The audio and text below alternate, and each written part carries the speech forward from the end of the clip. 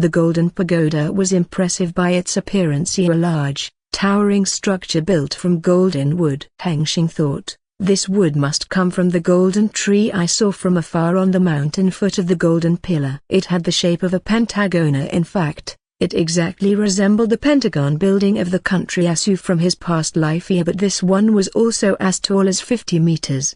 Hengsheng thought it looked more impressive than his Lan Clan library tower. His expression was not particularly pleasant, since he didn't like it when others had things better than him. Fellow Taoist Lan, please follow me, Cao Feng said as he led him toward the golden pagoda. On the way, he saw the training ground. It was a wooden camp surrounded by a wooden wall. The wall was not so dense that he could see inside. He saw many people training in the training ground. Most people he saw inside the training ground were dressed like Cao Feng, in the Golden Sword Sect uniform, though he also noticed others from different forces.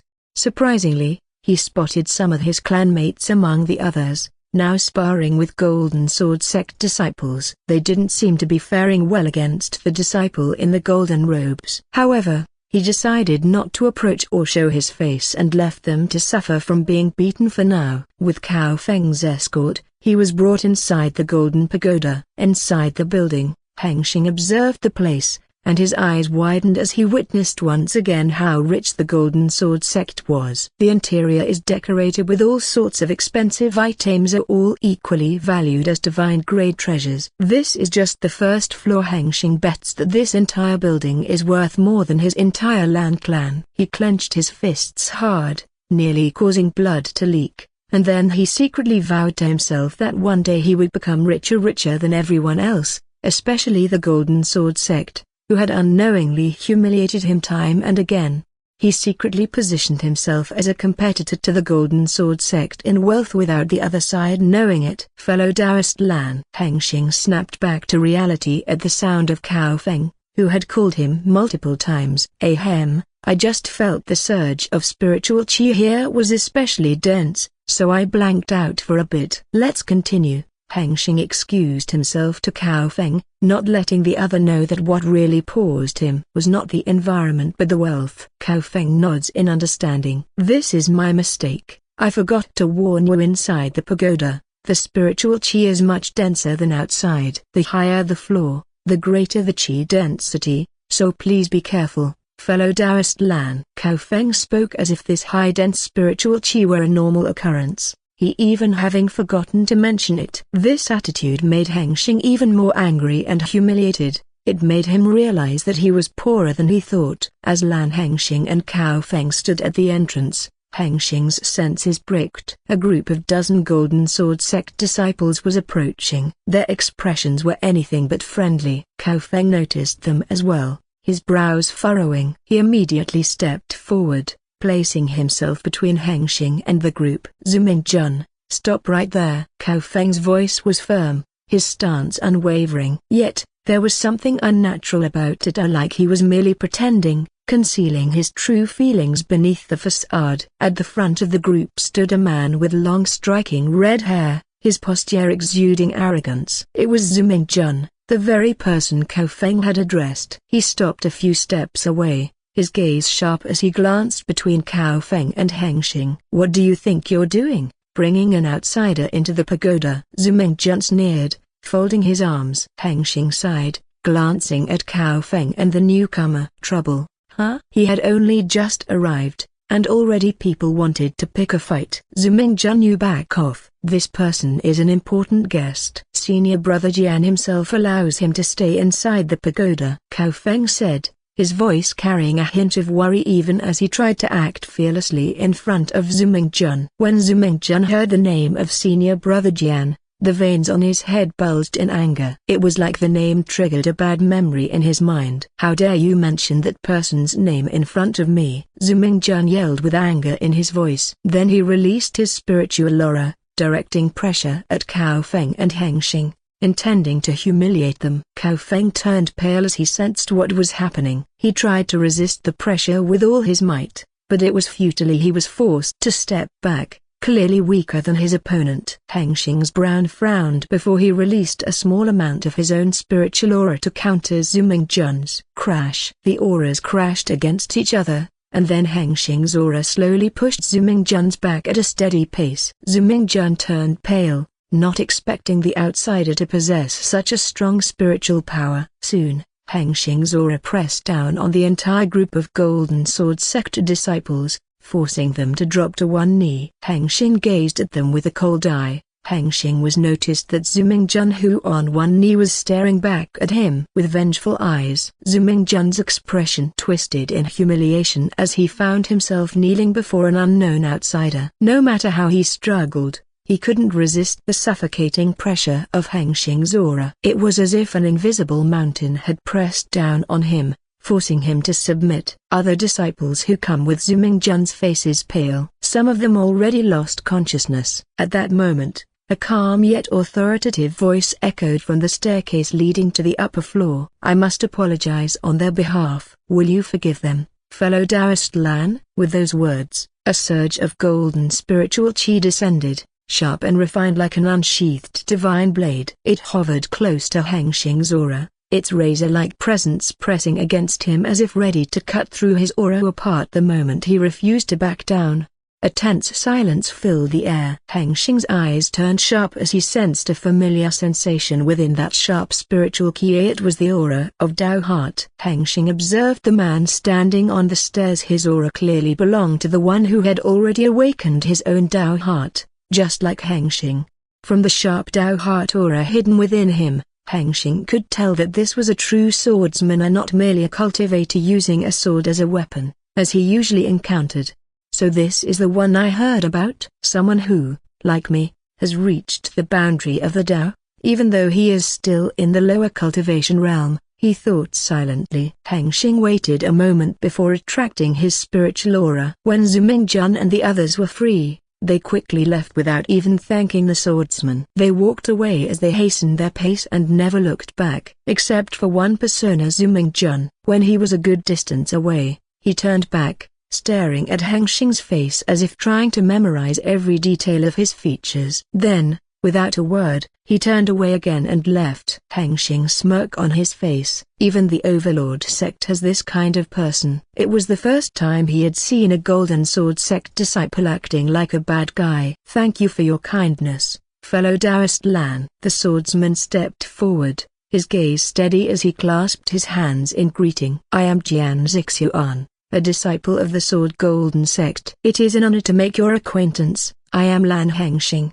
the heir of the Lan Clan." He met Jian Zixuan's gaze with a calm expression, his tone neither arrogant nor humble. "The honor is mine, fellow Taoist Jian." "Once again, I apologize for the behavior of Zuming-jun," Jian Zixuan said with a smile, though anger simmered within him because Zuming-jun's behavior had embarrassed his sect in front of the guest. But he can't do anything much about Zuming-jun, since his grandfather was one of the Grand Elders who a true immortal cultivator. "I have heard a lot about you from my junior. It is rare for someone like us to emerge at the same time once in 1,000 years, so it is fortunate for me that we have met." When he finished speaking, his Tao Heart aura flowed out like the golden sea of blades. A myriad waves of blades torrent crashed towards Hengsheng. Hengsheng raises his eyebrows and smiles wide before he releases his Tao Heart aura, the countless threads of reality weaving the world in front of him into whatever result he desires.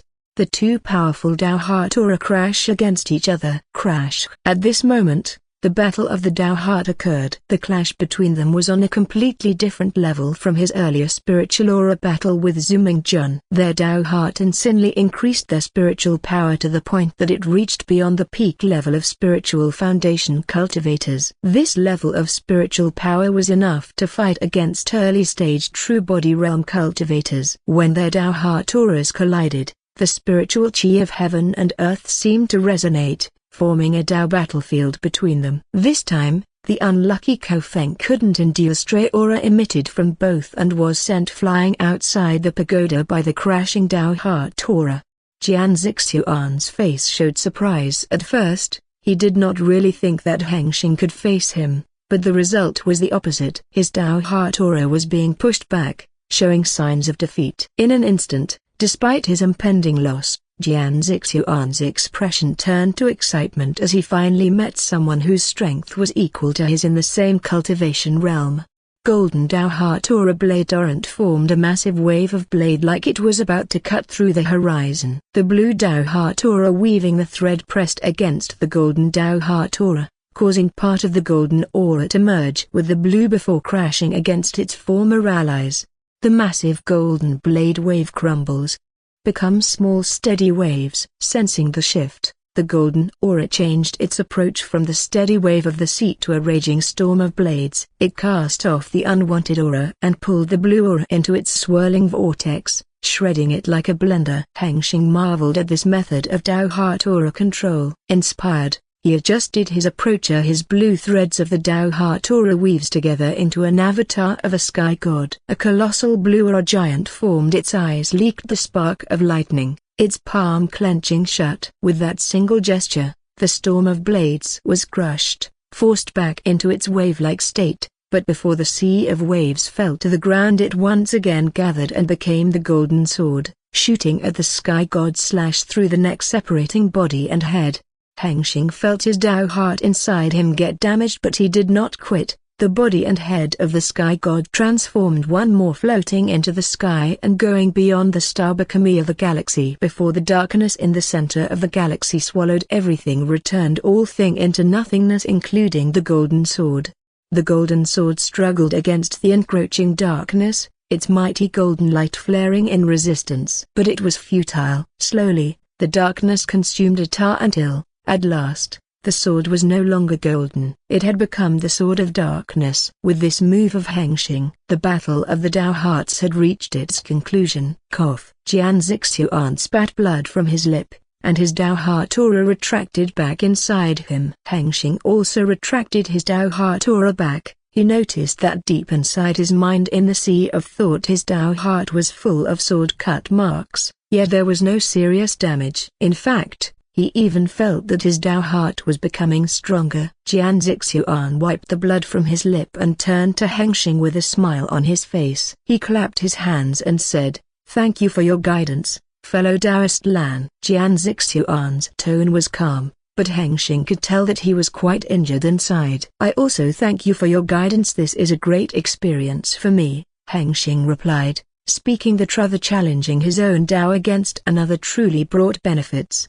"Your understanding of the Tao of heaven and earth is beyond my comprehension. Compared to you, all I have is my sword," Jian Zixuan admitted with a friendly tone, his eyes gleaming with newfound respect. "This sparring match has shown me just how much I still lack." "Your Dao sword is impressive as well. It could even cut through the sky," Hengsheng replied politely. Yet, inwardly, he couldn't help but wonder why people in this world were so uncreative when there were countless wonders all around them.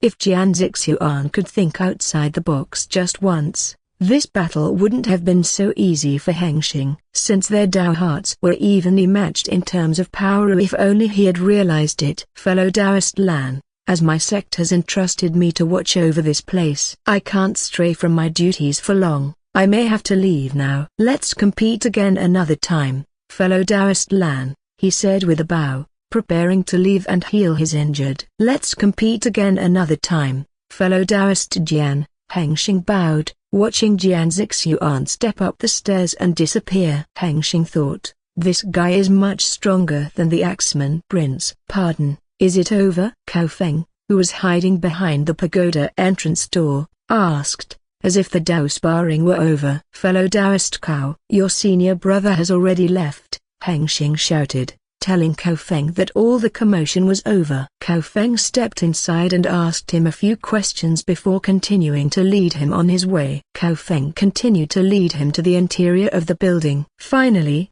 they reached the guest's cultivation chamber. The chamber was quite large in Hengsheng's opinion, and he could feel that many formations were present to support the cultivation environment. "Please feel free to use the chamber, fellow Taoist Lan, and I will bring your payment within an hour." "Excuse me," he said as he finished speaking and stepped out of the chamber. With only one human and one cat remaining in the chamber, Hengsheng used his eye still active for another few minutes left before, Heaven Insight mode, ran out to examine the chamber's formation, ensuring there were no monitoring mechanisms. In Hengsheng's eyes, This formation was quite beyond his knowledge, but he did not see any causality line that seemed to be linked to another place, so he assumed that this place was safe from monitoring. Yowl! Yunsu leapt from his arms and settled in the corner of the chamber, facing the wall. Her tail slapped against the floor. Even someone who did not know the cat's body language could understand immediately that she was not in the mud. Yunsu, don't be mad, he speaks in a comfortable tone. Hiss, she replied by hissing, as if she felt annoyed. Hengsheng shook his head and decided to leave her alone. Hunter, he speaks through the mind. Yes, master, Hunter replied as he waited for so long since he watched Hengsheng leave the cave. Let's prepare to mass produce your minor system node. He smiles as if he has a grand plan ahead. Let's do it, master, Hunter shouted with excitement. It's like he's been ready to receive this order for a long time. Hengsheng planned to distribute this leveling system node to his clan members, giving them an edge over cultivators from other forces. Of course, he would only grant it to those who were truly loyal to him. Master, my current system user capacity is limited to 10. Including you, Hunter reported. That means I can create 9 minor system nodes without risking bugs or reducing system performance. Shall we proceed? Hengsheng nodded in understanding. Hunter's system was different from Blue's. Unlike hers, where minor system nodes could operate independently without her support, Hunter's system required all minor system nodes to remain connected to his primary system node to function properly. Without this connection, certain features such as the skill selection store, system community, and other functions that would be added as Hunter creates a new functioner would become unavailable. However, this connection also came with a burden. Since Hunter had to bear part of the workload from each minor system node, the number of nodes he could support was naturally limited. However, the number of nodes he could support can be extended once Hunters gets more powerful by the system tier upgrade. While a minor system node could function without a direct connection, the results would be unpredictable. Hengsheng had no intention of dealing with such uncertainty. Let's begin. As he spoke, the next moment he perceived that heaven and earth as a whole were waiting to respond to his command. Hengsheng immediately knew by instinct that this was the sign that the title of the System Maker he got from the Heavenly Tao was activated. Hengsheng raises his wooden hand and makes a simple motion. The spiritual chi of heaven and earth instantly moves toward his cultivation chamber, causing some commotion outside. He noticed the change and then used his divine to activate the formation in the chamber and isolate the outside interference. Before continuing his creation, Hunter sent Hengsheng a blueprint for the 9 minor system nodes. Without hesitation, Hengsheng made a hand motion, and immediately, the spiritual chi of heaven and earth began converging toward 9 points around him, forming the minor system nodes. Yunsu, noticing the strange fluctuations in spiritual chi, momentarily set aside her pride and turned her head toward Hengsheng. She observed his actions carefully. This was not the first time she had witnessed such a process. To Hengsheng's surprise, the creation of the minor system nodes was far faster than he had initially calculated. The title, the System Maker, provided him with far greater support than he had anticipated, allowing him to complete the process in mere minutes. 9 small blue cubes floated around him, the minor system nodes of the ultimate leveling system. All the minor system nodes floated toward Hengsheng before sinking into his forehead and disappearing as he temporarily stored them inside his body, except for one minor system node, a small blue cube that remained floating above his hand. Hengsheng examined the system node closely with his naked eyes. The transparent blue cube shimmered faintly, covered in complex chi runes all over its surface. What a mystery, he murmured. Even now, he could not fully grasp how his power truly worked, either how it had attached itself to him after his rebirth and, more importantly, who had given it to him.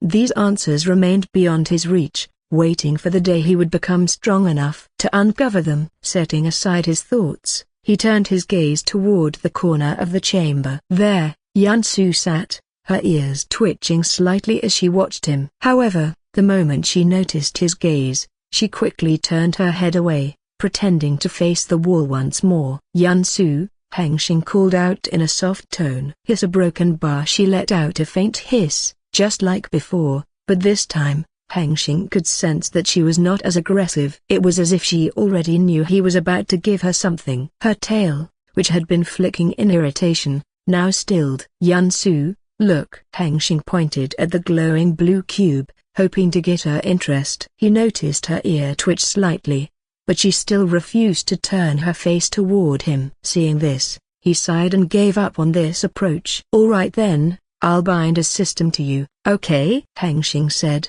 watching her closely. Since she didn't react, he took her silence as a lack of rejection. Hunter, bind your system to Yansu, Hengsheng commanded through the system connection. Yes, Master. Lady Yunsua Broken Bar, please grant me permission. Hunter's voice unexpectedly echoed from the floating blue cube. Yansu's ears perked up, and this time, she turned her head toward Hengsheng, curiosity flashing in her eyes. This was the first time she had heard Hunter's voice. She gets up on her 4 feet and steps toward him before she accepts the system binding. Meow Broken Bar. The moment Yansu permitted Hunter, the blue cube instantly vanished into her body. The binding process was completed in an instant. Hengsheng watched as a surge of blue light radiated from Yansu's body, her mana awakening. As the glow faded and retracted back into her, Yansu's gaze became focused. She appeared to be studying something invisible in midair, curiosity gleaming in her eyes. Hengsheng couldn't see her status window with the naked eye, so he opened the administrator system and then went to the contract control function to take a peek at Yansu's status window. Ding. Status window. Name, Yansu. Class, Omni-Elemental Sage, 9A. Level, 1, 10A, Tier 1. XP, 0.00, 100%. Health points, HP, 10, 10. Mana points, MP, 20, 20. Attributes, Strength, 10. Agility, 10. Stamina, 10. Constitution, 10. Magic power, 10, plus 100%. Skill points available, 1. Skill selection store. Skills, Omni-Elemental Magic, LV. 1, 100. Omni-Elemental Resistance, LV. 1, 100. Sage Wisdom, LV. 1, 100. Hengsheng examined Yansu's status with understanding as she had started at the highest possible star class level, a 9-star class. Of course, Hengsheng himself was an exception. As the system master, he was the only one who could have been granted a 10-star class from the very beginning. For other system users, the 9-star class was the peak starting point after awakening their mana. Upon mana awakening, the system would scan an individual's entire existence, evaluating their talent, potential, and mana compatibility. The higher their potential, the stronger the class they would receive. Those with a 9-star class would not only gain the most advanced initial skills the system could generate, but they would also have access to the highest tier abilities. The 9-star skills are from the skill selection store.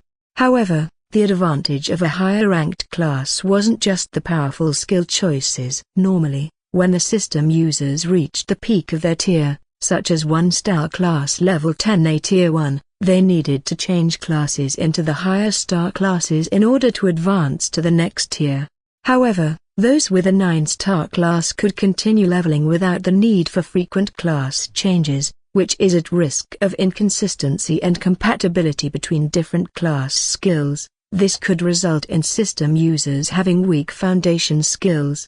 As Hengsheng gazed at Yansu's status window, lost in thought, he suddenly snapped back to reality when he noticed her actions. Yansu was now standing on her hind legs, using her front paws to cast a magic spell. A multicolored orb floated above her paws, resembling the beast ball she usually fired from her mouth. However, unlike her original technique, this orb was composed entirely of mana rather than spiritual chi. Despite its relatively weak power, the mana beast ball was noticeably more stable than her usual attack. She played with it like a toy, batting it around in amusement. But before long, the orb shuddered and collapsed, unable to withstand her strength. She tried to conjure another orb, but she was not successful. Meow Broken Bar. Yansu let out a pitiful cry. She had exhausted her mana and could no longer conjure another spell. After all, She was only level 1A. Casting a 9-star skill with just 10 mana points was already a miracle. Hengsheng has a great interest in Yansu's skills since it was a 9-stat level skill after all. So he gazes through the skill details of all her skills. Ding. Skill, Omni-Elemental Magic,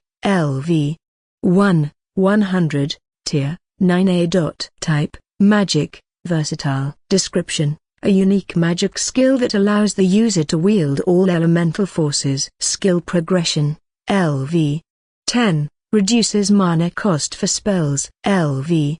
20, increases spell speed. LV. 30, enhances spell potency. Skill, Omni-Elemental Resistance, LV. 1, 100, Tier, 9A. Type, Passive, Defensive. Description: a passive skill that grants resistance to all elemental attacks. Skill progression, LV. 10, increases resistance to elemental attacks. LV. 20, reduces the effect of elemental debuffs. LV. 30, immune to a certain amount of elemental attacks. Skill, Sage Wisdom, LV. 1, 100, Tier, 9A. Type, Passive. Description: a skill that enhances the user's wisdom and understanding of the world's laws. Enhance mana-related abilities, increase learning speed, and grant insight into magic, combat, and strategy. A increases magic power by plus 100%. Skill progression, LV. 10, increases mana regeneration speed. LV. 20, increases magic power by plus 200%. LV. 30, increases the law's comprehension ability. The 9-star skill was great. It almost compares to his 10-star skill, which is an omnipotent skill, but this one follows the certain path of an elemental mage. Each skill did not have a complex explanation skill detail of low-star skills like Fireball, but they covered a wide range of areas of explanation like all elemental. This made them almost unrestrained in utilizing. One skill can turn into many forms and shapes, and they are also powerful. Especially, the Sage Wisdom skill was obviously a broken skill that could turn a normal dude into a genius, but it did not quite affect Yansu since she was already a genius, right? Hengsheng wasn't surprised that Yansu had received the class Omni-Elemental Sage. The class reflected her immense future potential, such as the Omni-Elemental Magic skill, which would allow her to control all elementals. Before gaining the skill, Yansu was unable to control all the elements. She could only control one that she had an affinity with them. However, it was only a matter of time before she could control all elements. With her infinity evolution trait, she only has to harvest enough of the bloodline essence. As time passes, she will grant all the affinity. Eventually, allow her to control all the elements. Yansu, do you like my gift? He calls out for Yansu's attention. Mew. Yansu replied with a soft cry before rubbing her head against his hand, as if she were forgiving him for insulting her hobby. Hengsheng strokes her back in return. Finally, Hengsheng and Yansu were reconciled. Not long after, Cao Feng returned and handed Hengsheng a space ring. Inside, it contained 10 million middle-rank spirit stones. Without lingering, Cao Feng quickly excused himself, mentioning that his sect was busy preparing for the upcoming attack on their stronghold of the Golden Pagoda. Hengsheng stepped back into the chamber and kept his promise to Yansu, handing her a pile of spirit stones as repayment for the ones he had borrowed during his recovery after undergoing the human race evolution. Yansu received the spirit stones with joy, clearly pleased, as she also lacked resources for her cultivation. Satisfied, Hengsheng opened the administrator system panel and saw that his AP had already reached the 10,000 AP mark. Ding. Administrator points, 10,586 AP. He intends to test his theory that something bad is actually happening by using the quest. He is about to call Blue to help him, but he stops himself. He noticed that Blue seemed busy inside the system world, so he decided not to bother her with this easy task. Instead, he opened the quest function and spent 10,000 AP to activate the random quest generation feature. Ding. 10,000 AP deducted. Scanning causality. A broken bar. Quest generating a broken bar. Ding. Ding. Quest. Quest title: Crisis of the Five-Pillar Realm. Description: the Heavenless Tao cult has spent countless years preparing to overthrow the heavenly path and expel the heavenly Tao from the Five-Pillar Realm, converting it into a heavenless realm. Their goal is to unseal the incarnations of the Wu gods, or godlike entities from outside the heavenly Tao world who were defeated in ancient wars against the heavenly Tao and sealed beneath each of the five pillars. By exploiting a loophole in the five-elemental seal formation, they plan to break the bindings that have held these beings captive for eons. You must prevent the Heavenless Tao cult from succeeding in its goal. Objectives: prevent the five-elemental seal formation of the Golden Pillar from being destroyed. 01 Rewards: 10 million SP. Time: 7 years. Failure penalty: the incarnation of the Lord of all senses, Vishnu, will be unsealed. Accept yes/no. What? Hengsheng shouted, cause he was shocked by the content of the quest provided to him. This exceeded his widest imagination by far. Oh no! What to do? Hengsheng quite panicked, but he soon calmed himself down. Then he carefully read the quest content once again. Then he found the name of Wu god was quite familiar. Vishnu. Isn't that the Hindu god's name? Hengsheng quietly murmured. However, before he could process anything further, he hears a whisper, a faint sound he can't quite describe. He searches for its source, but there is nothing here, only himself and Yunsu in the chamber. The soft whispers weave through the air, their rhythm oddly mesmerizing. He doesn't know why, but an inexplicable sense of euphoria washes over him. He tries to focus, to decipher the message within the whispers. They speak of strength, of wealth, of eternal life, and he can have it all if only he prays to the Lord of Broken Bar. Hengsheng smiles and turns to Yunsu, eager to share this revelation. But to his surprise, she seems unaware of the whispers. She doesn't hear them at all. Screamer Broken Bar. While Hengsheng lost in the pressure. Screamer Broken Bar. He sensed that inside his sea of thought. Screamer Broken Bar. But a soft whisper told him not to ask and not to doubt. Master. Blue voices echo through their system connection. At that moment, Hengsheng's eyes wide. Instantly he unleashed his Tao heart at full power. Meow. Yunsu was confused by Hengsheng's sudden surge of aura. He quickly drove away the alien thought that invaded his mind and thought with his Tao heart and willpower. Pray to the Lord of Broken Bar. Pray to the Lord of Broken Bar. A Broken Bar. The whisper continued to penetrate him, but it was a temporary stop as his Tao heart halted the voice away from his mind. Meow. Yunsu taps her front paws on Hengsheng's back as she asks what's wrong. He also had no idea where the whisper was coming from. He turned to Yunsu, confusion flickering in his eyes. Why was he the only one who could hear it? Without hesitation, activate the system. Ding. Heavenly Insight mode activated. 1000 system points deducted. 05 minutes, 00 seconds, 04 minutes, 59 seconds. He spent a lot of SP just to spot the source of the whisper. Before his eyes, he saw an unusual link of unknown energy, the same energy the axeman had used when he fought Hengsheng. The link connected Hengsheng's mind to the entire secret land. Hengsheng did not have clear evidence, but now he could guess what was going on after seeing the unknown energy. This must be due to the dangerous secret that Cao Feng mentioned when he invited Hengsheng to this place. If he was not mistaken, this Wu god was the one responsible for this. Pray to the Lord. Pray to the Lord. Hengsheng tried to remove the link with his Tao heart, but it was futile. Each time he destroyed it, a new one immediately formed in its place. He pushed his mind to the limit,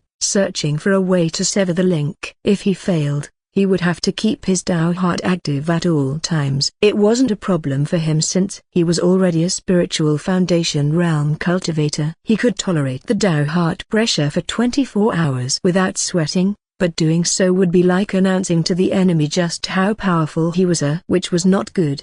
Pray to the Lord. Pray to the Lord. Just as he thought he was safe, he suddenly felt that the whispers seemed to become more powerful. The whispers slowly eroded the Tao heart barrier. He hurriedly tried to escape the whispers again. He tried every method he could think of, even using the supreme order to prevent a new link from forming, but all his efforts ended in failure. Helplessly, he decided to escape into the system world. He grasped Yunsu's hand, intending to bring her with him. Hengsheng's eyes were closed. The next moment his consciousness is already within the system world. Master, a broken bar. Master. He turned to face a two-living system who stood next to him. I'm fine now, thanks for warning me, Hengsheng told them to ease their worry. I was quite frightened when our connection was faint. It had never happened before, Blue said as she was still shocked by the early event. That right. It felt like I gonna die. I was not even 1 day old. Please be more careful, Master. Hunter stood tall. His eyes still had a hint of fear. Her broken bar, it could not be helped. You guys know the cultivation world, we can die anytime. That how dangerous the world is. Hengsheng thought that even though he did not die physically, if his mind being replaced, it was the same as his true self was gone. Meow, a broken bar. Yunsu on Hengsheng's arm, still confused as to why he suddenly brought her into the system world, but this is good. Meow. Hengsheng gazed at the cat, then he turned to Hunter. This was the first time he was Hunter's real body. He was exactly protagonist in K-novel type if look at his appearance. Hunter, why don't you escort Yunsu to her planet for a while? He asks Hunter to escort Yunsu because he wants them to be closer. Yes, Master. Lady Yunsu, let me escort you. A broken bar. Hengsheng glanced at Yunsu, who had climbed on Hunter's back before they moved to the cat planet. Hengsheng used this opportunity to update the situation of the system world progression from Blue. He did not hurry to get rid of the whisper now since it did not affect him while he was in the system world. The progression of the system world was smooth with extra help from the primordial gods. Administrative territory, system world, plus 750 AP/D, Lan Clan cave, plus 2 AP/D. The prosperity of the system world was evident in the increasing amount of AP gained per day. Blue continued to report to Hengsheng about the work she and the primordial gods were doing for the system world. Hengsheng nodded while also using his own senses to observe the system world himself. As Blue mentioned, they had accelerated time within the origin world by 1,000 years. Countless ordinary lives had emerged over time, but there were no intelligent beings yet except for one species of the dragons. Dragons in the system world were similar in nature to the spirit race of the cultivation world, the being that was born from the natural energy of the world. The dragon was born from elemental mana itself. They spawn with a minimum mana level of tier 4, particularly in areas where elemental mana was more highly concentrated than usual. Dragons would spawn with greater talent and mana than usual. While observing them, one particular dragon caught Hengsheng's interest. Among the countless dragons in the system world, this one alone had reached the mana level of tier 7 at the absolute limit of mana level. If the mana became more powerful than this point, the mana itself would exceed its limitation and become divine energy. Blue, do you know this one? Hengsheng asked, curious if she had any knowledge about it. Blue followed his gaze toward the dragon before nodding. Yes, Master. This dragon's name is Satanic. He was the first fire dragon that emerged within the origin world and also an apostle of Drachroma. Hengsheng's brow twitched. The name sounded resembled to that of the devil. Blue continued, unfazed. He recently reached the tier 7 level of mana under Drachroma's guidance. We are expected that he will be the first mortal being to condense the divinity and become the first ascend to the godhood. Oh, that's good. Finally, someone will provide lore comprehension for the origin source, Hengsheng said, pleased that the system world would soon offer him a direct benefit in the cultivation world. Blue continued guiding him around the system world, allowing him to witness everything with his own eyes. Before long, they arrived at the divine world. Hengsheng found that the divine world had now stabilized, as the primordial gods had resided here for quite some time. Not only that, but they also created a new life form to populate the divine world. These beings were born as tier 8 entities. Their forms and shapes are various depending on the primordial gods who brought them into existence. Although they have intelligence, free will, and their own soul. However, their existence was an imperfection since they came to exist by borrowing divinity from their creator. Because of this, they did not have their own divinity, which prevented them from comprehending the laws, forever barring them from ascending to higher tiers. They were as powerful as tier 8 gods, but they were not true gods. Blue and the primordial gods referred to them as demigods, or god-level entities that possess divine energy like a god but without their own divinity.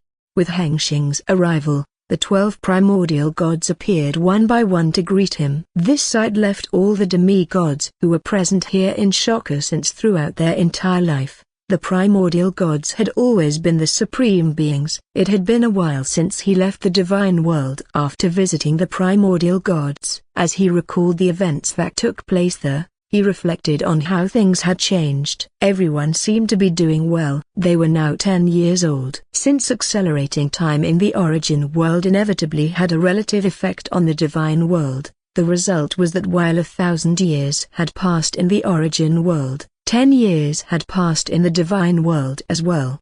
They were no longer a newly born gods they used to be, having developed their own thoughts, personalities, and especially their perspectives, which surprised Hengsheng. Because he was still immortal outside the system world, he often felt an urgency toward life, as if time was always pressing down on him. But the primordial gods were different. They embraced a slower pace of life within the divine world, showing no signs of restlessness. Even though there wasn't much to do aside from the tasks Blue assigned them, they hardly ever seemed bored. Hengsheng was also intrigued by the demigods the primordial gods had created. Initially, they had desired beings to serve and worship them, a natural instinct for gods, so they used their power to create the demigods.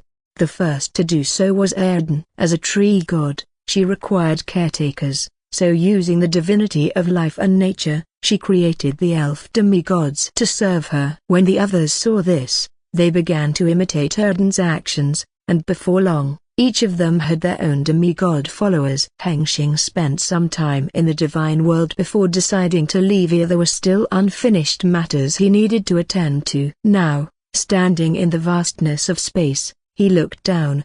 Below his feet lay a blue planet, the system world's version of Earth. He gazed at it with mixed emotions. From the very first day he created the system world, he had already decided to replicate Earth here, because no matter what, this planet stirred something deep within him, whether of nostalgia or familiarity. But before he could bring his vision to life, he had to ensure the system world was fully stabilized. And now, it seemed like everything was finally ready for the plan. He turned in another direction toward Mars. However, it had already transformed into the modern world of the Fulinari. No longer a red planet, its entire landscape had changed. Seeing this, he realized he needed to rearrange his plans. Without hesitation, he moved to the edge of the origin world, deep into space, here an empty void devoid of galaxies and stars. There, he severed a chunk of space from the origin world's universe. Then, he molded this isolated space into a space marble before completely sealing it off,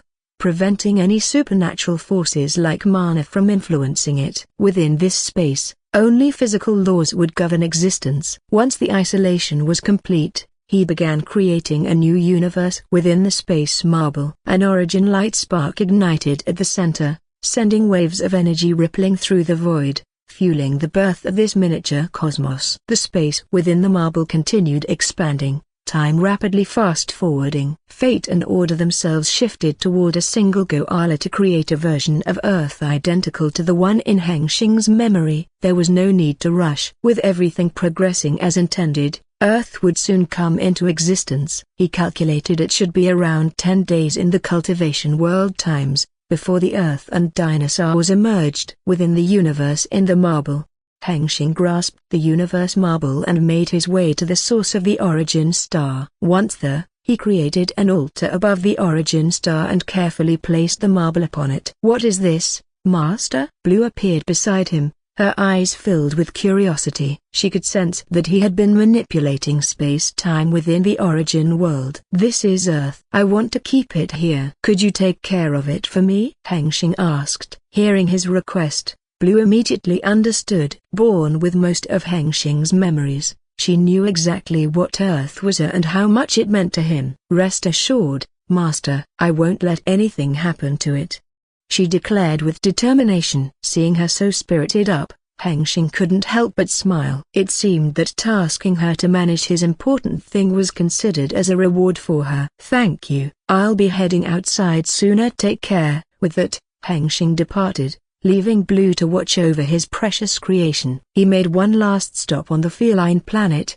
intending to retrieve Yansu and bid farewell to Hunter. It was time for him and Yansu to leave. Meow. Yansu tilted her head, confused. Hengsheng had been dragging her from place to place without a single explanation. "Sorry, it's because..." He began to speak to Yansu. Taking a moment, Hengsheng finally explained the situation of the circumstances that had forced him to escape into the system world. Once Yansu understood, he shifted his focus back to the whisper that had haunted him, even within the safety of the system world. "Pray to the Lord of Broken Bar, Vishnu, the preserver, the balance, the protection, the sustenance, the Lord of all senses." The whisper became clearer inside the system world, yet it no longer affected him the way it did when he was in his physical body. Reaching out, Hengsheng grasped at the unknown energy linking itself to him and pulled it from his body. Holding it in his hands, he observed it carefully. Soon, he realized what it truly was: a karma. But unlike the red karma threads of the heavenly Tao world, this karma followed an entirely different world law. It had formed the moment he spoke the name of the Wu God of Vishnu. This karma link functioned slightly differently from the heavenly Tao's red threads. It could not be severed by sheer power alone. Instead, it required a different method which Hengsheng did not know how. However, he suspected that the Golden Sword sect knew the method, as their disciples seemed completely unaffected by it. Its nature was deeply mysterious, since how it could even follow him into the system world. Even the red karma thread could not do this. Hengsheng stopped analyzing once he had gathered enough information. Then, focusing his power within the system world, he cut off the karma link permanently. He observed for a while to ensure the karma was completely gone, before he and Yansu returned to the cultivation world. As Hengsheng opened his eyes and returned to the cultivation chamber, he waited for a moment, expecting the karma link to reform, but it did not. Assuming he was now safe, he brought Yansu out from the system world. Miwa Broken Bar. The moment she reappeared, she quickly stepped toward her pile of spirit stones to resume her cultivation. Hengsheng, now free from the whispers, finally had the chance to think about the quest he had just received. Without wasting time, he quickly opened the quest menu once more to ensure he hadn't missed any important details. "The Heavenless Tao Cult to Broken Bar," he accidentally murmured, then swiftly covered his mouth. "A broken bar. Nothing seems to happen." He sighs with relief. He thought he had nearly made the same mistake again. This incident taught him a valuable lesson: he should never carelessly speak the words in this dangerous world, as they might bring him trouble.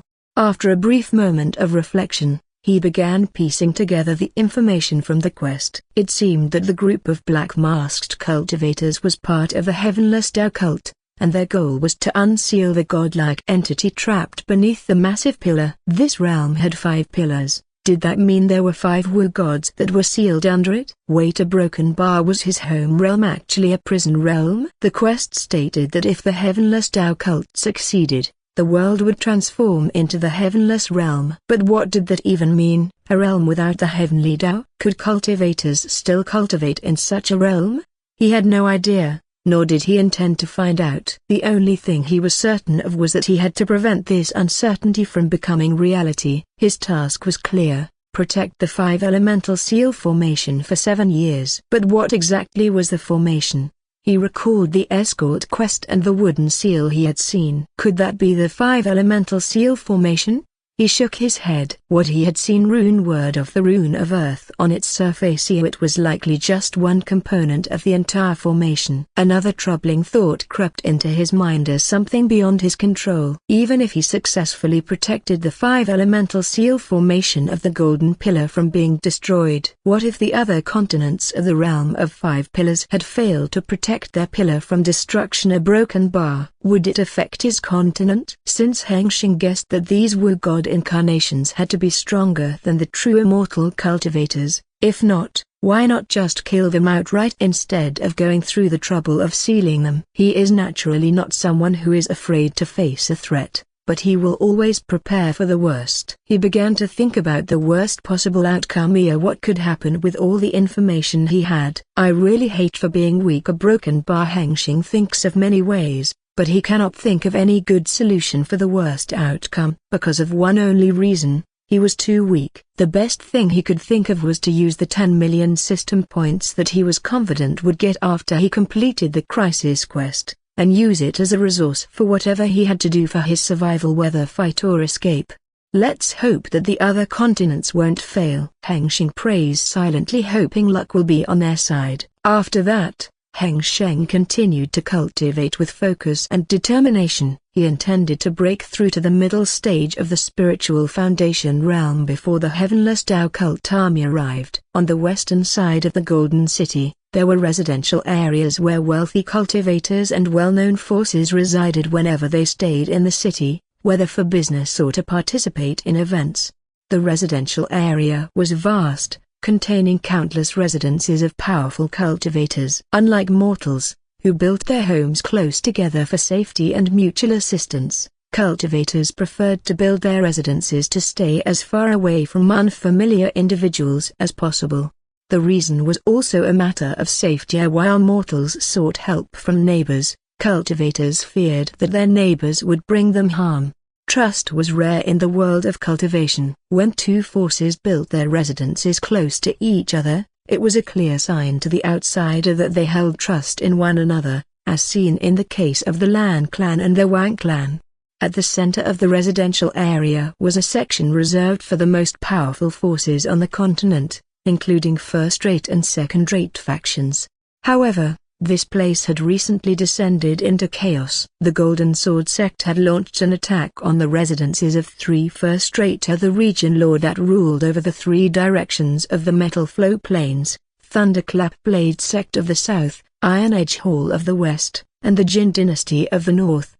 Not only the three region lords' residences but 6 out of 12 second-rate forces' residences were also wiped out, along with the 3 first-rate forces in a single night.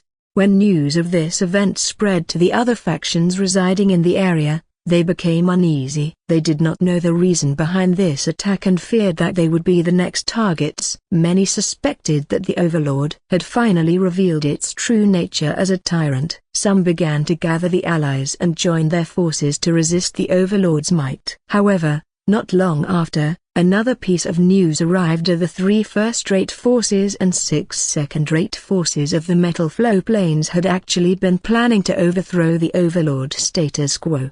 They secretly moved their armies without anyone's notice for years, and now their armies had already entered the Golden Sword sect's territory, and the battle had broken out on the outskirts of the central region of the Metal Flow Plains.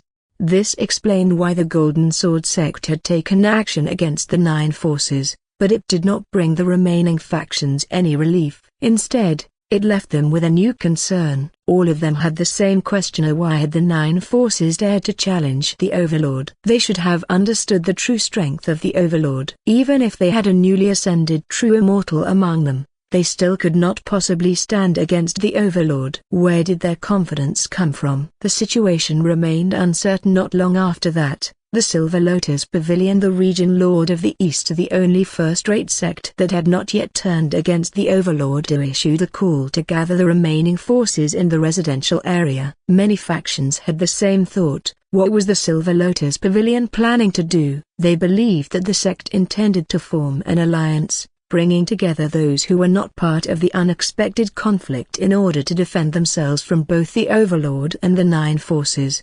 Many accepted the invitation, as they, too, shared the same concerns. With a moment of chaos about to begin, they understood one thing: a survival would be impossible if they remained alone. Within the forbidden mountains of the Lan Clan, Lan Hengsheng sat on a cultivation mat beneath the giant tree at the peak of Sekard Mountain, listening to Lan Tanyuan's report on the situation happening in the Golden City.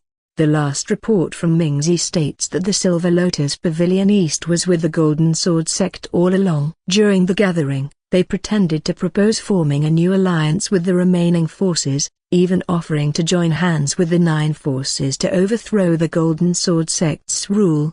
Lan Tanyuan paused for a moment, trying to suppress a laugh as if he had just heard a ridiculous joke. Then, he continued, "Fortunately, our Lan Clan and the Wang Clan declined the proposal. However, the Bai Clan, the Tong Kingdom, and many independent Saint Realm cultivators accepted it." When the atmosphere grew tense, and it became clear who stood on which side, the Silver Lotus Pavilion cultivators who along with a false immortal from the Golden Sword sect who appeared inside the Shadow Lotus formation without anyone noticing and started slaughtering those who had accepted the proposal. No one survived or escaped, and a broken bar. Lan Tanyuan continued his report, detailing the events inside Golden City as received from the First Elders Party. Aside from the chaos in the residential area, other parts of Golden City faced their own disturbances. The most bizarre event was the sudden disappearance of the headquarters of the Professions Association. No one knew exactly when it had vanished,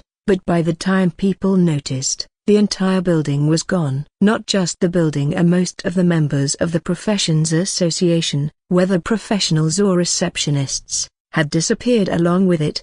The report ends here. The next scheduled update will be in 3 days if there are no new developments. Lan Tanyuan stored the report scroll back into his space ring before turning his gaze back to his father, Lan Hengsheng. Lan Hengsheng's expression was filled with concern, yet a hint of hope flickered in his eyes. "This could be an opportunity." A broken bar, Lan Hengsheng murmured as he contemplated the bold move he was about to make if the situation continued to unfold in this direction.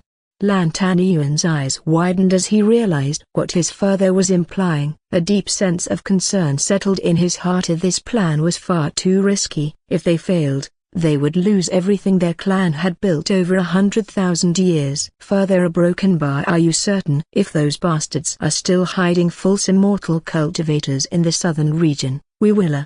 Before Lan Tanyuan could finish his sentence, Lan Hengsheng interrupted him. "There will never be a better opportunity than this." Lan Hengsheng gazed at the sky, lost in thought for a moment, recalling the past. Then, he turned back to his son and spoke. "There is no better distraction than the Golden Sword sect. Beside us, a broken bar." He hesitated, debating whether he should share the information with his son. "A few days ago, our Chi Luck artifact changed." Lan Tanyuan frowned in confusion. He wasn't sure what his father meant. Although he had reached the Saint Realm, the mysteries of Chi Luck were exclusive to those who had stepped into the boundary of the immortal Tao. For someone like Hema, who still had one more step to take before he could see through Chi Luck, momentarily it was still a mystery. Seeing his son's confusion, Lan Hengsheng continued. "Chi Luck grants favor from the heavens, but it also determines one's destined potential. A few days ago, our Chi Luck artifact changed. Our Lan Clan's destiny has shifted from Immortal Destiny Clan to an Immortal Destiny Clan." Lan Hengsheng's gaze drifted toward the depths of the mountain, where the Lan Clan's Chi Luck artifact was kept. "What does that mean? Does our clan now have a true immortal cultivator? How is that possible?" Lan Tanyuan was still baffled. As far as he knew, no one had undergone the Tao attainment ceremony recently, certainly not without his knowledge. No one has broken through to the true immortal realm. "I don't know exactly how it changed, but I can guess a broken bar. It must be because of Lan Hengsheng." "A broken bar?" Lan Tanyuan nodded in understanding as his father continued. "With this new destiny, summoning the heavenly Tao for the Tao attainment ceremony will be much easier. Even if the enemy has a false immortal, they will not reach here in time. And by then, a broken bar, no one will be able to stop my ascension." "A broken bar?" Hearing his father's words, Lan Tanyuan couldn't help but feel a surge of excitement. He took a deep breath before making his decision. "I will oversee the clan's defenses. Please rest assured." Lan Tanyuan had made up his mind he would follow through with his father's plan. "I will begin the ceremony in a few days. Be prepared for outside intervention," Lan Hengsheng stated before vanishing into his cultivation cave to make his final preparations. His purpose was clear. He will attain true immortality, become a true immortal cultivator. "You are weak. You don't deserve a second chance." Hengsheng sat on a cultivation mat in the cultivation chamber, His eyes closed. The atmosphere around him was dark and shrouded in dark clouds. He was now undergoing a minor mind tribulation. The dark clouds manifested themselves upon him to inject all of the negative thoughts through his mind. Hengsheng's spiritual symbol was eroded by the negative chi of the dark clouds constantly. The moment his mind was weak, the erosion would become stronger. Hengsheng put his guard on his mind to maximum focus and kept his state of mind stable, not allowing it to drown in negative thoughts. Unfortunately for him, his Tao heart had no effect on these dark clouds at all, as heavenly Tao itself protected it, preventing him from cheating. He had to tolerate the erosion of the negative chi for who knows how long. He had to continue guarding his mind until the tribulation was over. The mind tribulation continued, and another wave of negative thoughts arrived. Do you think all of this is real? Your real body is on the bed in the hospital. You are dreaming a broken bar. Hengsheng almost laughed that these dark clouds made a dark joke and tried to make him doubt reality. How could something like that be true? Right, a broken bar. The moment doubt appeared in his thoughts, the negative chi's power became more intense, further eroding his spiritual symbol, covering it with a dark spectrum all over half of its surface. Hengsheng steeled his mind up once more, chasing away the negative thoughts from his mind. Time went on. Wave after wave of negative thoughts arrived and tested his mind and his spiritual symbol. The mind tribulation continued until the 9th wave of negative thoughts arrived. Hengsheng could sense by instinct that this was the last wave. Who are you? The world inside Hengsheng's mind became dark. The question sent ripples through his body and soul. It was a simple question, but the impact was larger than all the waves of negative thoughts combined. He was Lan Hengsheng, the only son of Lan Fuyu and Wang Liangxiu, the heir of the Lan Clan of the southern metal flow plains. Before that, before he was reborn into this world, he was a highly successful businessman, and a multi-business owner. He eyes a broken bar. Why can't I recall my previous name? Why can't I recall my previous family and friends? Why have I never doubted this abnormality before? With an immense amount of doubt clouding his mind and thoughts, at this moment, the erosion power of the negative chi was reaching its peak instantly. Hengsheng's spiritual symbol was covered entirely by the dark spectrum. Once the blue-colored system world orb, his spiritual symbol now became a dark orb that emitted a negative aura as it was about to dissolve into nothingness soon. At that moment, his primal survival instincts kicked in once again. Hengsheng opened his eyes. His eyes looked calm as if he was no longer attached to anything. He gazed at the dark clouds directly, as if he was no longer afraid of direct contact with negative thoughts. Lan Hengsheng murmured, "Fuck it." Hengsheng immediately threw away the negative thoughts through the window of his mind once he sensed these thoughts only caused him harm. I am now Lan Hengsheng. The past could define me today, however, I am today. My presenter will define my own future, my own path, whatever or whoever plays with my memory, my rebirth. I really don't care anymore. Hengsheng muttered as he had enough of the bullshit mind trial. What important thing is that I just need to survive today and be stronger hereafter. He shouts, his voice full of determination. His shout sent a ripple through the dark clouds and shook it. Hengsheng's state of mind had stirred up and reached a stable point, then went beyond it. The mind tribulation of the dark clouds was instantly pushed away from his surroundings by Hengsheng's mind power. The dark clouds disintegrated into a golden cloud of the heavenly Tao Qi and flowed into Hengsheng's body, strengthening all aspects of his being, especially his spiritual symbol, which was once covered by the dark spectrum but now returned to the blue orb, refined to be shinier than before. The dark cloud continued to disintegrate until Hengsheng's surroundings were visible once again in the cultivation chamber. Finally, the dark cloud that filled almost the entire chamber was completely gone, leaving only Hengsheng sitting in the center and Yunsu in the corner of the chamber. The minor mind tribulation was over. Hengsheng still sat there on the cultivation mat, his eyes wide open, but there was no light there as his consciousness still had not returned to his body yet. Inside Hengsheng's sea of thought, his ideas, beliefs, and commitment harmonized to form the crystallization of his heart essence. Soon, the light in his eyes slowly returns and finally, he becomes conscious. Hengsheng takes a deep breath, In his mind there still remembers the things that dark clouds use against his mind, but he does not care. He observed the change that happened to him. First, he found that his divine sense strength was at least twofold more powerful, and his other aspect strength also surged by half. Hengsheng opened his main system panel to see if there were any more changes that he may not have noticed. Ding! The strongest cultivator system panel. Name: Lan Hengsheng. Race: Meta-human. Spirit core: System neutral spirit core, Heaven. Cultivation realms: The spiritual foundation, 30.01%, middle stage. Cultivation techniques: The system world creation manual. Attainments: Tao heart,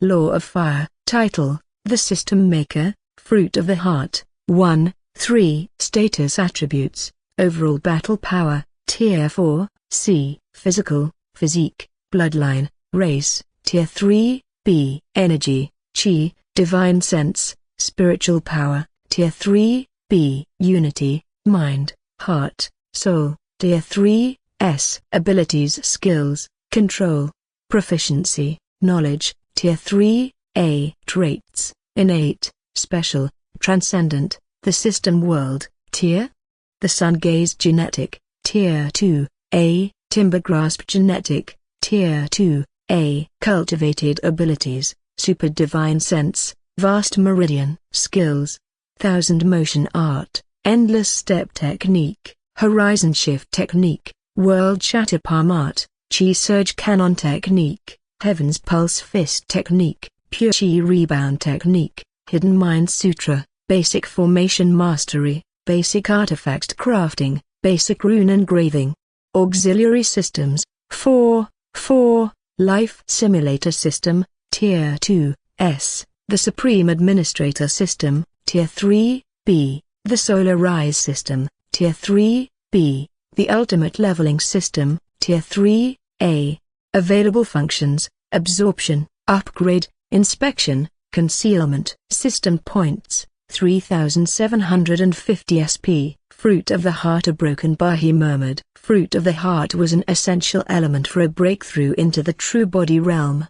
The next cultivation realm of his. Hengsheng used his divine sense to search for it within his body, and soon he found it inside his sea of thought alongside Tao heart. It was not completely formed, and it was of no use at all. It only waited to be swallowed. He also observed his status attributes. Almost all of the status attribute volumes had changed. The genetic trait level had also increased slightly, even though his race had not upgraded, due to the side effect of his body becoming stronger still affected the genetic trait level, even if it was not a large improvement.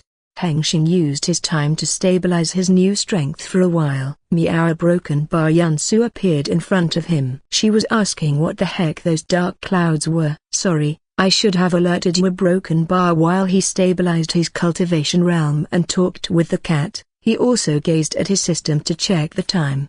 He found that almost a week had passed, and then he became confused. Why had the Heavenless Tao cult not attacked yet? They were so close that they could have reached each other in one day, but they had not come to attack yet. If they had already arrived, Cao Feng should have notified him about it. What are they waiting for? There was no answer. He would find one if they still did not come when he was out of his cultivation session. Then Hengsheng shifted his attention to another matter. Blue, how are those guys doing? Hengsheng asked Blue, as he had given her a task while he was busy. 4 have made good progress, Master. They have all become tier 2 system users already in just a few days, thanks to the Golden Sword Sect resource. A broken bar. Blue reported on the mission he had assigned to her. The mission was for her to distribute the system node of Hunter's ultimate leveling system to his clanmates who happened to be in the Golden Sword Sect area. On the first day he came here, he saw a few of his clanmates sparring with the Golden Sword Sect disciples in the training ground. Of course, they were being beaten up badly because of the differences in cultivation foundation. His plan was to let them suffer and see how cruel and unfair the world was, and then he would give them hope. At first, he asked Hunter to distribute the system node, but he discovered a critical problem that he had never considered. Hunter's system did not have a means to distribute the system node from a distance.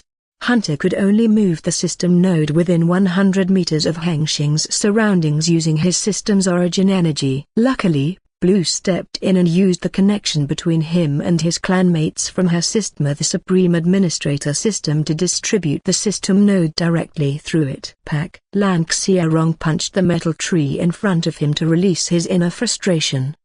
Useless. All of this is useless. He punched so hard that blood came out of his fist. Big brother Hengsheng, please stop hurting yourself. A woman's voice came from behind him, her tone filled with concern. Behind Lan Hengsheng, there were three figures dressed the same as him in the black-green robes of the Lan Clan. Lan Yueli approached Lan Hengsheng and helped wipe away his blood. Her eyes also showed hints of frustration no different from Lan Hengsheng's, but she endured it. Brother Hengsheng, please calm down. It can't be helped since the other side comes from the peak faction of our continent. I doubt even Hengsheng may not stand a chance against them. Lan Hengsheng spoke as he tried to make sense of the situation that had just happened to them, but before he could finish his words, Lan Hengsheng cut him off. Shut up! Lan Hengsheng yelled, his voice filled with frustration. Then, he recalled the earlier event that had reduced him to this state. A few days ago, he and his group, which consisted of him, Lan Hengsheng, Lan Xuanyan, and Lan Yueli, had accepted the invitation of a Golden Sword sect disciple they had met while searching for treasure deep inside the secret land. The disciple in the golden robe promised them a divine-grade treasure and a large number of spirit stones if they came to help fight against a group of aggressors. Lured by the treasure, Lan Hengsheng and his group accepted the invitation and followed the disciple to the Golden Sword sect's secret area, hidden within a large concealment formation. Inside, they found many others similar to his group who had also accepted the Golden Sword sect's request. Most of them came from the Silver Lotus Pavilion, a first-rate force. This group was large, with almost 300 cultivators. They were an all-female sect known for combining metal and water chi with the flexible sword techniques. Other than them, there were a few groups from second-rate forces. He did not see anyone else from the Lan Clan, but he did spot a group from the Wang Clan, and he also noticed Wang Dalong among them. He and Wang Dalong had been rivals since childhood. Whenever their two clans held an event together, they were always forced to compete against each other under the elders' orders. Aside from the Wang Clan, he only spotted two other factions of the Crimson Fang sect and the White Blade sect. Both of them were rival sword sects with completely different sword styles. Their relationship was almost like the case of the Lan and Wang clans. He tried to observe the training ground but did not see any more factions. Only one first-rate force and 4 second-rate forces were present. He began to think, did the aggressors the Golden Robe disciple had mentioned refer to the 3 other first-rate forces and the remaining second-rate forces? If that's not the case, why isn't anyone from those forces appearing here? How could those disciples dare to openly start a war against the Golden Sword sect? Aren't they afraid that the Golden Sword sect's elders will take revenge on their faction afterward? If things had happened as he had thought, then he and his group might have gotten involved in trouble far beyond what they could handle. But backing off now was not an option.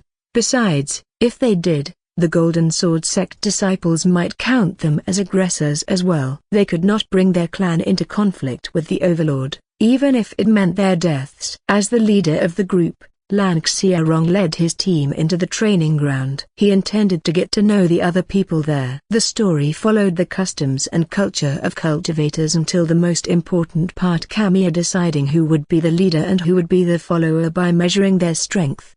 In the name of sparring, cultivators from different factions began to fight against each other. The Golden Sword sect disciples oversaw the spars to prevent them from going too far. Lan Hengsheng and his group performed well against the other 3 second-rate forces, as their strength was evenly matched. However, when the Silver Lotus Pavilion disciples joined the sparring, only Lan Hengsheng could keep up with the flexible sword techniques that the female disciple from the first-rate force threw at him. After exchanging more than 100 moves, he managed to win. Meanwhile, the other 3 members of the Lan Clan could not last more than 20 moves before their swords slipped from their hands, causing them to lose.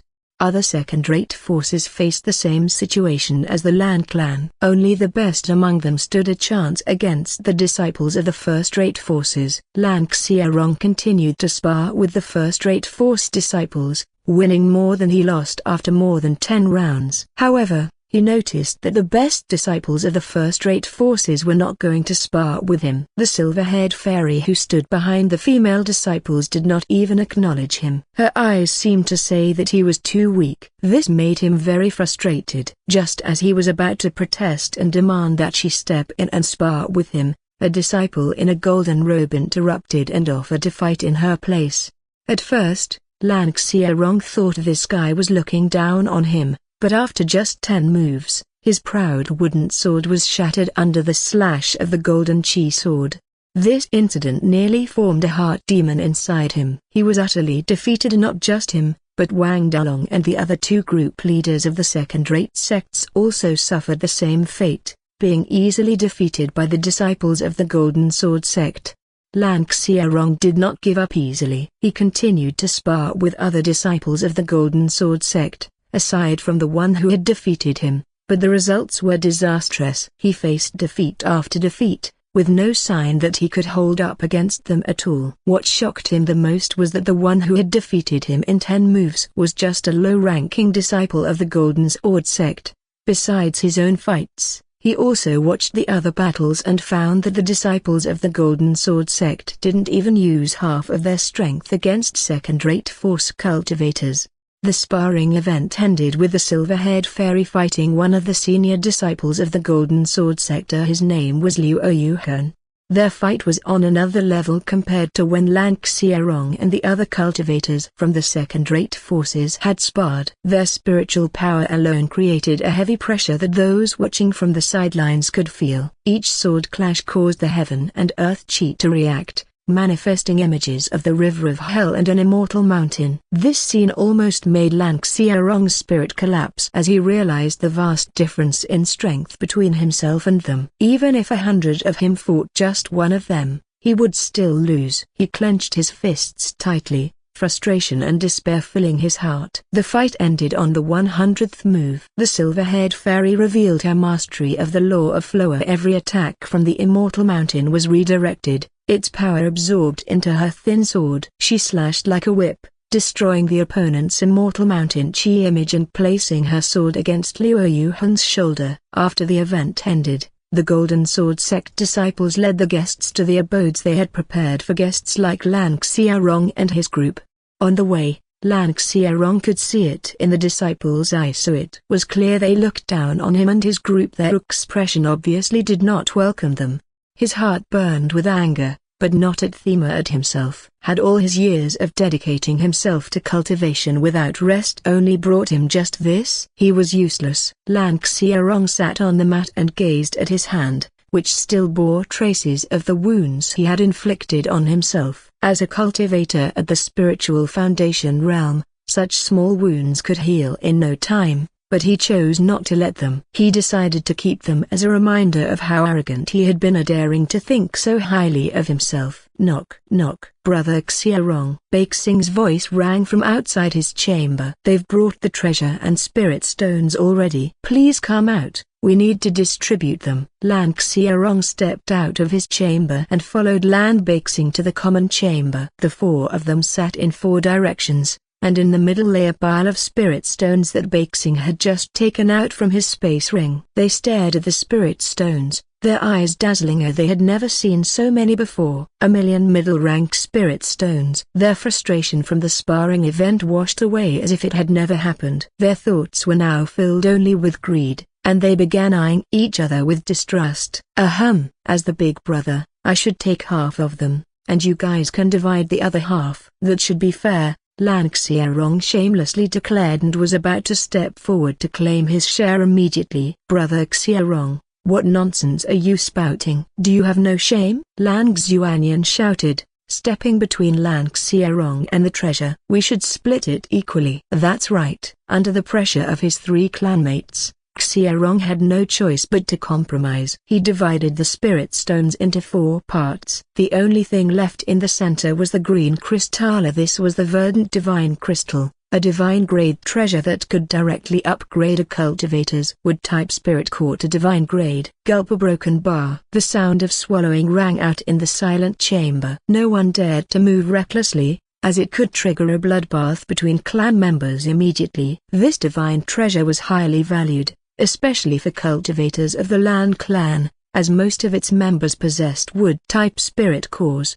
In that silence, Lan Hengsheng finally spoke. "Fellow clan members, surely we are not mere bandits fighting over scraps. This treasure is indeed valuable, but should we not consider who among us can make the best use of it for the clan's future?" He implied that everyone should give him the treasure since he was the most talented person in the group. His words caused the three clanmates to immediately draw their swords as if they had just found their first target to eliminate. With swords in hand, they walked toward Lan Hengsheng together. "What are you doing? Don't come near me." "Wait, wait, wait!" Lan Hengsheng cried out in shock. He hadn't expected the three of them to become so determined suddenly. "I'm sorry, brother, but this treasure is too valuable. Please forgive me." Lan Hengsheng squeezed out fake tears from the corners of his eyes. He was determined to keep this treasure for himself no matter what, even if it meant killing his own clanmate. With this, he could reverse his fate from that of a mediocre cultivator to a peak genius. "Please forgive me,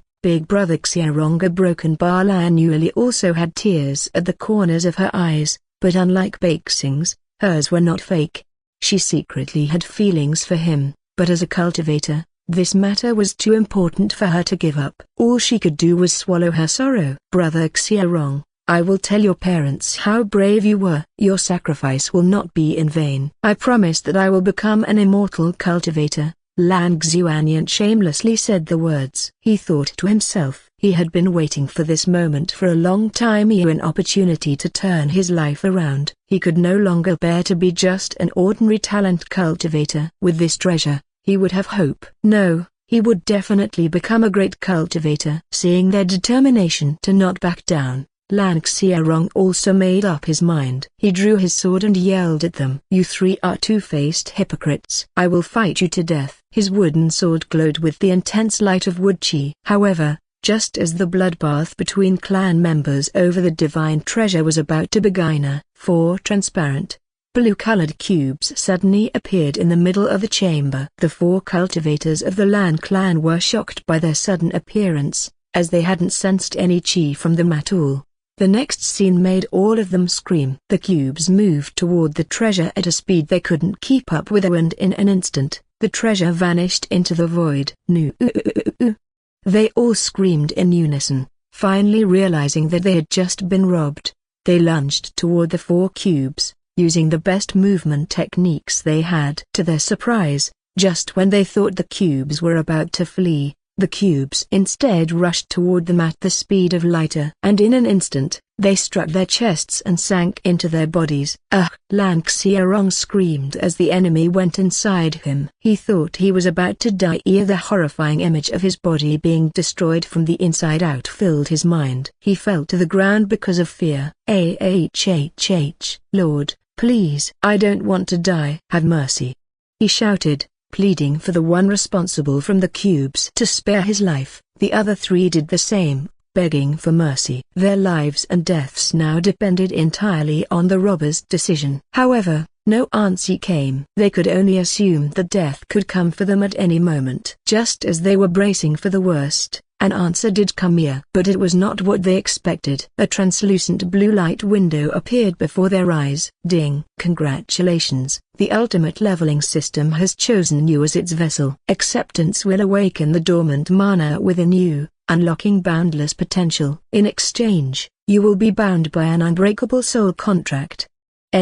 Click here to read the full contract details. Refusal will result in immediate death. Accept the awakening.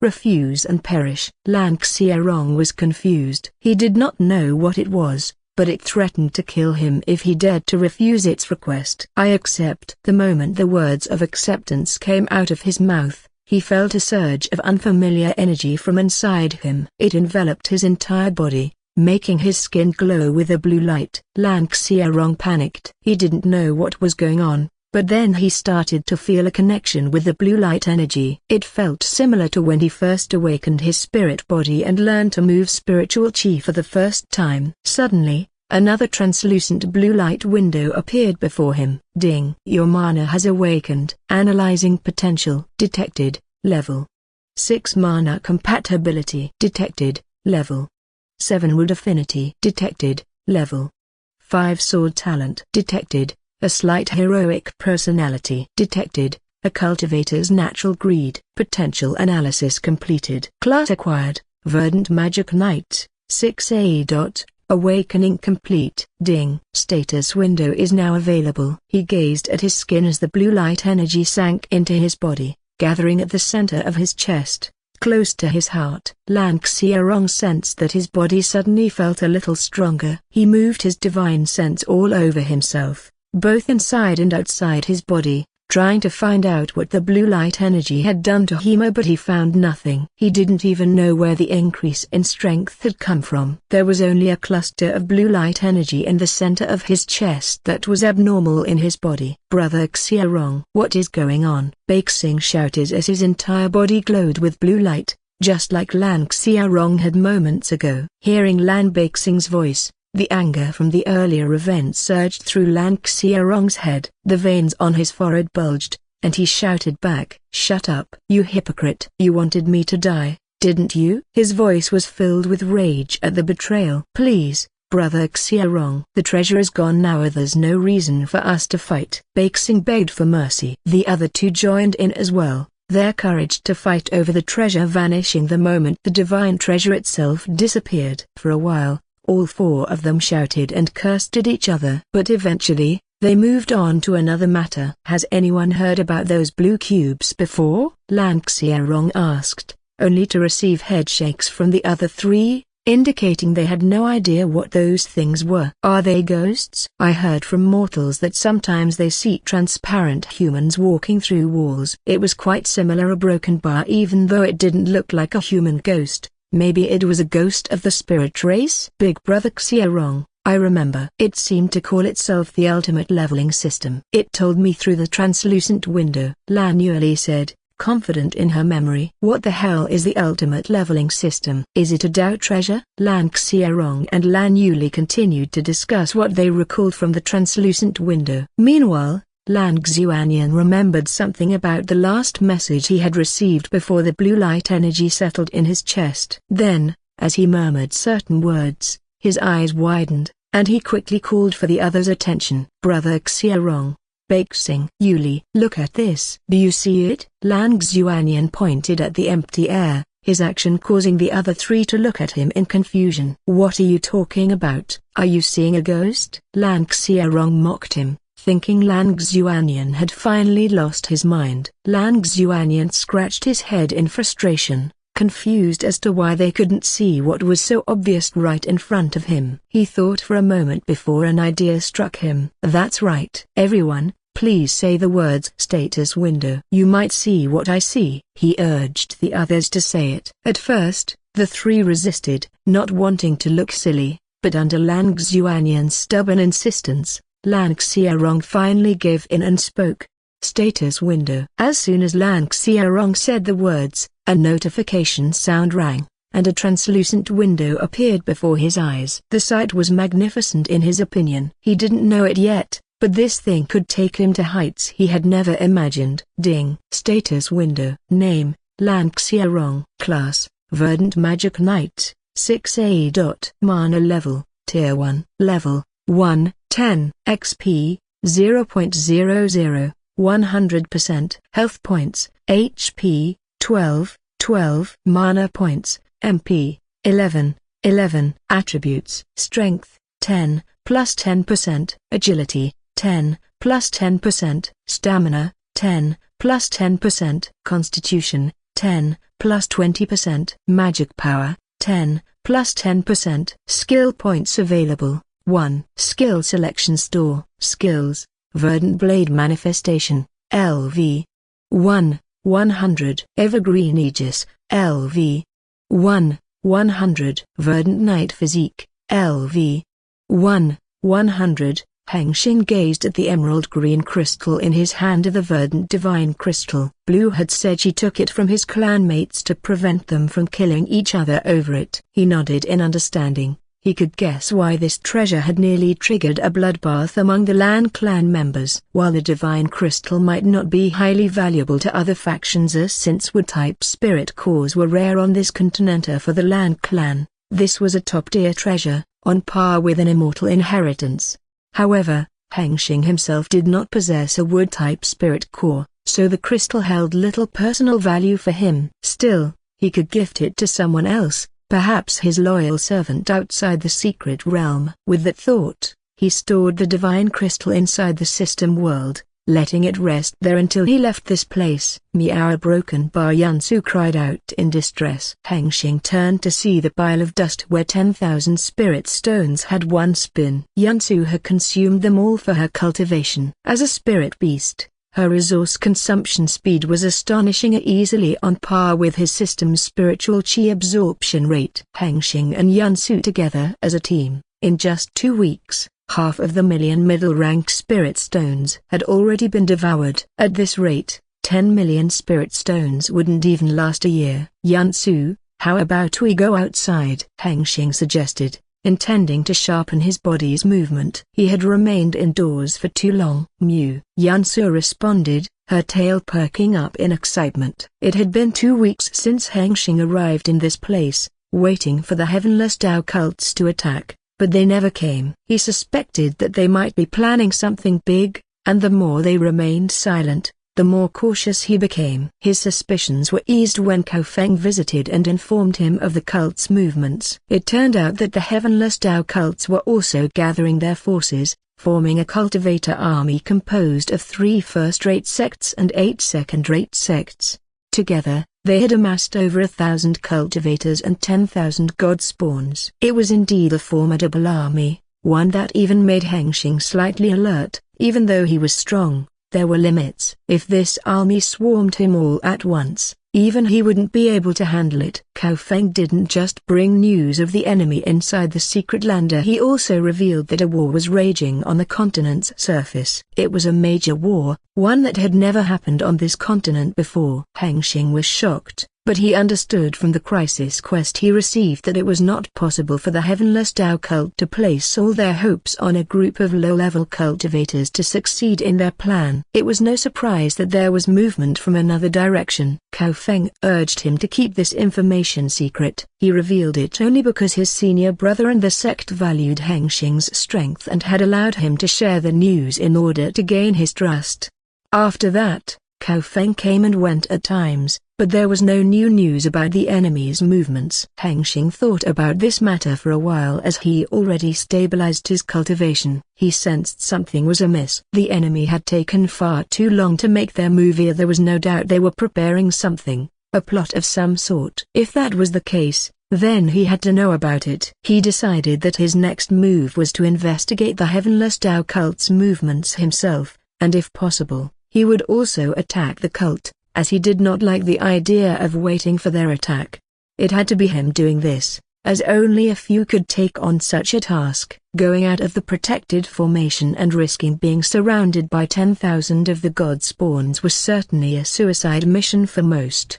Hengsheng carefully cradled Yansu in his arms, and he made his way toward the exit of the cultivation chamber. As he stepped out, a figure approached him. The person wore a confident smile, and upon noticing Hengsheng, he called out in a calm, yet cheerful tone, "Ah, fellow Taoist Lan. What a coincidence, I was just about to seek you out." It was Jian Zixuan. He bowed, fists pressed against his palm, as he greeted Hengsheng. Hengsheng, glancing at Jian Zixuan with curiosity, carefully tucked the small body of Yansu into his robes before returning the bow with the same courtesy. "Greetings, fellow Taoist Jian. What is so important that you have come to see me in person?" "Truth be told, my visit today is nothing too urgent," Jian Zixuan said with a faint smile. "My sect and I have already made all the necessary preparations to face the aggressor's assault. With everything in place, I find myself with some free time near Broken Bar, so I thought I would invite you for another sparring match. What do you say? Hengsheng frowned. He was quite disappointed. At first, he thought that there was a piece of new news about the Heavenless Tao cult movement,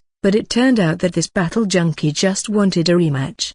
Hengsheng raised his hand to apologize, and he spoke. I must sincerely apologize. I have to decline your invitation this time since I have something to do outside the pagoda area. Jian Zixuan's expression fell, a hint of disappointment in his eyes. He then adopted an unusually serious demeanor and asked, "May I ask, what business do you have outside?" "I have pressing concerns regarding those black-masked cultivators. They've been far too quiet." A broken bar and silence from an enemy is often the prelude to a storm. "I'm certain they are scheming something grand.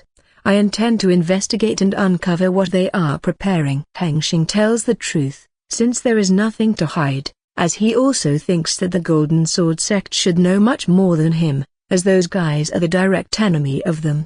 Just like Hengsheng predicted, he saw Jian Zixuan's expression change a little when he mentioned the Heavenless Tao cult. "Fellow Taoist Lan, there is no need to go all trouble to investigate," Jian Zixuan said with a serious expression, and he continued his words.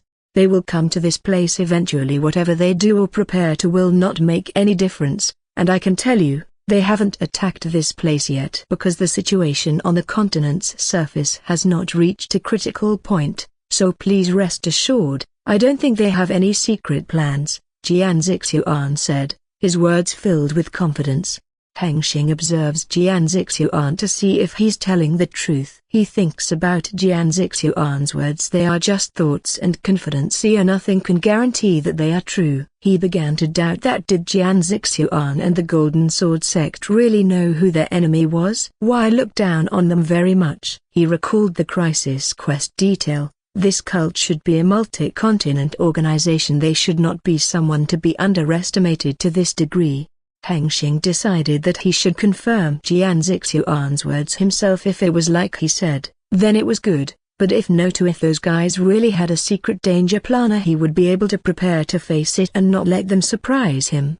Hengsheng said, "Even though you said that, I think I should see it with my own eyes. I'll take my leave now." Hengsheng turned his back as he was about to leave. Then he senses the sharp aura. He pauses and turns himself around to face an aura owner. "What do you mean by this, fellow Taoist Jian?" Hengsheng is quite angry since this guy threatens to use force if he leaves. "I am sorry, fellow Taoist Lan, but leaving this place now is not allowed," Jian Zixuan said, his tone changing as he was not kidding. Hengsheng was alert as he sensed other cultivators hiding in the shadows. Their chi signature was that of the Golden Sword sect disciples. He was now circulating his chi and being ready to fight at any time. He turned his gaze to Jian Zixuan and asked, "May I ask why?" "It was a matter of safety, fellow Taoist Lan. I trust you, since your clan seems to share the enemy with us," Jian Zixuan said, as he tried to hint at Hengsheng about something. Hengsheng frowned. He knew what Jian Zixuan's words meant. It seemed like the Golden Sword sect knew about Lan Clan's origin. "But I can't let you out because you may turn into a traitor at any time here. We can't let that happen," Jian Zixuan said, but he did not explain it further.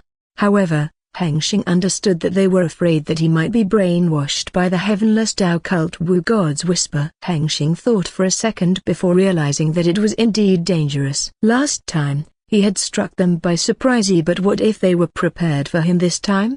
And what if he faced that whisper again in the wild?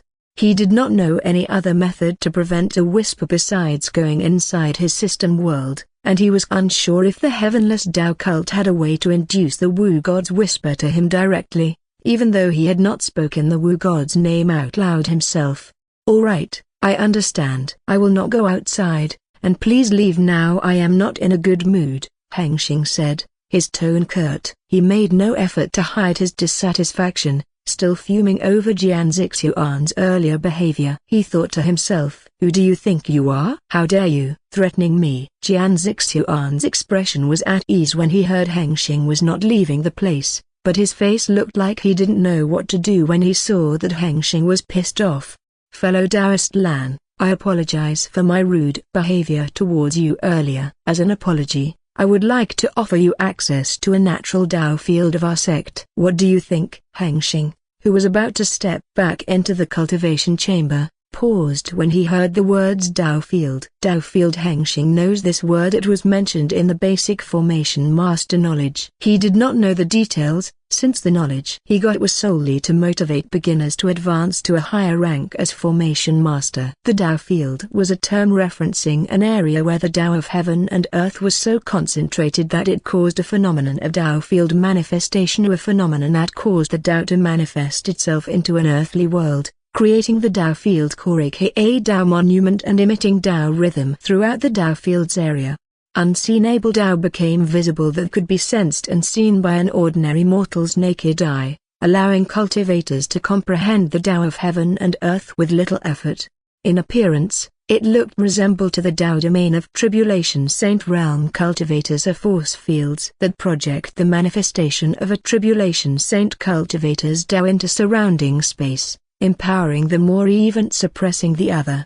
However, the Tao field was not a manifestation of an individual Tao but a manifestation of the Tao of heaven and earth itself. A Tao field could be formed using a high-level formation, which required a high-rank formation master to create, something far beyond Hengsheng's current ability and knowledge. He didn't even know what rank a formation master needed to be able to form an artifact Tao field. However, forming a Tao field this way resulted in an incomplete Tao manifestation, meaning cultivators could not utilize it or had only limited use for Tao comprehension. The natural Tao field that Jian Zixuan mentioned was a Tao field formed by a natural formation. This kind of Tao field was pure and complete since it was created by heaven and earth itself. All beings could use it to comprehend the Tao of heaven and earth. Even mortals without a spirit core could comprehend the Tao within a natural Tao field if they were talented enough. Unlike an artifact Tao field formation, a natural Tao field is unable to move and can't be destroyed, as its formation flag is the realm itself. Hengsheng agreed to Jian Zixuan's offer. Jian Zixuan then led him through the inner pagoda on the first floor. Soon, they entered the center of the pagoda. The plain area was covered with short grass and enclosed by a wall from all sides in the shape of a pentagon. From above, Hengsheng could see through the other floors of the pagoda, all the way up to the top-level ceiling, decorated with the pentagonal emblems of the 5 phases. The Tao monument at the center of the Tao field was a large, 5-colored, pentagon-shaped stone tablet that emitted a Tao rhythm covering the entire plain area. Hengsheng observed the scene before him. Many disciples of the Golden Sword sect sat cross-legged around the Tao monument, attempting to comprehend the Tao rhythm emanating from it. Not only did the disciples sit around, but Hengsheng also found that there was some kind of formation surrounding the whole place. He recalled all the formation knowledge he had, and then he thought that it was some kind of control formation, one that was used to isolate and suppress the Tao field area. He nodded in understanding, narrowing the Tao field area by the control formation to further increase the concentration of the Tao of heaven and earth within the Tao field, and make the Tao manifestation and Tao rhythm even more potent. Fellow Taoist Lan, you can step inside, Jian Zixuan said. Can I bring this one with me? Hengsheng said, and he pulled out the small cat, showing her to Jian Zixuan. Meow. Yansu meowed. Then she sniffed the Tao field in front of them, and then she noticed that the Tao field seemed to resonate with her bloodline. Mew. She cried with excitement. Jian Zixuan, who smiled as usual, observed the cat in close range, and then his eyes turned narrowed and sharp as he felt the powerful bloodline hidden within the small body of Yansu. What is this? Fellow Taoist Lan, your beast companion seems to have a very strong bloodline, Jian Zixuan said. He felt an intermediate effect from the bloodline power that was emitted from the demon beast in front of him. That's right. She was a talented cat, Hengsheng said. It was the first time someone seemed to notice Yansu's formidable power, and he could not help but show off. You can bring her inside, but please be careful, Jian Zixuan said. Hengsheng understood what he meant. Don't let your cat hurt my junior. With the permission of the person in charge, Hengsheng turned himself toward the direction of the Tao field. He observed it closely, Then he found the thin line in the middle of the air that divided the Tao field area and the outside area. Without hesitation, he stepped forward. Suddenly, the sensation on his skin changed, and his eyes saw the element in the air become visible. Countless translucent bubbles floated around, and he observed one of them with a divine sense. He found it contained many elements inside. If he was not mistaken, they were manifestations of the Tao of heaven and earth. In his arms, Yansu seemed to see the same sight as him. She slapped her paws at the bubbles as she was curious about their nature. Hengsheng stepped forward, intent on making his way toward the stone tablet. One after another, with each step he took, he could sense the Tao of heaven and earth much more clearly as he got closer to the stone tablet. The Tao rhythm waved through his body one after another. This sensation reminded him of when he was under the divine tree a few months ago. At that time, he had tried to comprehend the Tao for the first time. However, the Tao rhythm emitted from the Tao field core was on whole another level compared to what he experienced from the divine tree's Tao rhythm. What he sensed at this moment was as if an immortal cultivator were preaching the Tao to him, unveiling its mysteries through the very flow of heaven and earth. Hengsheng looked for an available space to sit. While doing so, he also observed the golden sword disciples, as there were only 14 of them, and he could feel the law aura emitting from their bodies. He guessed that these disciples were among the best, aside from Jian Zixuan. Even though he did not sense the Tao heart aura from them, they were still talented enough to comprehend the law at a low-level cultivation realm. Hengsheng settled close to the stone tablet. This spot was quite distant from the other Golden Sword sect disciples. He brought out 2 cultivation mats for himself and Yansu, placed them on the grass floor, and sat in a meditative position. He closed his eyes, trying to sense the Tao of heaven and earth with his Tao heart open and his divine sense scanning the surroundings. The Tao manifestation made it easier for him to sense and comprehend. He carefully examined the translucent bubbles. There was no need to guess, it was obvious from the Tao monument's appearance alone that this was the Tao field of the Tao of 5 elements, or aka the Tao of 5 phases. It was a powerful compound Tao that represented many things, such as balance, cycles, and even the fundamental matter of the universe. From his knowledge, the Tao of 5 phases was composed of the Tao of fire, the Tao of earth, the Tao of metal, the Tao of water, and the Tao of wood. Hengsheng's divine sense penetrated deeper into the translucent bubbles. As he predicted, he found 5 components that made up the bubbles. Ignoring 4 of them, he extended his divine sense toward the one that he felt familiar, the Tao of fire. It would be useless for Hengsheng to try to comprehend the Tao of fire directly, as such a feat was only possible for Tao threshold realm cultivators and above. Even if he managed to do that and somehow succeeded, he still wouldn't be able to contain the Tao power within his body since he lacked a proper Tao container. What the disciples of the Golden Sword sect were doing was not actually comprehending the Tao itself directly, but rather comprehending the smaller units that assembled together to form the Tao.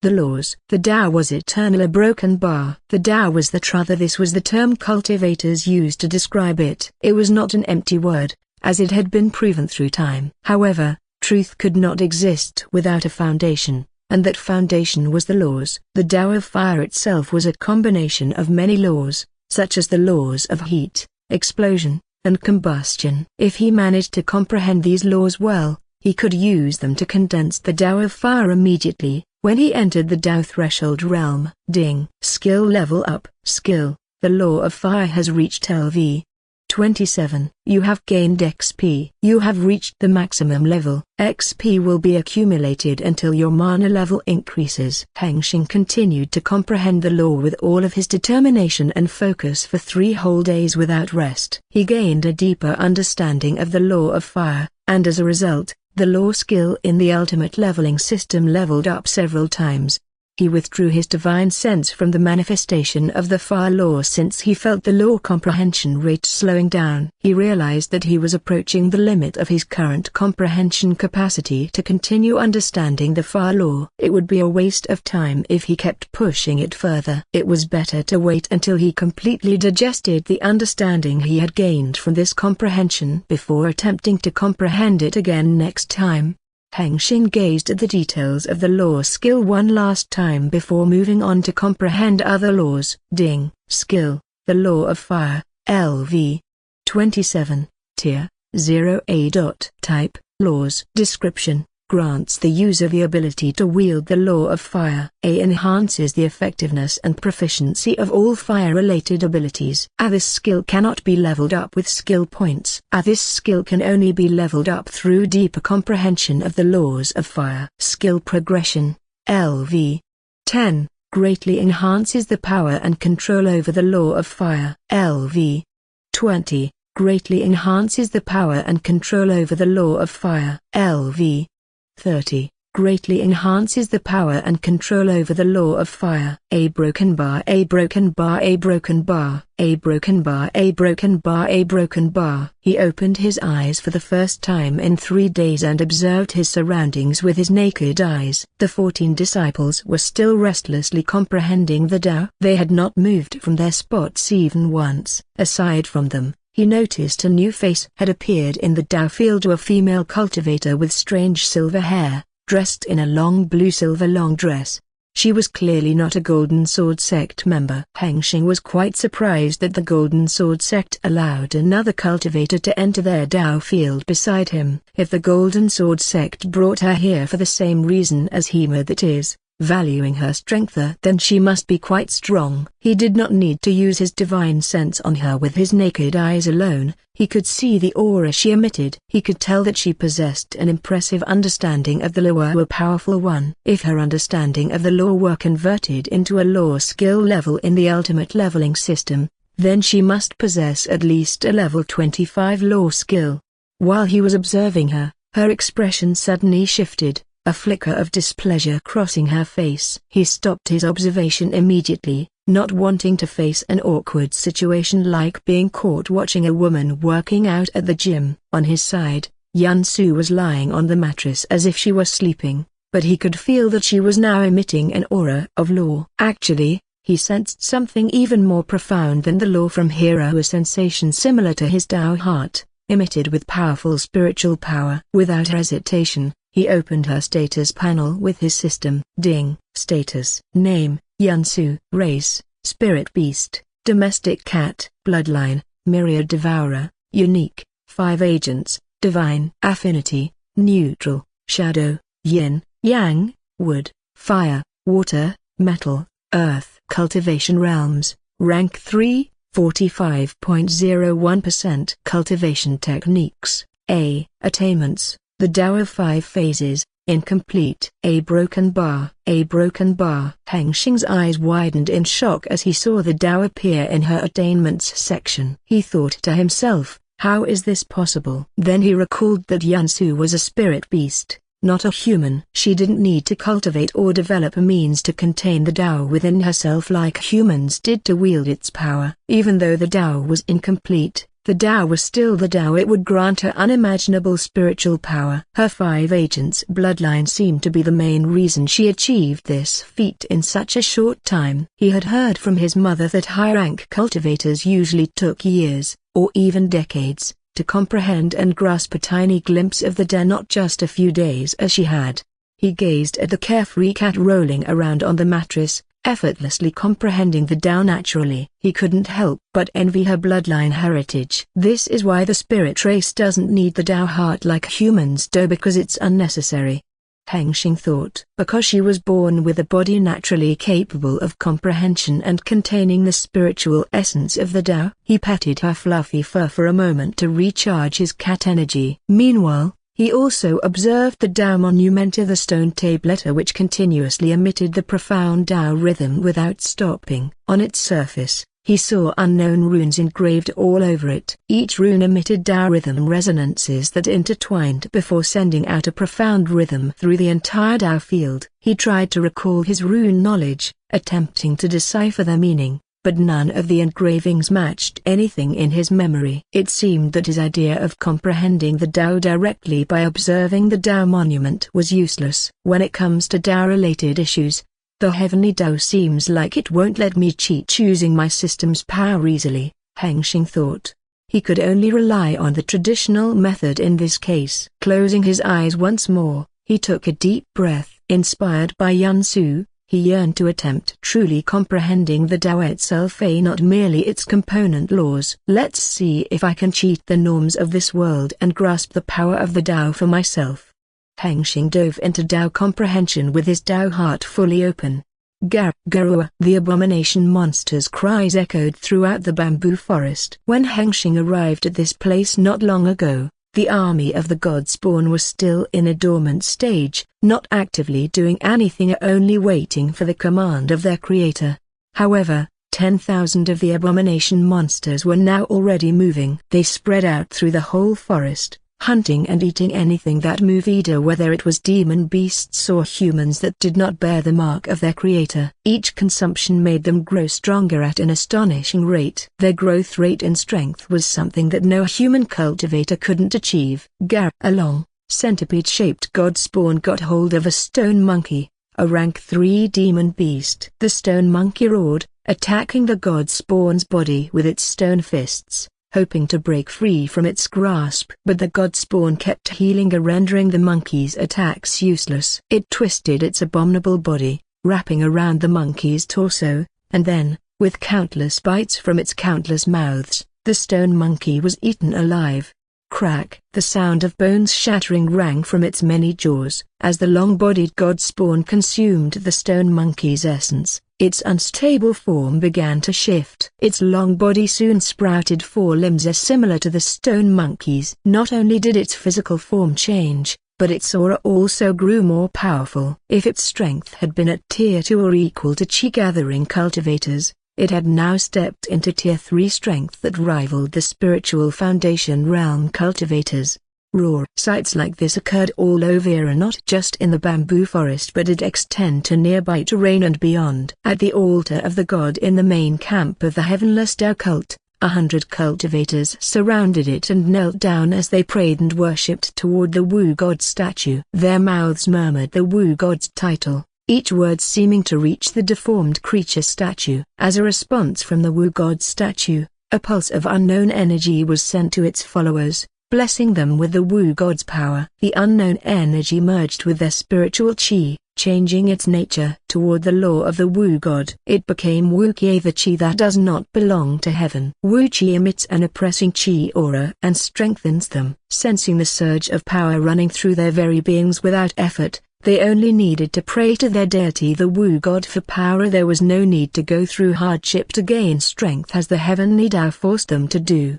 Most of the black mask cultivators started to make pleased expressions. They believed they had chosen the right path. Many of them had long exhausted the talents that heaven had bestowed upon them at birth. Unable to progress any further on the cultivation path, they were left bitter and resentful. These cultivators were the ones who held the most grudge against heaven. In their minds, heaven was unfair, cruel, and heartless, which was true, as everyone knew. But the true reason for the grudge was they were the ones who did not benefit from heaven's unfairness. They were not willing to accept it. When the Heavenless Tao cult that showed up and gave them an opportunity, they did not hesitate to turn their back on heaven and left the heavenly path, becoming traitors of the heavenly Tao world right away. Jin Daishan, at the forefront before the Wu god statue, was the greatest beneficiary of the early god blessing. As the possessor of the Wu Dao seed, or a seed planted in the very being of the cultivator, its purpose was to assimilate them with the Wu god's laws, granting them the characteristics of a Wu being. Because of this, the unknown energy not only altered his spiritual chi nature but also empowered his Wu being characteristics directly, devouring his own cultivate nature little by little, breaking the shackles of the heavenly Tao rule and soon transforming all of his spiritual chi into the unknown energy chakra. Jin Daishan knelt in front of the Lord of all Senses statue. In the eyes of others, it may have appeared to be a deformed creature that cannot be said exactly what it is. However, with the appearance of a new eye, the third eye chakra located in the center of his forehead, his vision was transformed. The third eye bestowed upon him numerous new abilities, including the power to see through illusions. With this ability, he could finally perceive the true form of the Lord of all Senses. Jin Daishan gazed at the statue. What he saw was no longer a deformed creature in his eyes, but a deity with a humanoid shape that seemed to be a man, with pale white skin and countless arms and legs overlapping like an illusion. Countless snakes protruded from the statue's back, but when Jin Daishan looked closely, they appeared to be part of the deity statue's body. Divine chakra emanated around the deity's head. This appearance would terrify mortals, but if asked whether what they saw was the god or the demon, they would unanimously answer that this was the god.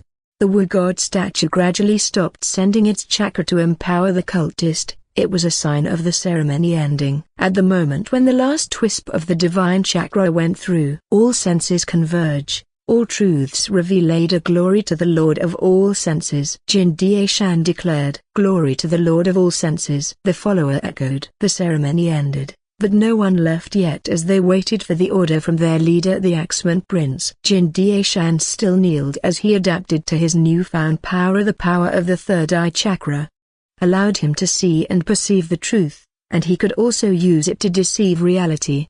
Suddenly, one of his servants moves through the hundreds of cultists directly to him. "Your Highness, the Emperor sent the order to proceed with the plan immediately," Jin Daishan's servant reported. Jin Daishan rose from his knees and turned around to face hundreds of black-masked cultists, then ordered them to prepare. They would go to battle. When most went to prepare for battle, only a few remained with him. They were his direct servants from the imperial court. "What about the prisoners?" Jin Daishan asked. "They have all converted, Your Highness. The Lord of all senses now guides their path," the servant replied with an absurd answer, but from the unchanged atmosphere, it seemed this term was a normal thing for them. "Very good. Prepare the sacrifices, and we will move our troops immediately," Jin Daishan said. The servants bowed and moved to carry out the prince's orders. Soon, they brought dozens of people before Jin Daishan. These people were former prisoners that the cultists had captured within the secret land. They mostly came from second-rate forces and had already been turned into cultists through the Heavenless Tao cult's brainwashing methods.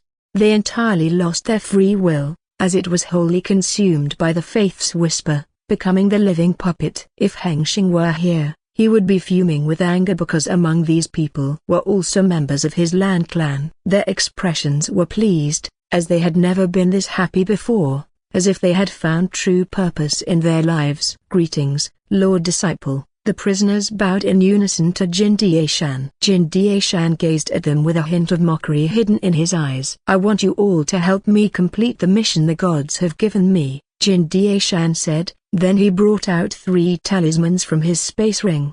The talismans glowed with golden light and radiated a powerful aura of death. These were immortal tier talismans. These talismans specialized in disturbing and destroying the defense formations. Since they were immortal tier talismans, of course, it was impossible for low-rank cultivators to activate them without consequences. Jin Daishan handed one of the talismans to the former prisoner nearest him. "You know what to do," Jin Daishan said, his tone cold as he commanded his servants. The servants stepped in and instructed the prisoners. The prisoners followed the servants' instructions. Then, 10 of them gathered together and began to send all their life force, chi, and even soul energy into the immortal talisman. Their flesh and blood were consumed at a visible rate, and finally, the 10 prisoners turned into dust as their very beings were completely devoured. The dust of former humans was blown away by the wind, leaving only the golden glowing talisman floating in the air, fully activated. Shing, the immortal tier talisman transformed into an immortal golden sword hovering in the air before it shot toward the golden sword sect's metal seal station. The immortal golden sword speed was beyond the speed of light. In less than a nanosecond, it had already reached the concealment formation of the metal seal station. Boom! The immortal golden sword struck the barrier of the concealment formation and blew away more than half of it, revealing the inside of the formation. Despite the power of an immortal level attack, surprisingly, there was no damage to the interior area of the formation. The concealment formation was also an immortal tier formation, and it held some defensive properties, not just concealment. "We are under attack," a golden sword sect disciple shouted as he noticed they were finally being attacked. "Activate the defense formation now," Jian Zixuan shouted from the top of the golden pagoda. The disciple responsible for this task didn't even wait for Jian Zixuan's command. The moment he noticed the attack, He had already activated the defense formation. A massive, translucent golden bubble dome immediately covered the entire area of the metal seal station. Gather everyone here, prepare for battle, Jian Zixuan commanded. The Golden Sword Sect disciples and their allies began to form the battle formation, to prepare for upcoming attacks. Unknown to them, among these disciples of the Golden Sword Sect, some began to reveal a hint of madness within their eyes. Returning to Jin Daishan's side, Jin Daishan did not see the effect of the talismans himself, but he was confident in their power. Since they had worked every time before, there was no reason for them to fail now. He handed another talisman to the former prisoners, instructing them to perform the same action as the previous group. They were now the next sacrifice, offering their lives to activate the immortal talismans. Another immortal golden sword rose into the air and disappeared. Duma broken bar. The sound and vibration of the attack reached even here, though he was 1,000 li away. This was only a side effect of the natural flow shift. If the immortal attack had not been concentrated in one point, he too would have been caught within its destruction range. Then he handed the last immortal talisman to the former prisoners, and soon, the final group met the same fate as their predecessors. The last immortal golden sword rose and disappeared. Duma broken bar. A broken bar. Crack a broken bar. Tell Baolong and Weibuji to attack immediately, Jin Daishan ordered. Understood, Your Highness. The servant obeyed and left to carry out the command. Your Highness, the troops are ready, another servant reported. Behind him stood an army of 500 cultists, all of whom had a minimum strength at the middle stage of the spiritual foundation realm after being blessed by the Wu god with Wu Chi power. Jin Daishan turned his body to face them, exerting his royal authority over the entire atmosphere. The time of battle has come. Here march, Jin Daishan commanded, then leapt into the air toward the metal seal. The cultist army followed Jin Daishan, dashing in the same direction, their eyes now filled only with madness. Meanwhile, Baolong, who had just received the order from Jin Daishan, began to move. In front of him were thousands of god spawn. They had been hunting, but now that the order had come, the hunting season had ended. Here right now. He activated the Wu Dao seed within him, revealing the connection between himself and the god spawn through the Wu god's law. He then commanded them to move and follow his orders. The crazed bloodbath, twitching god spawn suddenly turned their heads in the same direction and began to advance. Baolong watched the monsters move forward with awe filling his eyes. Brother Long, will we proceed?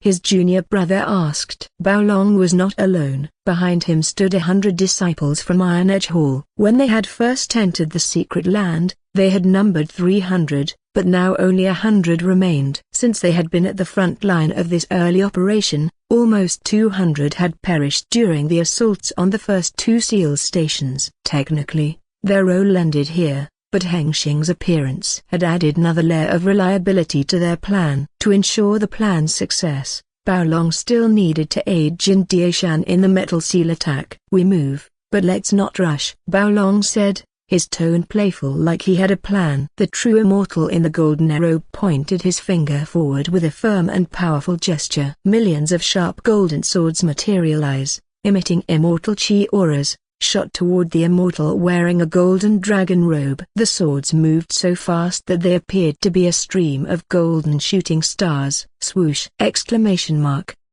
Shing! The immortal in the golden dragon robe skillfully flew through space, dodging millions of blades with a speed that could cross light years with ease. He parried the undodgeable golden sword lights with his emperor sword. In response to the immortal in the golden robe's attack, the immortal in the golden dragon robe took an attack stance and swung his emperor sword in the enemy's direction.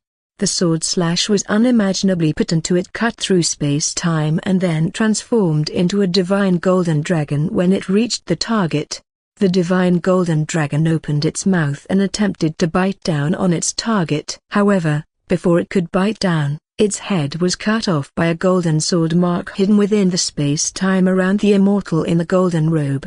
That was useless, Emperor Jin. You would haven't died today if you had not sided with the Wu god, the immortal in the golden robe said, his tone filled with disdain for the other side. Don't be so confident, Jian Huijian. Your sect's rule will end soon, Emperor Jin replied. Without waiting for Jian Huijian's response, he summoned the divine discus, the divine weapon that appeared above his head. As it began to rotate, it caused the entire space to rotate with it, distorting the laws and Tao of this isolated space, throwing them into chaos. Jian Huijian was shocked by the appearance of the divine weapon. Then, the immortal qi inside his body suddenly became unstable, as if he were struck by qi deviation. Jian Huijian coughed up blood, then raised his sword to defend himself against Emperor Jin's attack. He countered by performing the myriad tidal sword technique. Here thousands of sword swings overlapped into a single strike aimed at Emperor Jin. The massive sword slash appeared in the middle of the space as if it were dividing heaven and earth into two.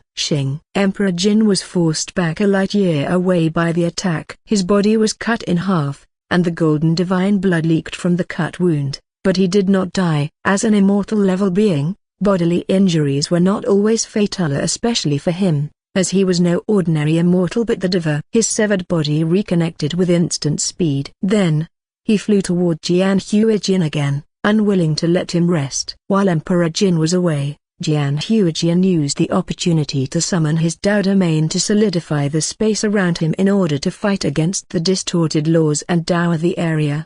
The river of golden swords manifested in space, flowing around Jian Huijian while he commanded his Tao domain to force the space to return to normal. It was a battle between the wheel and the river. Emperor Jin saw the appearance of the Tao domain and could not help but grit his teeth. To become the diva, an immortal tier being within Wu God's authority, he had to give up everything as a cultivator, including his Tao. Emperor Jin, filled with resentment toward the hateful heaven that forced him to take this path, empowered his divine chakra through this intense emotion. He fed it all to the divine discus, causing it to rotate with greater force than ever before. Jian Huijian's face turned pale as he felt the pressure was increasing. He had not expected his opponent to possess the divine weapon of the Wu God and had a mastery over it to this extent. There was nothing he could do anymore. Resolving himself, he summoned the Dharma body, a projection of himself, a symbolic figure representing his cultivation path. The golden immortal light gigantic version of Jian Huijian appeared with him at its center. It was as large as multiple galaxy clusters and held the golden river in its hand as if it were a sword, standing on the sea of stars. I am the brilliant river sword immortal Jian Huijian. Remember my words. You shall not leave here unscathed. Jian Huijian said. Then he burned his immortal life essence to power the golden river sword. With his words fading, the golden river sword in the Dharma body's hand swung at Emperor Jin with all its power. Emperor Jin was shocked by the attack and brought out an imperial shield artifact to defend against the attack of the golden river sword. Doom! The golden river sword crashed against the imperial shield artifact and instantly destroyed it before the river sword swallowing Emperor Jin's body into the golden river's flow. Emperor Jin's life essence largely was being washed away by the river flow, leaving him with severe injuries that would take 1,000,000 years to heal even with the trait of his Wu being characteristic. The golden river of swords flows endlessly, continuing to harm Emperor Jin's life essence. He endures the pain from being depleted of the life essence and performs a technique using the space layer as a shield, hidden from the river flow. The divine discus finally reached its peak power. It began distorting Jian Huijian's Dharma body, twisting it into a spiral before squeezing it into a black hole and making it disappear into the void. The golden river sword vanished as well. Then, Emperor Jin flew out from the space where he had been hidden.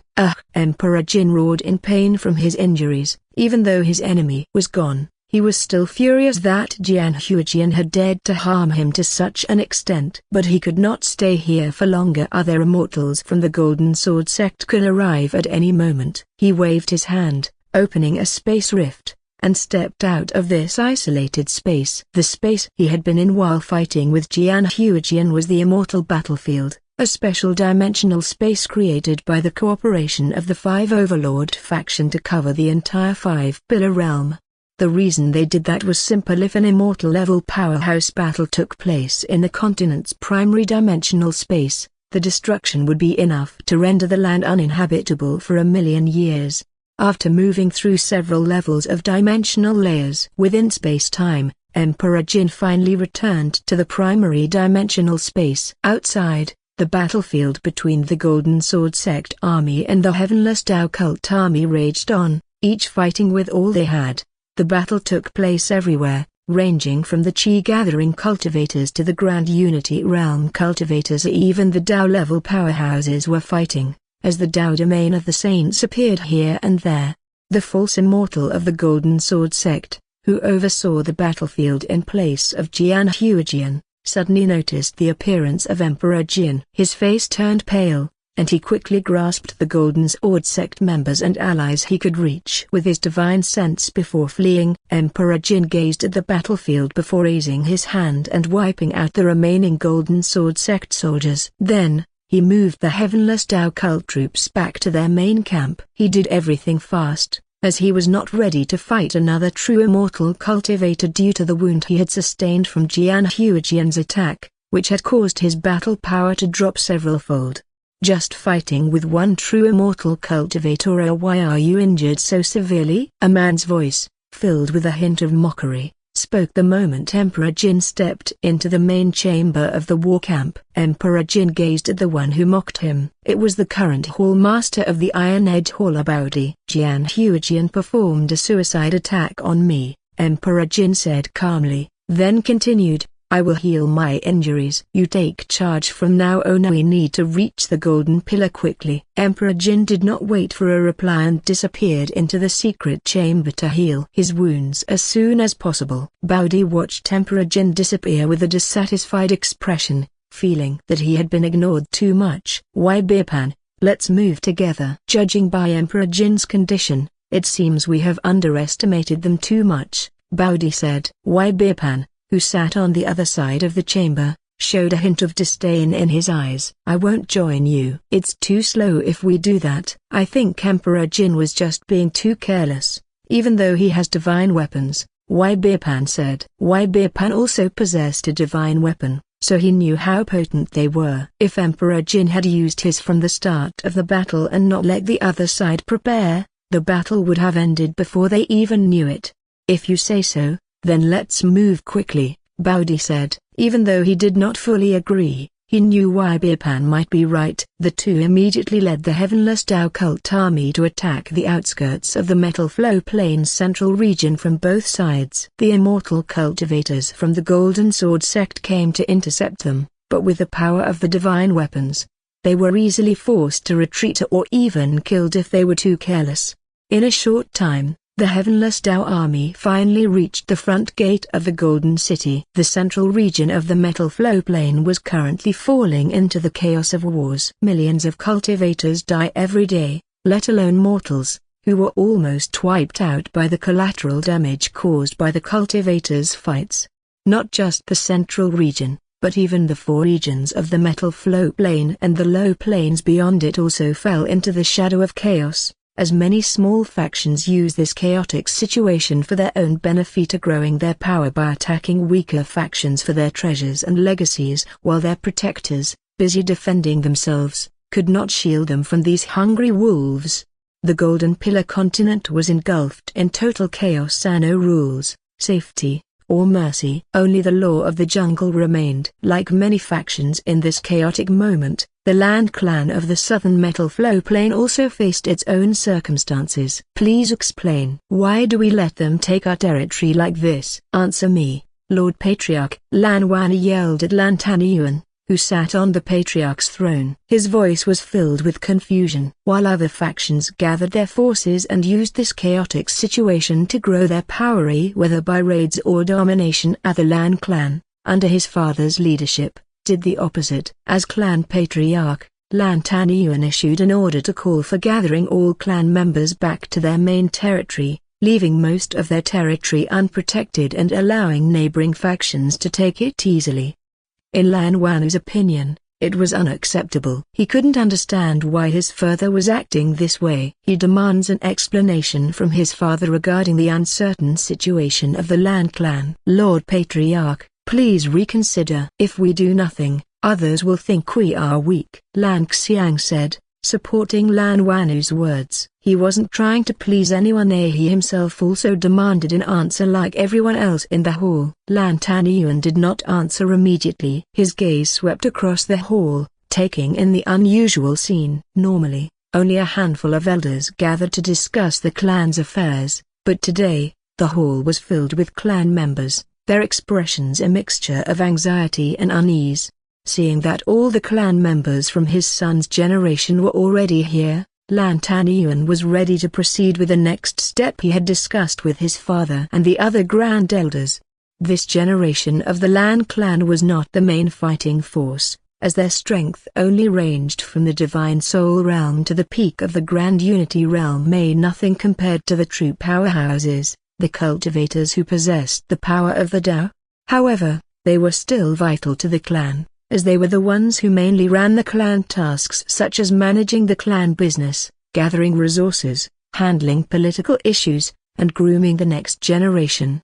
Despite their contributions, they had never been allowed to know the truth about the Lan clan's origin. But now, the situation had changed. Keeping the secret any longer would bring no benefit. In fact, it might even sow more chaos within the clan when the plan proceeded. If their plan failed, everyone in the Lan clan would die anyway. Lan Tanyuan unleashed the spiritual aura of a Tribulation Saint realm cultivator throughout the clan hall. Thousands of cultivators within the clan hall suddenly felt an immense pressure bearing down on them, rendering them motionless. They couldn't even move their facial muscles, standing frozen in silence. "Silence," Lan Tanyuan said. His voice was not loud, but everyone heard it. He then retracted his spiritual aura, allowing everyone to move again. Even though they regained their ability to move, no one dared to speak, not even his second son. "Listen," Lan Tanyuan said. He paused for a second, deciding how to begin,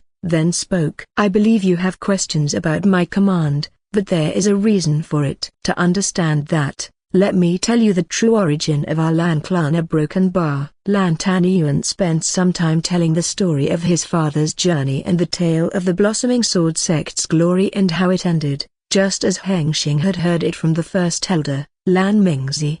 1,000 members of the Lan clan, upon hearing about their clan's origin, could not believe it. Their 400,000-year history was merely a facade, and the Lan clan was nothing more than the remnants of the old, destroyed second-rate force.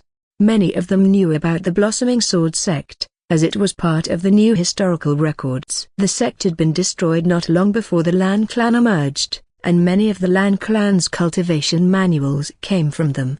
Their elders used to say that it was the result of the Lan clan's ancestors snatching them from the remains of the destroyed sect. They never imagined the story was deeper than that. They were all actually inheritors of the blossoming sword sect itself. "How could all of this be, father? Does Fu Ayo know this?" Lan Wanu asked in a low voice, his fists clenched tightly. His whole life had been about fighting his own brother to become clan patriarch and lead the clan. But it turned out this position was meaningless. It was only a facade position, no true power.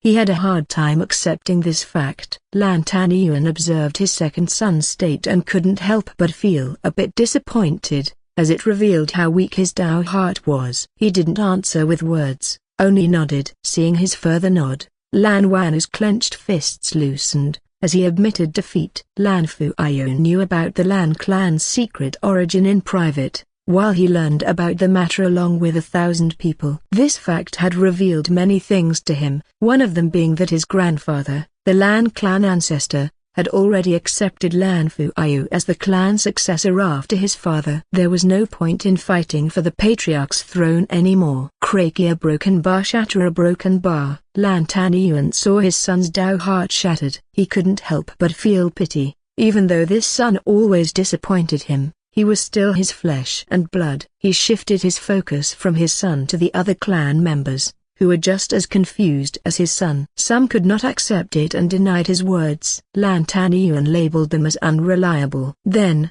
with a wave of his hand, He silenced them and had them thrown into the clan dungeon to be locked up for a while. The clan hall was still filled with murmurs as 1,000 clan members questioned him many questions after hearing the Lan clan's origin. Lan Tanyuan answered them patiently for a while until someone finally asked the right question. Lord Patriarch, how is our clan's origin related to the order you gave to withdraw all our forces back to our main territory?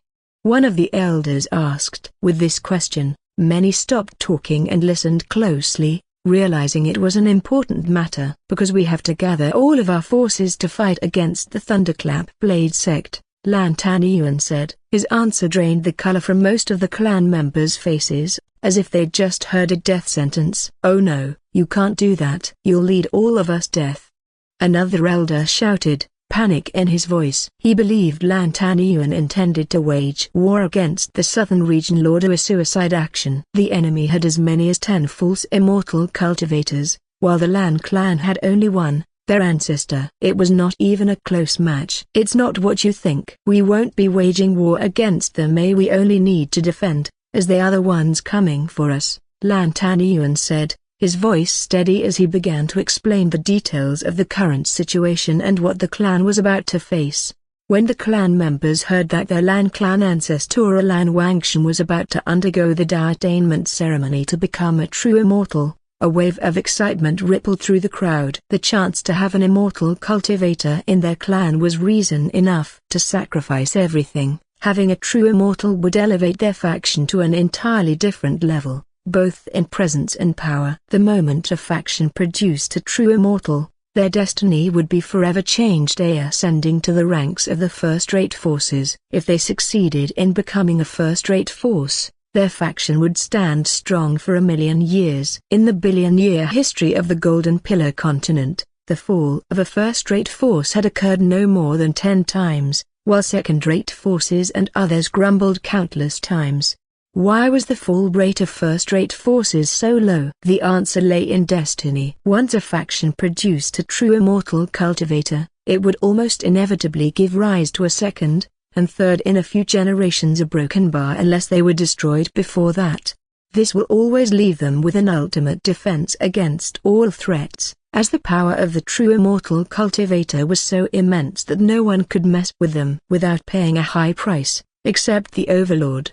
This fact alone could explain the difference in status between having a true immortal cultivator emerge in the faction and not having one. Now you should understand how important our actions are. Let's get to work, Lan Tanyuan declared, his tone leaving no room for argument as he began assigning tasks to each member. His gaze shifted to Lan Wanu, who still stood there, lost in his thoughts. Lan Tanyuan sighed, shaking his head before sending a message directly into his son's mind. Wanu, meet me in my chambers after this. He intended to offer his son a push, hoping his son would get back on track before the inevitable battle that would soon descend upon them once his father called upon the heavenly Tao for the ceremony. Lan Xiaorong's eyebrows furrowed, his expression full of stress and concern. Going back to a moment ago, he and his fellow clanmates were together in the training ground, training diligently to level up their skills as they were now close to the max level of Tier 2 mana level realm. Just a few more levels up they would be ready to advance their mana level to Tier 3. However, the sound of a large explosion thundered throughout the training ground, followed by a shout for assembly from Jian Zixuan, the Golden Sword Sect disciple leader. This caused their skill leveling period to stop. Lan Xiaorong and the other 3 hurriedly followed the Golden Sword Sect disciple to the gathering place. While his group moved, he noticed a shift happening above. He gazed up at the sky and found that translucent bubble barriers had appeared as domes, covering the whole place around the Golden Pagoda. Gather everyone, prepare for battle, Jian Zixuan commanded. Lan Xiaorong and his fellow clanmates follow everyone else's action as they begin to form a battle formation. Brother Xiaorong, please hurry, Lan Beixing urged. Lan Xiaorong nodded, hurriedly brought out a formation seal, and formed a battle formation with his clanmates. This formation seal had been given to him by the Golden Sword Sect disciples. When they handed him the seal, they said it would boost his group's battle power and allow them to fight against the monsters. He didn't know what kind of monsters those disciples were referring to, but he didn't dare to take it lightly. When the battle formation was complete form, the four's bodies appeared to have a golden light surrounding them. The golden sword mark appeared above their heads, and Lan Hengsheng could sense the connection of spiritual chi between them as this battle formation allowed them to share some of their chi pool.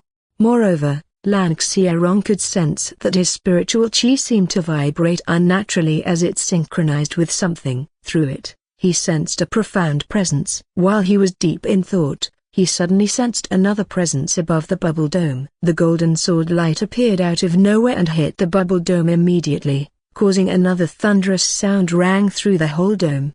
Doom! Before his eyes, the bubble dome was instantly destroyed. He was shaken and didn't understand what was going on. Not only him, but everyone else was also shocked by the attack that appeared out of nowhere, and their expressions turned pale. Even the Golden Sword sect disciple themselves seemed uncertain about the situation. The situation did not wait for them to comprehend. Just 10 seconds after the Golden Sword light destroyed the bubble dome, another golden sword light appeared in the sky. Lan Hengsheng's face turned pale as this time he was able to sense the aura of the golden sword light clearly. There was no barrier obstructing the sword aura from reaching him. The aura was overwhelming, as if it could crush him into pieces any time if it wanted to. Just as Lan Hengsheng thought he was about to die, luckily, the target of the golden sword light was not a low-rank cultivator like him or anyone else here. Instead, it was the Golden Pagoda. Shing. The Golden Pagoda reacted as its defense formation had activated. The Golden Chi barrier appeared before the Golden Sword light. However, the Chi barrier couldn't withstand the Golden Sword light's power and was destroyed immediately. The Golden Sword light pierced through the middle of the Golden Pagoda and stuck there. After that,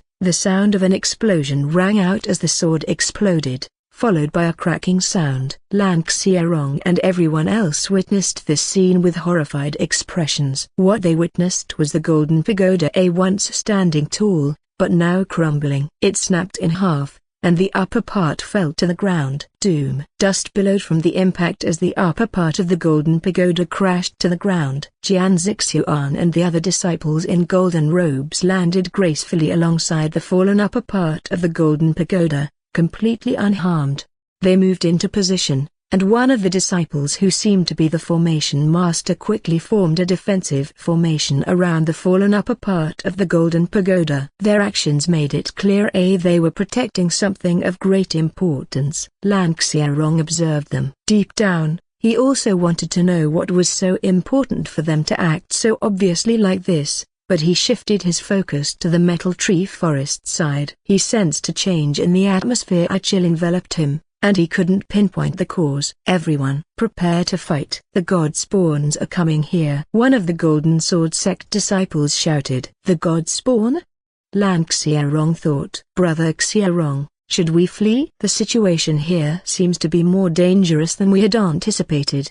Lan Hengsheng sent a message directly to his mind. The appearance of the Golden Sword light was impactful enough to make them reconsider helping the Golden Sword sect disciples. They could not imagine that the other side was so capable and brave enough to do this to the Golden Sword sect. Let's observe for a while. If it turns into a certain death situation, we will leave quietly, Lan Hengsheng replied. Even though he did not want to cause the Golden Sword sect to aim their blade at his clan, if the situation was really dire, they should have enough reason to leave without fear that the Golden Sword sect would take action against their clan later, since there was no way the Golden Sword sect would rightfully punish other faction for their disciples not give their life for them.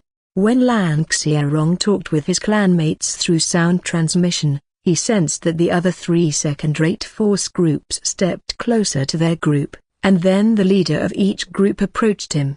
Lan Hengsheng, let's join hands this time, Wang Dalong said, his expression showing that he felt unlucky this time. We should join hands. If we don't, we will likely be the first ones to die here, Jiang Qingsu said. She was the leader of the White Blade sect group, a woman with ice blue hair, pure white robes with silver embroidery, and a calming aura. The 3 of us have already agreed to cooperate.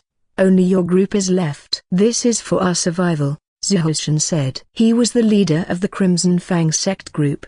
Muscular man, with long red hair, fox-like golden eyes, and fiery red robes. Despite his appearance, his tone was calm. Lan Hengsheng agreed with them without needing any extra time to think, as he also thought the same as them. Combining their forces, there were 4 from the Lan Clan, 9 from the Wang Clan, 15 from the White Blade sect, and 12 from the Crimson Fang sect.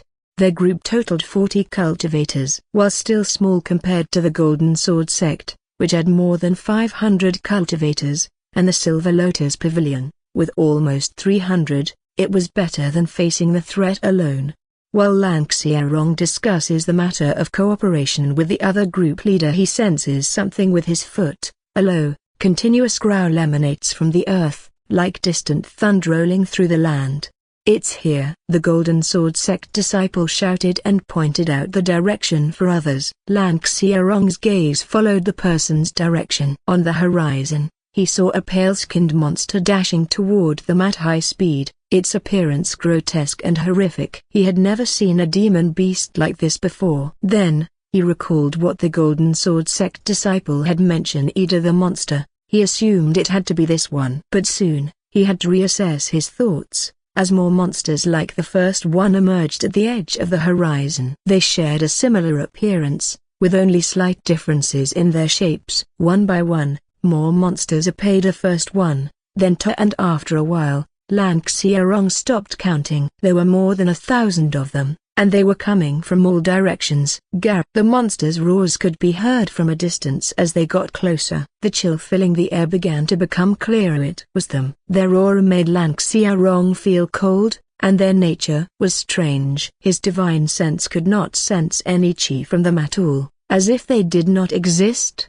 even though they appeared right in front of him. Soon, the monsters reached the range of battle. The Golden Sword sect disciples began attacking them from afar. Seeing this, Lan Hengsheng followed suit. He gathered his chi and mana above his hand, merging them together before activating the skill, Verdant Blade Manifestation. A green wooden spear with a sharp green-bladed spearhead materialized above his palm. Grasping it tightly, he threw it at the pale white monster, or what the Golden Sword sect disciples called it, the god spawn. The spear flew with incredible speed, like a ray of green light. Thwack! The spear impaled and stuck in the pale white monster's flesh, causing it to cry out in pain. Lan Hengsheng smirked, then commanded the spear to explode. Boom! The green light erupted from within, decomposing its flesh, and destroying the god spawn in one swift attack. Ding! You have defeated the enemy. You have gained XP. Congratulations. You have leveled up. Level 29 achieved.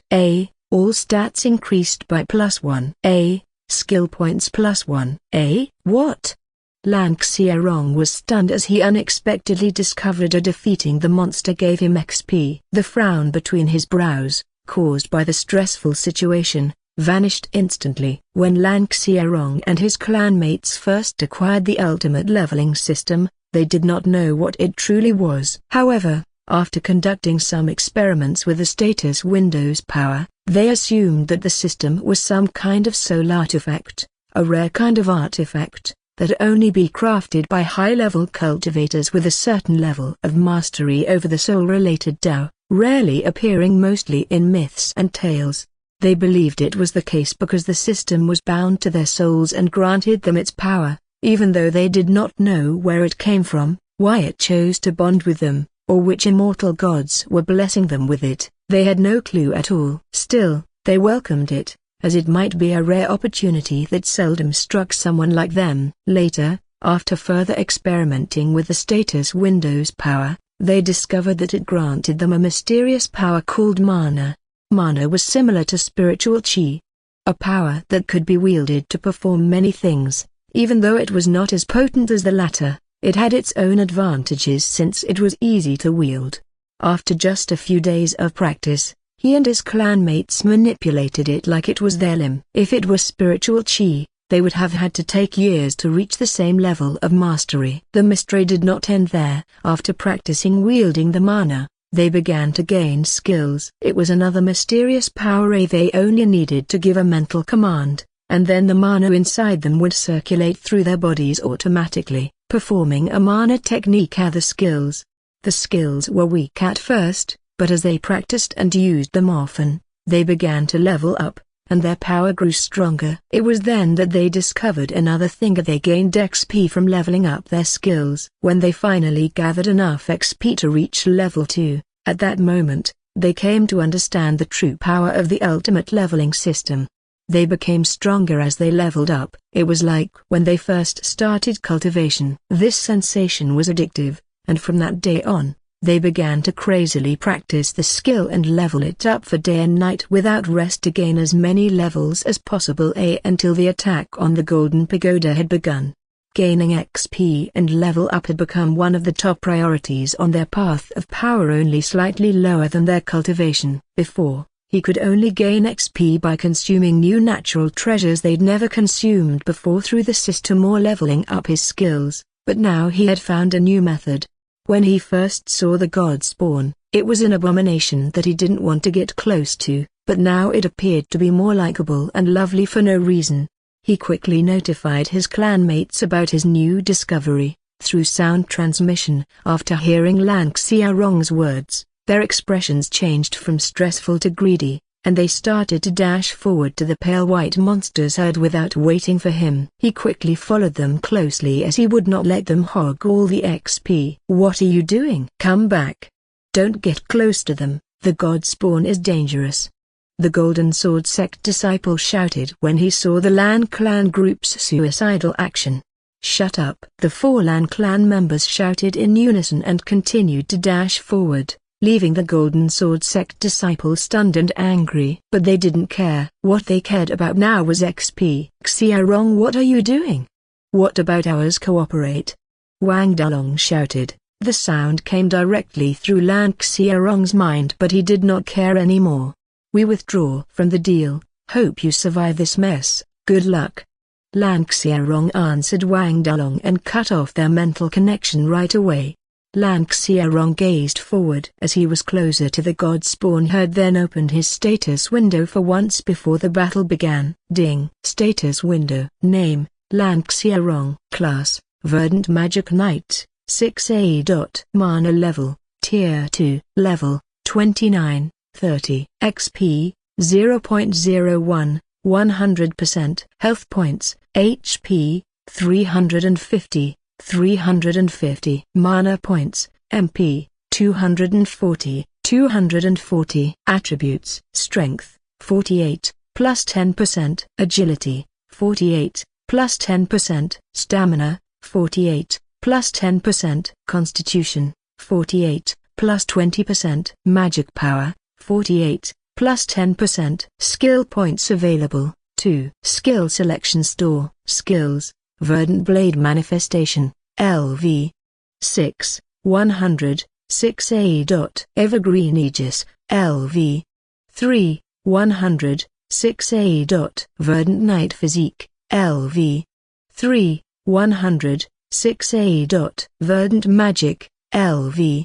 23, 100, 3A. Flying Leaf Step, LV. 44, 100, 2A. A broken bar, gap. The monster's roar brought him back to reality. The scene in front of him made him grit his teeth as he saw his clanmates about to engage with the monster's herd. The spirit of competition within him ignited, and he decided to overtake them. Lan Xiaorong used his movement chi technique immediately, and the wooden sword appeared in his hand. With a swift movement technique, he quickly overtook his clanmates and left them behind. He empowered the sword and body with his spiritual chi and mana combined, causing them to fuse into a new type of chi. This new type of chi was identical to his own spiritual chi. It was only slightly stronger than its normal state, but it circulated through his spiritual vein much more easily. With swift movements, he quickly appeared before one of the god spawns and slashed his wooden sword down vertically, cutting its body in half. A green line appeared, dividing its body in two. But he did not hear a notice of gaining XP. That meant it had not died yet. Lan Xiaorong's prediction was correct. The two halves begin to reconnect to each other, and its long body rushes toward him, trying to wrap itself around him. But before it succeeded, Lan Xiaorong swung his wooden sword multiple times, cutting it into 100 pieces. Yet, There was still no system notice. Then he recalled how he defeated the first god spawn earlier. The thought ran through his head, and he activated the skill. The mana circulated through his body and then materialized into a wooden sword identical to the one in his hand. He grasped it and stabbed it into the god spawn's body. Gar! The god spawn roars in pain and its body begins to decompose. Ding! You have defeated the enemy. You have gained XP. These monsters are weak against skills. Lan Hengsheng warned his clanmates, who were about to clash with the god spawns. His warning paid off. The other three activated their skills and began to defeat the god spawns one after another. Lan Hengsheng moved to the next target, killing the god spawn with his magic skill. Surprisingly, Lan Hengsheng found that the monsters had very low durability despite their terrifying appearance, but their attack power was potent. They destroyed his shield skill with just a few attacks. Ding! You have defeated the enemy. You have gained XP. He moved quickly across the battlefield, slaying as many god spawns as possible. This was just the beginning of the long battle. While the Lan Clan group engaged with the god spawns on the front lines, the Golden Sword sect disciples watched from behind, their faces filled with surprise and shock at the unexpected performance.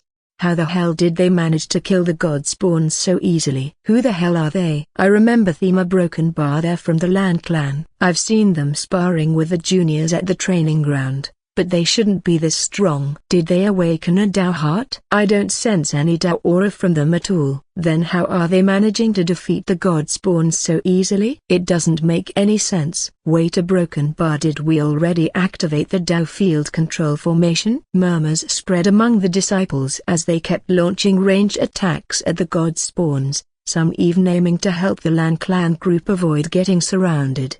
The fight grew more intense as minutes passed. The more god spawns began appearing on the horizon endlessly, like an army of monsters with no end in sight. Jian Zixuan frowned. He hadn't expected the traitors to possess as many as 3 immortal tier talismans, each one perfectly aimed at their strongest defenses. Most of their preparations had been rendered worthless, turning the battle into a direct confrontation. There are definitely spies among us, Jian Zixuan thought grimly. There was no way the enemy could target their defenses so precisely without inside information. He kept his eyes sharp, ready to act the moment the spy revealed themselves. He commanded Feng Tan to be ready to unleash the Dao field when the god spawns began to crowd. Then, his divine sense shifted toward the Dao monument. It was the only place in the Metal Seal Station pagoda that remained completely intact, thanks to the Dao field's nature nullifying disruption from external intervention. He sensed that the other core disciples and Feng Qianing were still in the process of Dao comprehension, and he warned them to prepare to fight against the traitors.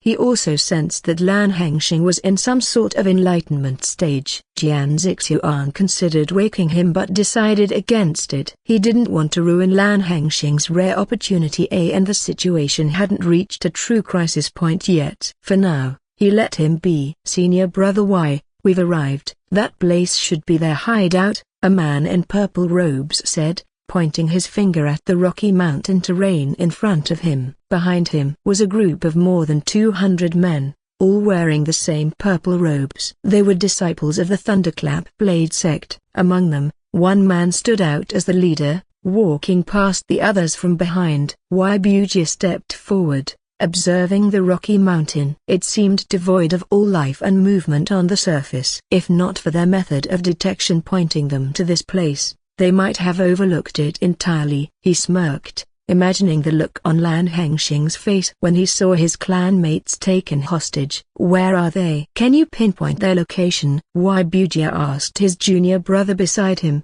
who was holding an old paper scroll, an artifact that could be used to search for things. On the scroll paper page, there was a red blood mark that seemed to be real blood, moving across the old paper page as if it were searching for a Lan Clan member's location.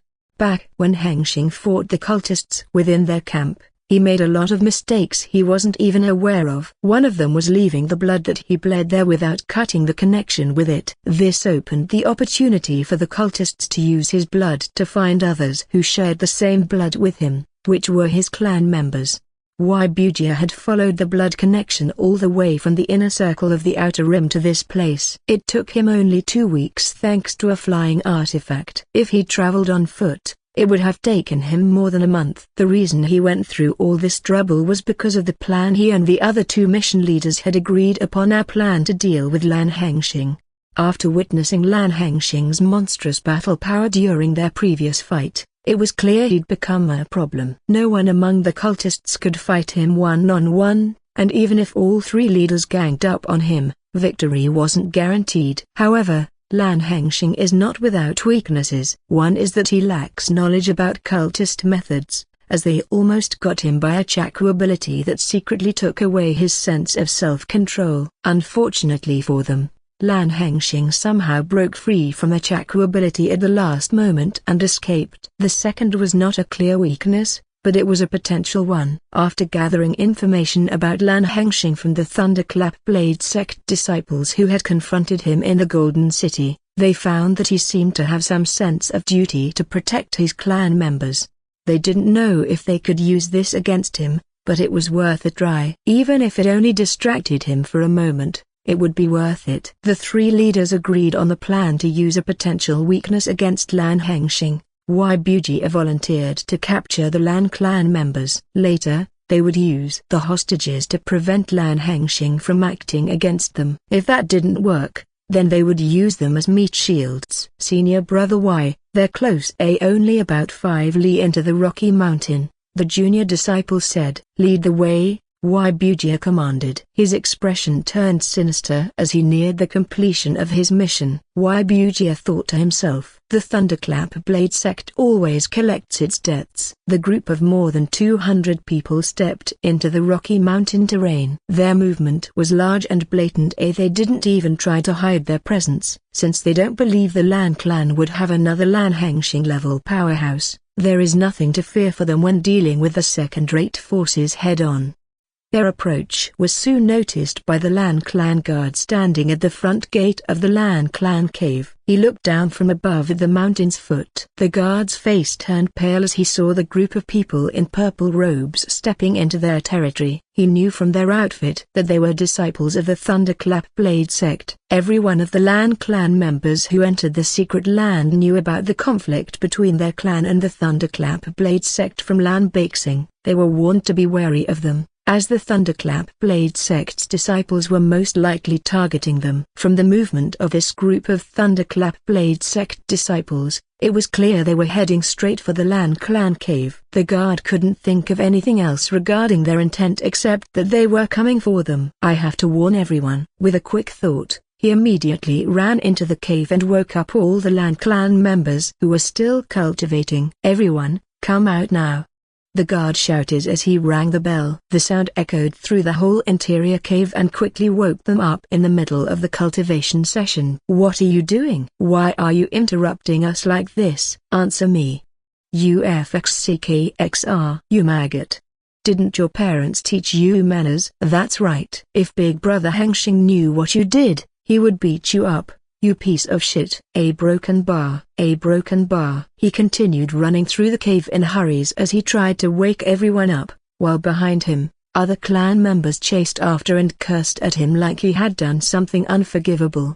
After a while, he finally passed everyone's cultivation cave and woke them up. He then stopped at the large cave chamber with others following him from behind, most of them still cursing at him. Shut up. Listen to me. Outside the cave, there is an army from the Thunderclap Blade sect, and they're coming for us. He shouts with an unfair feeling. He thinks that he has already done his job well. What did he do wrong to deserve to be cursed like this? Hearing what the guard said, most of them turned worry and asking questions. How do they know we are here? Someone opened their mouth. How many are they? Could we fight them off? A broken bar. The guard answered as much as he could, and soon, with the time pressure mounting, they quickly decided to flee from this place, knowing there was no way they could fight off 200 cultivators at the same cultivation realm as them from a first-rate force.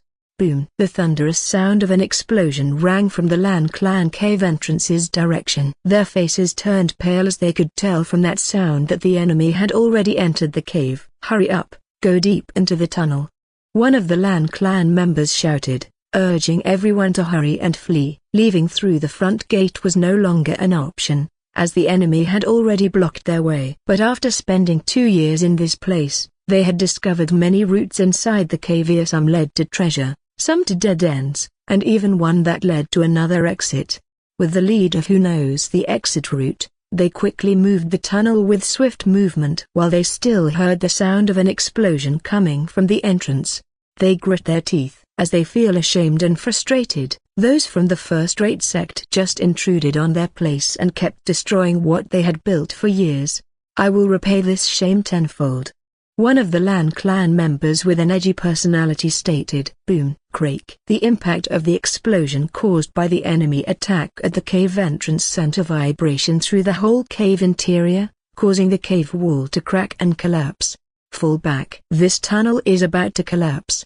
The leader noticed the cave wall above their heads beginning to show visible cracks at a rapid rate. They quickly moved, retreating back to where they came from to avoid being buried alive by the mountain's weight. Boom. Rumbly broken bar crack. Crash. Boom. Boom. While they move, the cave wall from above starts to fall one by one from their behind. If they were a normal mortal, they wouldn't be fast enough to escape its falling rock. Boom. Boom. Luckily for them, as cultivators, they could move swiftly to avoid the falling cave walls, and soon they reached a stable cave chamber. But surviving this did not bring them any joy, since they had returned to where they had fled from. Boom. The sound of explosions still rang out, sending chills down their spines as if death was drawing closer. This is bad. Does anyone know another exit route? This tunnel was only one I knew of. The others were dead ends. Besides, with the cave walls collapsing like this, even if we know another exit route, there's no guarantee it wouldn't collapse like the earlier tunnel broken bar. So we have no choice but to leave this place by the entrance broken bar. They had no other choice but to fight off the 200 cultivators, ensuring at least some of them could flee. If any of us survive this, ensure to inform Big Brother Hengsheng about this. He will avenge our deaths. They sobbed quietly, knowing most of them would die today. As they mourned, one of the Lan Clan members noticed something abnormal. Everyone, silence! He shouted. The others responded immediately. Do you hear that? Buji stood in front of the rocky mountain wall. If one looked at it with naked human eyes, it appeared to be just another ordinary, large rocky mountain wall. However, this rocky mountain wall was, in fact, a cave entrance hidden by a low-rank concealment formation. If he were a mortal or a chi-gathering realm cultivator, he wouldn't have noticed it. But as a spiritual foundation realm cultivator, he possessed divine sense, so this low-rank concealment formation could not hide this cave entrance from him. He turned to the junior brother beside him and asked, "How many are inside?" "There are 28 inside," the junior brother answered, looking closely at the artifact to ensure there was no mistake. 28, huh? Too much. We don't need them all. Let's leave 10 alive as hostages and kill the rest. Buji murmured, then pinpointed the formation flag with his divine sense before destroying it. Ping! The concealment formation was destroyed, and the rocky mountain wall slowly revealed the cave entrance. Buji grinned and then pointed his finger at 10 of his junior brothers as he ordered them. You, and you, go inside and bring 10 of them alive for me. As senior brother commands. The 10 of them grinned, filled with sinister. They understood the task well. They quickly dashed inside the cave, intending to finish the task quickly, as they did not want to keep senior brother waiting for long. Buji watched his junior brothers disappear into the cave. As the boss, there was no reason for him to do the easy work himself. He waited patiently not far from the cave entrance. Inside he was eager to return and join the battle at the Metal Seal Station. However, just 10 seconds after 10 junior disciples of the Thunderclap Blade sect entered the cave, something unexpected happened. Thud. Thud. Thud. Objects were being thrown out of the cave entrance, and this movement caught the attention of everyone waiting outside the cave. What is that? It's the heads. A commotion broke out among those standing there immediately. Buji noticed the commotion and quickly moved closer to the cave entrance. There, he saw the heads of the 10 junior brothers he had just sent inside the cave rolling on the floor. Rage surged through his mind immediately. He unleashed his divine sense into the cave to identify who had done this to his people, but surprisingly, he found no one. "Want to play a game, huh?" he said, his tone filled with anger. Bujia begins to think that he underestimates them too much. The clan that could produce a cultivator like Lan Hengsheng should not be looked down on easily. Then he decides to go all out and do the work himself. He draws the sword and then gives an order. "You all, follow me. We will crush them to the ground." Shing, shing. The sound of swords being drawn rang out at the entrance before they followed Bujia's steps into the cave. Inside the cave tunnel, Bujia observed the surroundings closely with his divine sense. He thinks that the cause that killed his junior brothers must be a trap or killing formation, as he had not heard any sound of battle at all. However, his thoughts changed when he stepped into the large cave chamber not far from the entrance, because he found that the cause of his junior brothers' deaths was a man. The scene in front of him made his anger spike. 10 bodies in purple robes and they were without heads lay on the ground. Not far from the bodies one man with a long iron sword was leaning against the rock at the center of the cave chamber as he was waiting for them.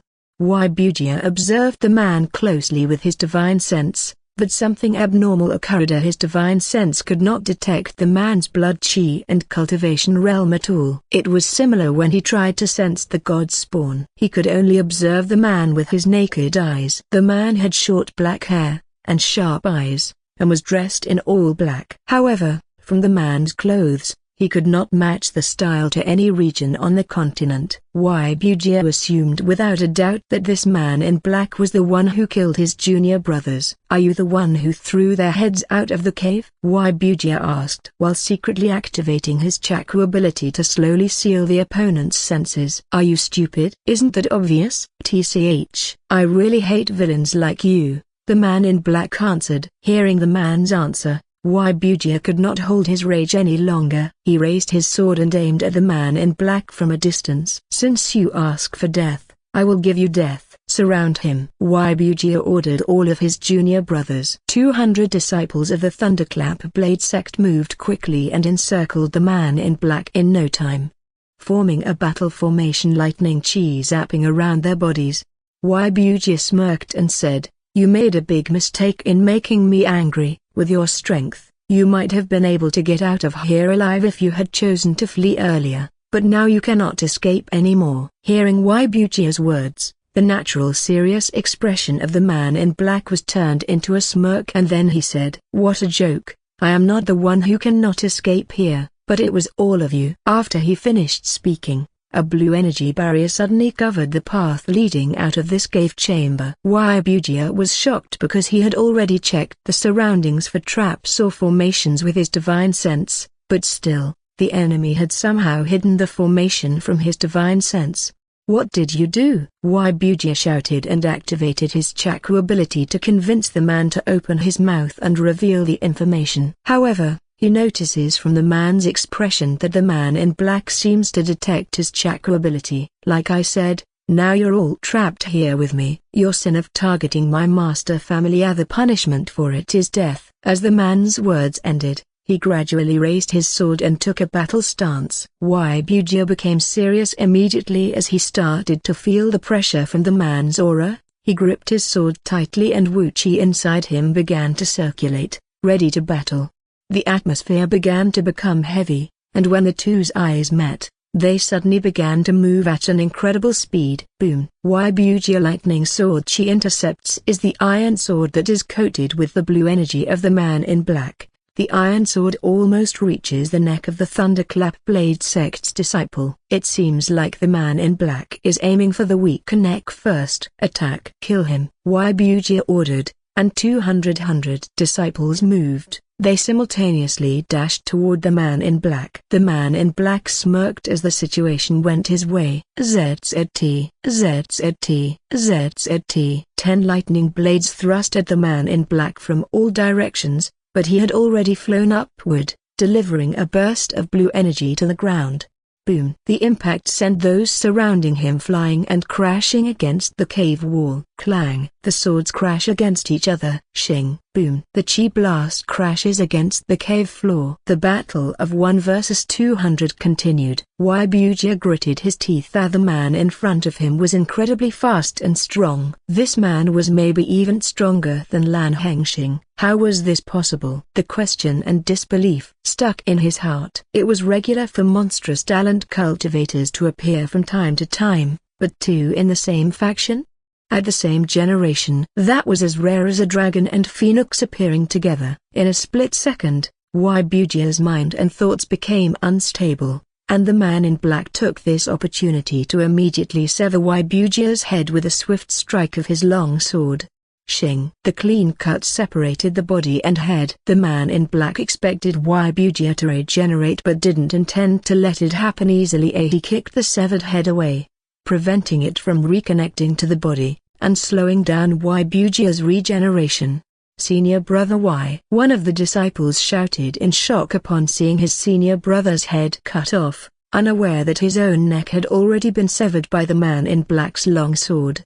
Shing, shing. In the blink of an eye, more than 100 disciples fell, their necks sliced cleanly by the man in black's blade. These disciples couldn't follow the man in black's movement at all. When Waibuja's new head regenerated from his body, he witnessed the massacre, and his heart filled with insane anger. He floated in midair, and the atmosphere around him became scorching hot. "Ah, how dare you!" he roared, bursting a powerful oppressive aura throughout the whole cave chamber, making it tremble violently. Waibuja's Wu Chi began to transform into the burning heart chakra, fueled by the rage that consumed him. The powerful aura slammed into the man in black's body and pushed him to the edge of the cave chamber. Waibuja decided to fully embrace the power of the Wu Dao seed as Jin Daishan did. This action means he couldn't progress as a cultivator anymore, but if he didn't do it now, today he might die by the man in black's sword.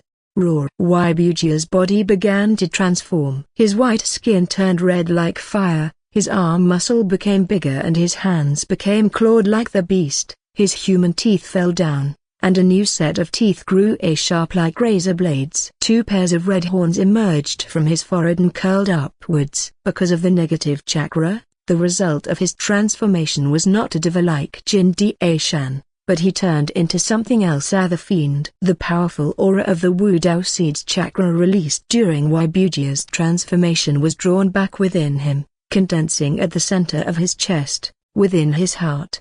This was the final step of the transformation, completely turning him into the anger fiend. The burning heart chakra from Wu Dao seed altered Waibuja's human heart, heating it to the point of ignition. Flames engulfed his heart entirely, each beat sending boiling blood surging through his veins. His heart pounded faster and harder than ever as it naturally started to produce a burning heart chakra, the negative chakra that represented the heart chakra of unextinguishable anger.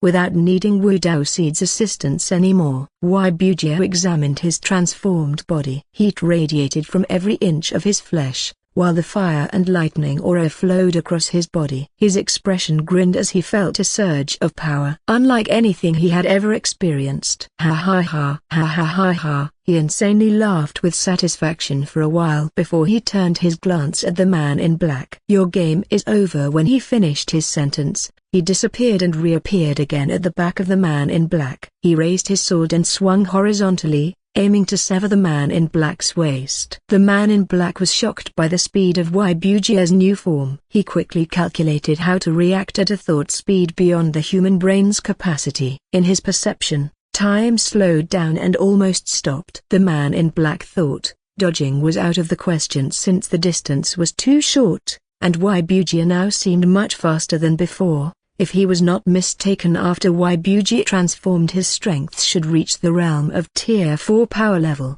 After he thought of a solution to handle Waibuja's attack, he concluded that the only thing he could do now was go with the flow of the attack and perform a counterattack. After that, he would keep his distance from Waibuja. Time began to return to normal in his perception. He slightly raised his long sword to his waist, preparing to receive Waibuja's sword. Then, he activated the skill he had just created. Flowing stream mountain slicing sword.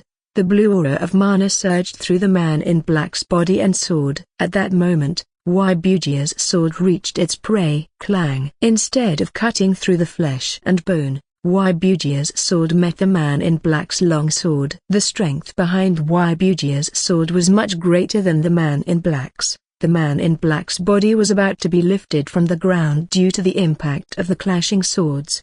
Waibujia smirked as if he had already won the fight, preparing to land a follow-up attack to finish the job. However, when the man in black's body was about to be lifted off the ground and sent flying by the impact, but it did not happen. Instead of being thrown away, the impact made his body spin mid-air, and he used the force he received from Waibujia's sword itself to perform a counter-attack skill.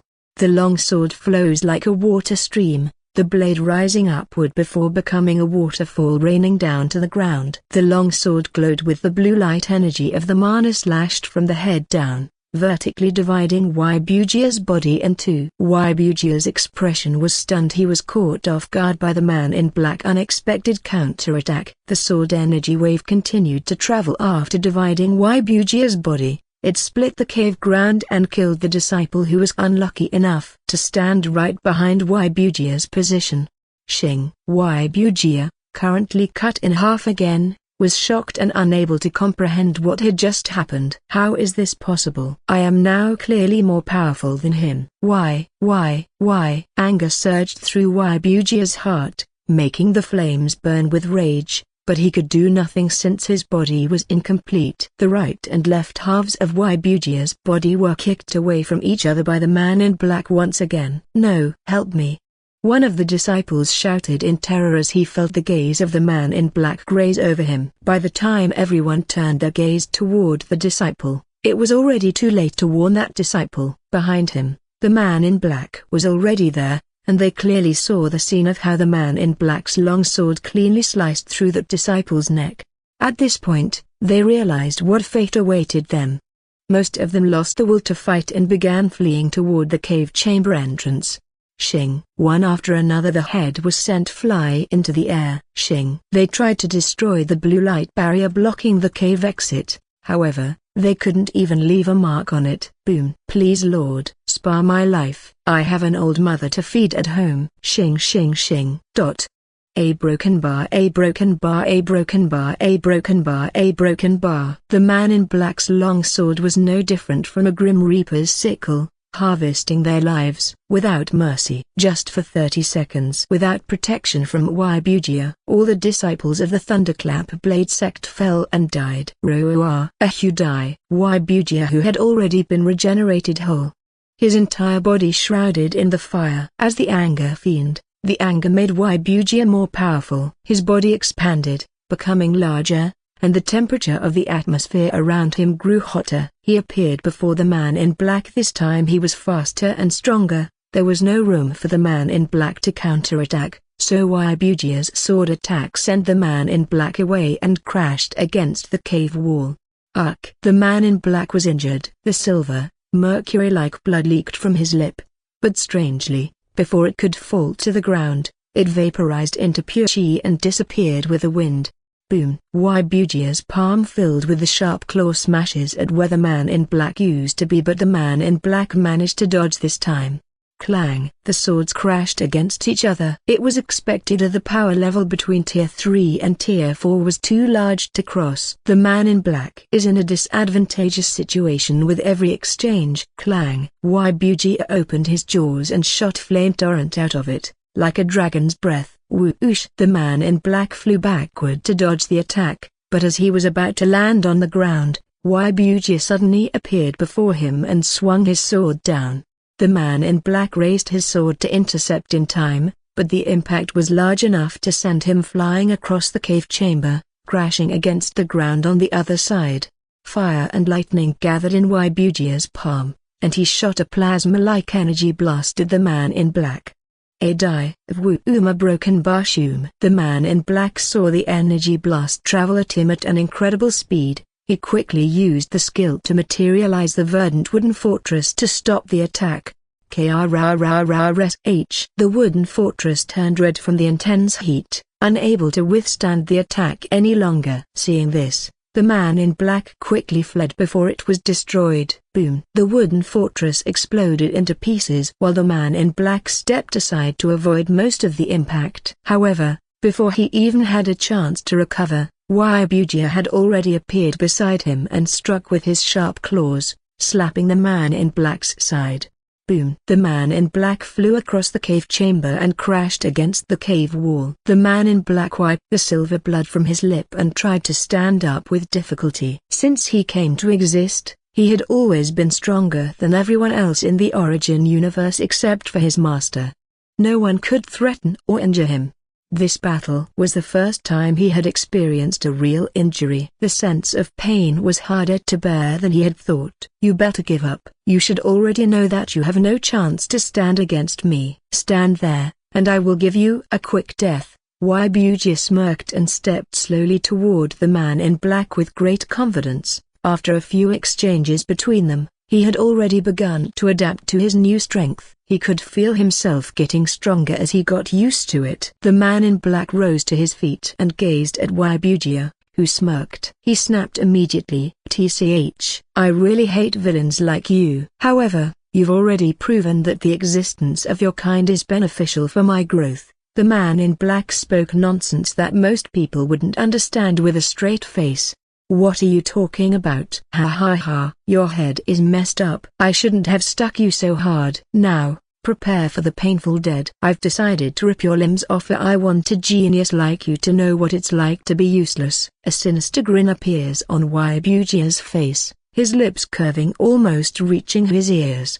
"Now, you look like a real demon than the demon itself." "What a disgusting. I am not playing with you anymore." He thrust his sword into the ground. "Give up? What a bore." Waibugia, seeing the man in black's actions, couldn't help but feel disappointed. His real intention was to use this man to hone his new strength, since the man in black wasn't too weak but also not strong enough to threaten him. He was the perfect whetstone for him. The man in black shook his head as he guessed Waibugia's thoughts. He had no strength to directly confront a Tier 4 powerhouse since he was only at the Tier 3 power level and did not have enough EXP to upgrade his tier yet.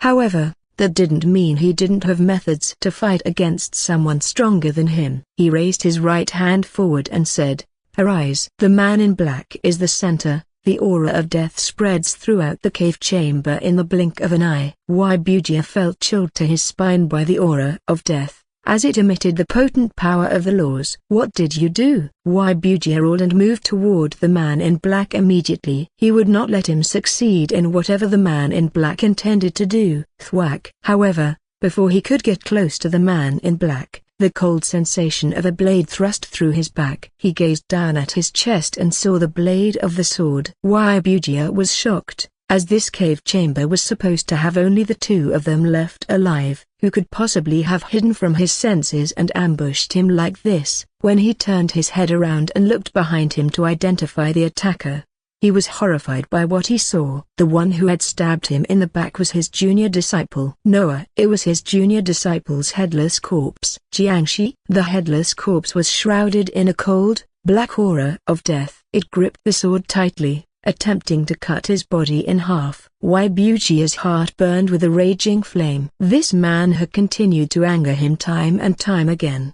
and now he dared to desecrate the body of his junior. His anger reached the point of turning his red anger flame into an orange blazing anger flame. The intensity of the heat was spiked up several-fold. He smashed the corpse to the ground with his claw and pulled the sword from his chest. Then, he turned his gaze toward the man in black. "Your tricks are useless. They only fuel my rage. I'll make sure your death is so agonizing that you'll wish you were never born." Waibugia snarled. Once again, something disrupted him. Just as Waibugia was about to strike, the sounds of movement echoed from several places within the cave chamber. He swept his gaze around the chamber, only to see the corpses of all the Thunderclap Blade Sect's disciples, covered in a black death aura, rising from the ground with swords aimed at him. "You!" Waibugia shouted in fury and shot himself toward the man in black. Boom! The cave ground beneath Waibugia's feet collapsed, and his flame-covered red body soared through the air like a burning meteor. The man in black smirked, raising his long sword. "Now, my turn." he said. Then, he activated the skill combo Death Enhancement, Death Aura, Death Resonance, a broken bar. In the blink of an eye, more than 10 buff skills were activated simultaneously. The overlapping buff effect increased his and the Death Soldier's strength several-fold. Even with all these power-ups, he could only reach the absolute limit of the Tier 3 power level, as crossing into the realm of the Tier 4 power level was not an easy task. However, handling a newly ascended Tier 4 like Waibugia should be enough. The fight resumed. One, surrounded by a black death aura, and the other, engulfed in orange burning flames, met in the middle of the cave chamber. Boom! The surrounding air collapses and then explodes. Doom! The entire cave chamber collapsed under the impact of the clash, rocks falling from above like rain. But it was no obstacle to their fight. Boom! Long sword met with the lightning sword, causing an impact that turned the fallen rock into dust when it fell close to them. Boom! The burning sharp claw attacks and knocks the man in black away. Boom! Each blow from both of them caused the cave tunnel to break and split apart. Boom! The death soldiers surrounded Waibugia, swarming at him one after another, but he easily fended them off. However, this opened an opportunity for the man in black. The Death Mana sword energy penetrated Waibugia's chest from a distance, stunning him. Numerous death soldiers thrust their swords down from above, aiming to skewer him to the ground. The anger fiend smashed its fists at the cave floor, shattering the entire chamber into a giant pit, destroying the battlefield and causing both of them to fall into the dark depths below. But even this couldn't stop their fight. The man in black activated his flying skills, powerful death mana concentrated into the blade of the sword, soaring toward Waibugia and swinging his sword. Shing! Waibugia, as a Tier 4 fiend, had a natural ability to fly, turned himself mid-air, and blocked the ambush from the man in black with his lightning sword. Snap! The sword in Waibugia's hand could no longer withstand his newfound strength and snapped upon impact, allowing the man in black's sword to slice through his flesh and bone. Ugh! Die! Waibugia roared, using his sharp burning claw to strike at the man in black. Pack! The man in black's body fell into the dark pit and hit the floor below. Crash! Waibugia's horns glow and form a storm of fire and lightning around him, unleashing a torrential rain of destruction upon the ground below. Crackle! Boom! Whoosh! Flames roared and lightning snapped through the air, as destruction rain showered. Waibugia, floating mid-air, looked down into the dark pit. He is not dead yet, Waibugia thought as he sensed the movement from below. Inside his head, he was currently considering whether to fight or flee, as his life essence had now run dangerously low from the damage he had taken from the man in black. He would die if he continued to fight and could not finish off this man before depleting all of his life essence. Then he decided to flee. Since the mission had already failed. He hadn't seen a single Lan Clan member except for this one, and the scroll artifact also had been lost in the chaos of the battle. You will die soon anyway. When the incarnation of the Lord of all senses is unsealed, I'll let you live a little longer. With this thought, he turned his back and flew upward, intent on leaving this rocky mountain. He reached the same place that used to be a cave chamber they had just fought, but was now just a rocky ruin. There is only a small amount of ground platform left to stand on. He spotted the blue light barrier that blocked the exit. He flew to it at the extreme speed. Boom! He punched the barrier with all his strength, determined to break it quickly, but to his surprise, the barrier was so durable that it withstood his potent power. Only a small crack appeared on the surface of the barrier. Waibugia continues to spam his punches. Boom! Boom! A broken bar. Crack! The crack grew larger, on the verge of collapse. At that moment Waibugia sensed numerous footsteps coming from the dark pit. Taper broken bar. Taper broken bar. Taper broken bar. Waibugia turned around and saw hundreds of death soldiers, with their master, the man in black, at the front, slowly walking up from the dark pit. The earth and stone seemed to magically move to form stairs and ground for him and his army to walk on. Tap, tap, taper broken bar. Where do you think you're going? We are not done yet. The man in black smirked as he mocked Waibugia for trying to escape the fight. Waibugia's face turned redder with anger. The man in black's words ignited a fiery rage within him, almost making him irrational. "We're a broken bar." Clink, clink. Suddenly, the blue light barrier behind Waibugia rapidly repaired itself. He was too late to notice it, realizing that the barrier was under someone else's control. Otherwise, it wouldn't have acted at the right time like this. The situation had changed, and fleeing was no longer an option for Waibugia. "I let you live a little longer, but you're not grateful for it. Then I will turn you into ash." Crackly broken bars to broken bar whoosh. Waibugia floating high almost met the ceiling of the cave, and he gathered massive fire and lightning power within both of his hands, concentrating it to the highest potency, intending to use one powerful attack to kill the man in black and destroy the whole damn place in the process. The man in black, seeing Waibugia's actions, knew he needed to act now. He uttered in a low voice, "Morthus." He activated the ultimate skill, the most powerful type of skill that could not be used easily since it required fulfilling several conditions before it became available for activation. Despite the difficulty of activation, once it was activated, the ultimate skill's power and effect were likely enough to turn the tide in a dire situation. Suddenly, the aura of death from all sources within the cave leaves its source. The death soldier falls to the ground, like a puppet whose strings have been cut. The power of death left the man in black's body as well, leaving him much weaker. The death aura was concentrating in front of the man in black. Waibugia's eyes narrowed as he was not sure what the man in black was doing, but he had experienced this man's trick numerous times. He was careful not to get caught in the trap. The concentrated death aura finally materialized into a humanoid skeleton holding a dark scythe. It was covered with a powerful death aura that mortal realm beings couldn't measure. The moment he saw this figure, the primal instinct deep within Waibugia's soul screamed. But it was too late. The skeleton raised its bone finger to point at him, and the cold voice whispered within Waibugia's head. Death. This was the last thing he saw and heard before he lost consciousness forever. As the last wisp of his life essence was forcibly pulled out of him. Fall from above. Thud. Hunter looked down at the red demonic figure on the ground that was slowly turning into ash. "Thank, Morthus," Hunter said. He thanked the skeleton for his help. The skeleton scratched his head with an embarrassed expression. "This has been an honor for me, Lord Ultimate, besides having an opportunity to see the outside world. And this truly fantastic. The death law in this world is so potent, beyond my comprehension." A broken bar. Morthus explained his experience after being summoned into the cultivation world. It was a totally new experience for him. None of his fellow primordial gods had ever been here. "Time is up. I will send you guys back." Blue's voice echoed through the whole place. Morthus's skull face showed a disappointed expression as he had hoped to stay here longer. Seeing this, Hunter quickly comforted him. "Chin up. I'll make sure the master hears of your deeds. You'll get the reward you deserve." "Got it?" "Thank you, Lord Ultimate." Why, I sensed the primordial god's presence nearby here.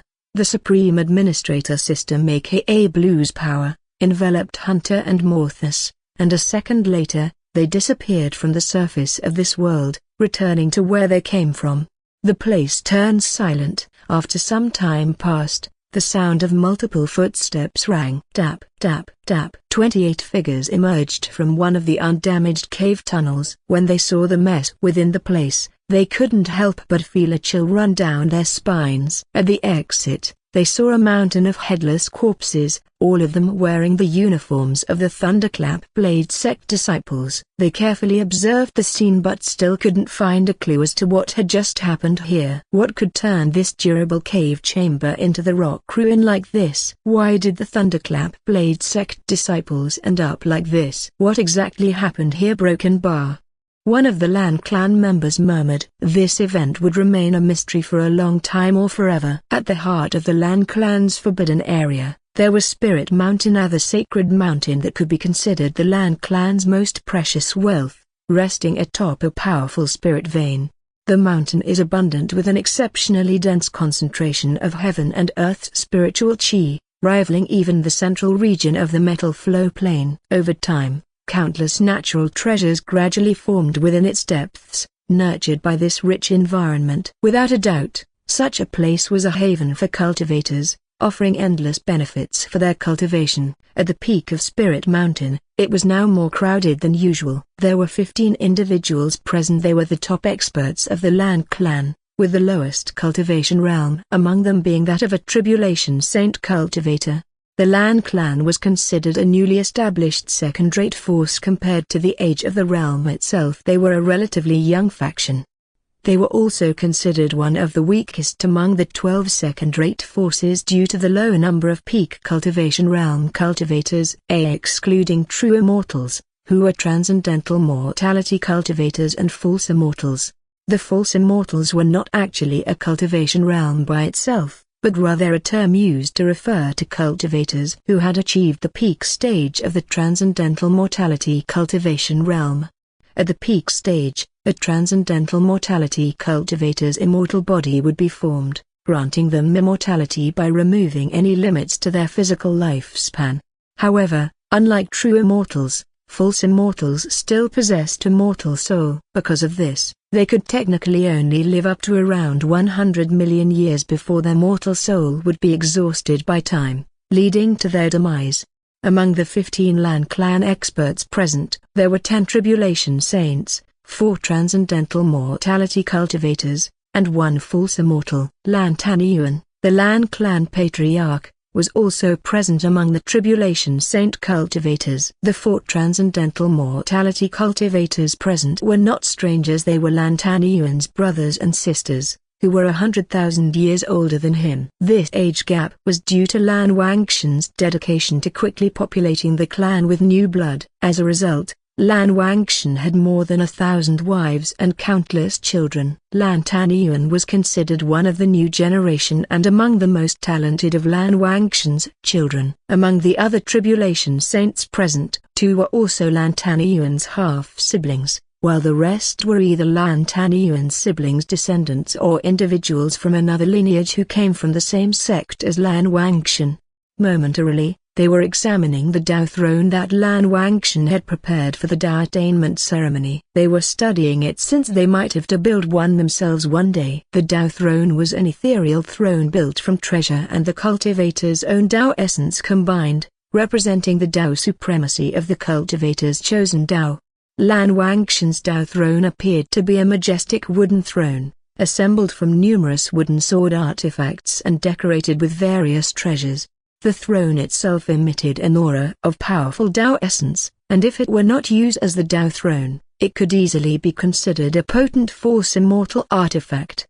"It's time," Lan Hengsheng said, opening his eyes as his state of mind reached perfect condition. The other Lan Clan experts stopped their examination and stepped back. They nodded to Lan Hengsheng before flying to the clan's residential area, as their mission was not to guard Lan Hengsheng but to protect their clan.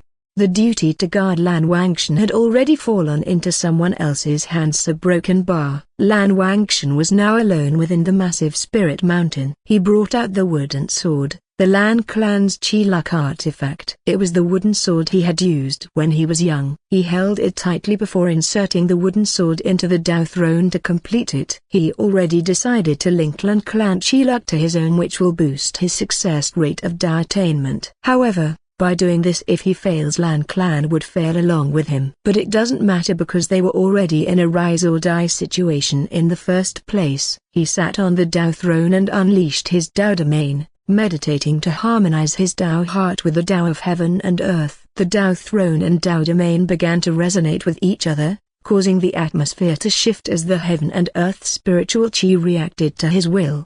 To become a true immortal, there is no more tribulation. They need only to prove to heaven that they and their Tao are worthy of true immortality. There is no room to fail, no second chance, and failure to attain the Tao only results in death. With all resolve, Lan Hengsheng summoned the heavenly Tao. The heavenly Tao answered. Rumble, thunder roared. The skies split apart, and golden clouds with a purple shade began to appear, forming a swirling vortex above the sky. A moment later, one figure appeared not far from the Lan Clan scared mountain. The old man in the purple robe, the false immortal of the Thunderclap Blade sect. Ha ha, broken bar as expected. The old man in the purple robe sneered, his sharp gaze fixed on the sacred mountain. The Thunderclap Blade sect had already expected someone to use this chaotic situation to change their status quo, and this was not allowed. They already prepare methods to exterminate those who dare to oppose them in a time like this. The old man raised his hand, intending to disrupt the Tao attainment ceremony before the heavenly Tao descended. However, three figures appeared before him. The old man narrowed his eyes as he recognized the three false immortals from other factions. What do you think you're doing? Are you planning to fall along with this Lan Clan? The old man said, his tone cold. We are not the ones who will fall, but you are. Your sect's tyrannical reign will end soon, Wang Di replied, drawing his sword. The other two false immortals were from the Hua Clan and Qian Clan, third-rate forces located in the lower planes outside the Metal Flow Plains territory. The old man couldn't understand why they stood against him for the benefit of others, but he didn't care. He waved his hand, and an army of tribulation saints and transcendental mortality cultivators appeared not far from the Lan Clan's residence.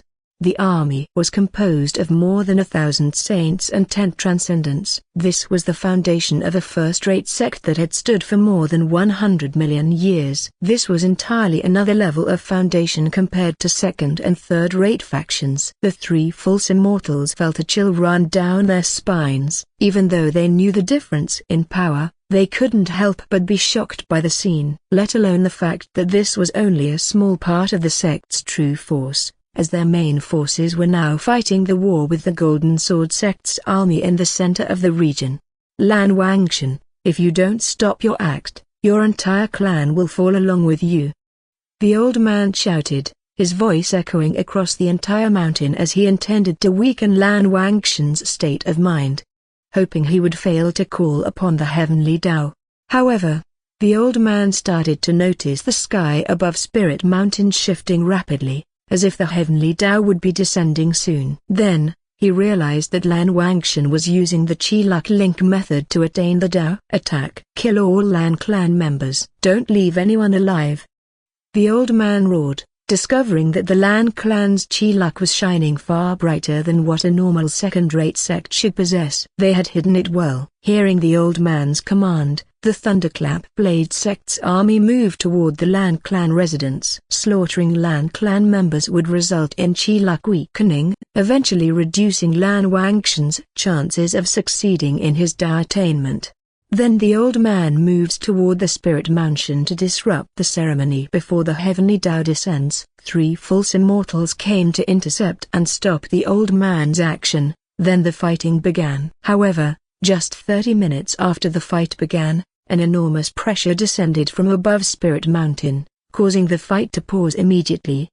The old man's expression was one of shock as he looked up and saw a massive golden eye in the sky, surrounded by golden clouds at the heavenly Tao eye. Impossible. It was too fast. The old man thought, unable to understand how the ceremony could progress so quickly. Usually, it would take a day, and even using the faction's Chi-Luck to attain the Tao should not have made it this fast. The heavenly Tao eye enveloped the heavenly Tao essence surrounding Lan Hengsheng, who sat on the throne like an emperor. The Tao throne fused into the Tao domain, creating the Tao Palace at the inner world, a realm constructed by the true immortals Tao as the core. The existence of the Tao Palace elevated Lan Hengsheng's entire existence to another level equal to that of the universe. Finally, the Dharma body Lan Hengsheng's Tao avatar appeared above him, uttering its Tao title to the heavens. This was the sight of Tao attainment succeeding.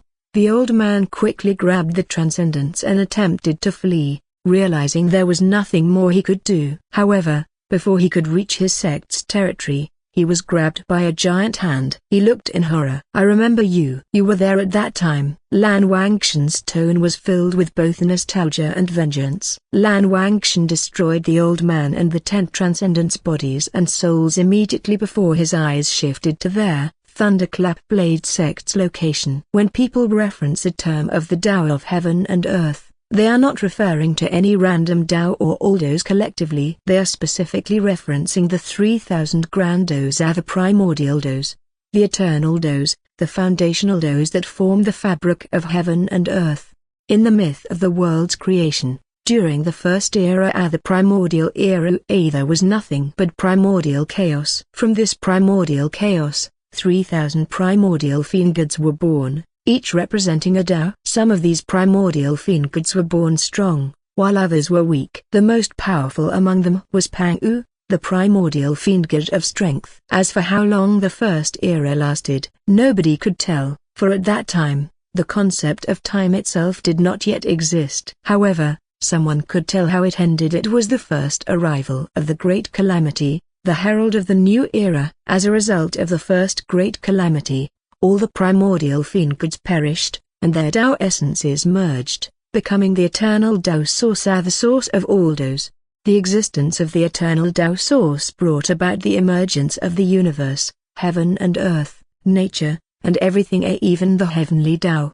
The 3,000 Taos of the primordial fiend gods became an essential origin part of the eternal Tao source, later known as the 3,000 grand Taos, holding a special status among the countless other Taos that would emerge later as the foundational Taos, the Tao of heaven and earth. Every Tao that emerged after this was called the lesser Tao or the Tao of mortal. Despite its name, which is not as grand as its predecessor, it doesn't mean they were weak, since there is no such thing as a strong Tao or a weak Tao in the first place, only strong or weak cultivators. The difference between the grand Tao and the lesser Tao does not lay in power but in its foundational Tao essence. The grand Tao is perfect, a straight path to heaven, needing no alteration. In contrast, the lesser Tao is imperfect, defined not by the destination but by the journey. There are common points between them as well. Once the Tao attains its highest stage, it will conquer all laws and command all Taos. The Tao of 5 phases was one of the grand Taos, a profound and complex path rooted in the interplay between the 5 fundamental elements of existence: wood, fire, earth, metal, and water. From this understanding, many might mistakenly believe that the Tao of 5 phases is merely about the combined power of the 5 elements. However, this is a misunderstanding. The true essence of the Tao of 5 phases lies not in the 5 elements themselves, but in the harmony and balance that binds them together. While each element existed as its own grand Tao, the Tao of 5 phases embodied the totality of their interaction, transcending individual elements and commanding their balance. The Tao of 5 phases represents the cyclical and dynamic interactions between 5 elements and phases. Wood symbolizes growth, vitality, and expansion. It is associated with spring, new beginnings, and creativity. Wood is often linked to the qualities of flexibility, endurance, and development. Fire represents heat, passion, and transformation. It is associated with summer and is seen as an element of vitality, enthusiasm, and energy. Fire also symbolizes destruction and renewal, as it can consume and transform what it touches. Earth stands for stability, nourishment, and grounding. It is connected to the transitional periods between seasons and represents balance, support, and fertility. Earth is often seen as the mediator, providing the foundation for the other elements to interact. Metal represents strength, structure, and precision. It is linked with autumn and is seen as an element that provides clarity, discipline, and transformation. Metal also symbolizes the cutting away of what is unnecessary and the refining of what is essential. Water symbolizes fluidity, adaptability, and wisdom. It is associated with winter and represents the qualities of calm, reflection, and endurance. Water is also seen as the force of concealment, flowing and filling in spaces, but it can also wear down even the hardest substances over time. The 5 phases interact with each element in 2 primary ways. One is the creation cycle. This is a productive cycle where one phase nourishes or creates the next. The order starts with wood creating fire, as wood fuels fire. Fire creates earth, as fire turns into ash, which nourishes the earth. Earth creates metal, as minerals are formed from the earth. Metal creates water, as metal can condense water vapor. Water creates wood, as water nourishes plants and trees. The second is the control cycle. This is a controlling cycle where one phase weakens or controls another. The order starts with wood controlling earth, as the roots of trees can break through the earth. Earth controls water, as earth can absorb water or divert it. Water controls fire, as water can extinguish fire. Fire controls metal, as fire can melt metal. Metal controls wood, as metal tools can cut wood. In Taoist cultivator thought, the 5 phases represent a natural, harmonious flow of qi in the universe. A broken bar, a broken bar, a broken bar, a broken bar. Lan Hengsheng is currently in a state of enlightenment. It began when he had enough of simply sitting there and endlessly trying to comprehend the Tao from the Tao monument. He knew at that moment that no matter how hard he tried, it wouldn't get him anywhere else. Without a means to bypass the comprehension process, like Yunsu's divine 5 agents bloodline, he wouldn't be able to comprehend anything. Hengsheng is not willing to give up and go back to comprehend the laws like normal cultivators should do, since the evidence of the successful possibility has already shown itself, in the form of the cat carefreely showing its belly on the mattress beside him. His desperate struggle finally ends up with him using the system's power. Hengsheng uses the system function of his main system A, the strongest cultivator system, activating both absorption and inspection at once, at the cost of consuming most of his remaining system points, leaving them at 1000 SP, which was only enough to use for the upcoming battle. The system rarely disappointed him. He began to absorb the Tao rhythm into his body. The Tao rhythm was not meant to be absorbed. It was similar to sound and light, and nothing could contain it, at least from Hengsheng's current knowledge. It only stayed inside Hengsheng's body for a while before the system's absorption effect ended and it returned to the heavenly Tao world. While the Tao rhythm was still within Hengsheng's body, the inspection function could perform at its full potential. Instantly, huge amounts of information flowed through his head. He had a hard time focusing on comprehension due to the overwhelming amount of information. However, he succeeded some time later, after he sensed aid coming from outside. Yunsu, who seemed to have woken up, was sitting on Hengsheng's lap. She seemed to notice his inner struggle and lent her paws to aid him. The aura from Yunsu's divine bloodline, harmonizing with his own spiritual qi and Tao heart, allowed him to borrow a fragment of its power. It quickly helped him arrange the information inside his head, making it reasonable and enabling him to comprehend it. Hengsheng's spiritual qi began vibrating, and the Tao heart was fully unleashed, allowing him to achieve the highest possible synchronizing rate of his current cultivation realm with the Tao of heaven and earth. The rhythm of the Tao became sensible, and Hengsheng began to comprehend the Tao of 5 phases. While Hengsheng was comprehending the Tao, he sensed that each time he successfully grasped an understanding of the Tao, this understanding harmonized him with heaven and earth. This process produced something within his very being. Hengsheng inspected it and found that its essence was similar to his Tao heart, but it did not mix with his will and heart. It was purely a spiritual essence filled with his understanding of the Tao of the 5 phases. The appearance of this spiritual essence allowed him to pinpoint the source of the power behind his Tao heart's insanely increase in his spiritual power.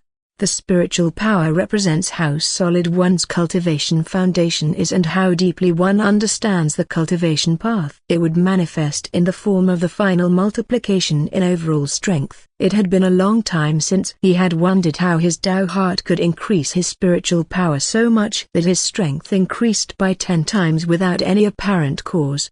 The answer was the Tao essence. The Tao heart turned out to be merely the will and heart of cultivators that were strong enough to hold the Tao essence, instead of holding it with the body and soul like higher-rank cultivators do.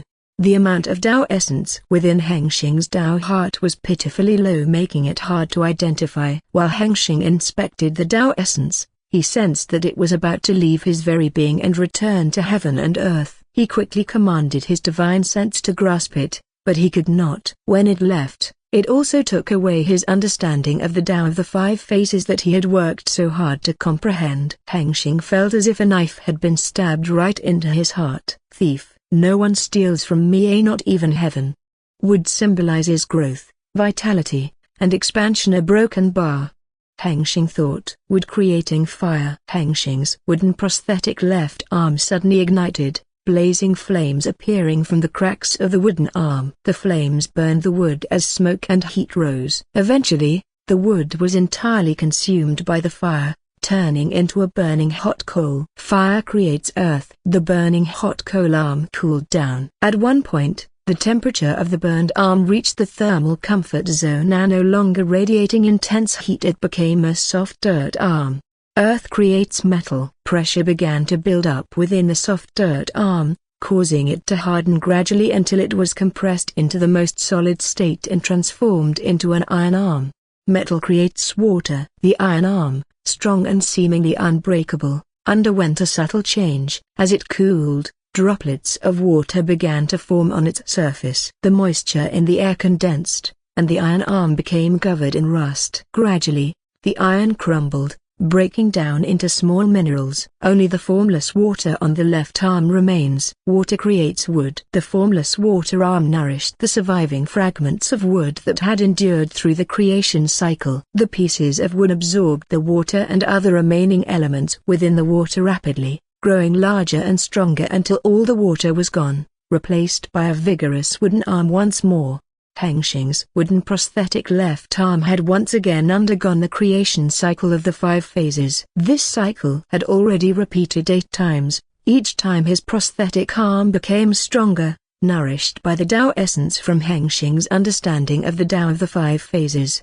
Hengsheng was currently refining his wooden prosthetic arm to turn it into a divine artifact, the artifact that aligned with the Tao. In the state of enlightenment, he did not dare to exit the state to create a system that could help him contain the Tao essence within him, as it would mean wasting the opportunity to comprehend the Tao. His only available option was to proceed traditionally. If his body could not contain the Tao essence, then he chose to craft an artifact that could hold it for him. Hengsheng had a basic knowledge of artifact crafting. Although it did not teach him how to refine a divine artifact, it gave him a general idea of the process. It was fortunate for him that the material he chose to use to refine the artifact was his own creation, the wood produced by his timber grasp genetic trait. He had full control over it, making the refining process smooth. He carved chi runes on their wood prosthetic arm, refining it with his spiritual chi and Tao heart, while he continued to nourish it with the Tao essence from his understanding of the Tao of the 5 phases.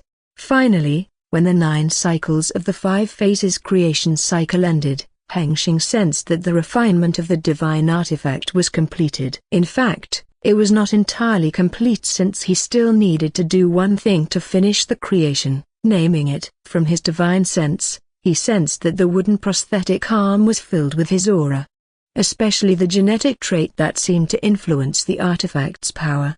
Since he did not specify its function when crafting it, due to both the lack of method and the fact that he only needed it to contain the Tao essence, he had not considered letting his Tao comprehension go to waste.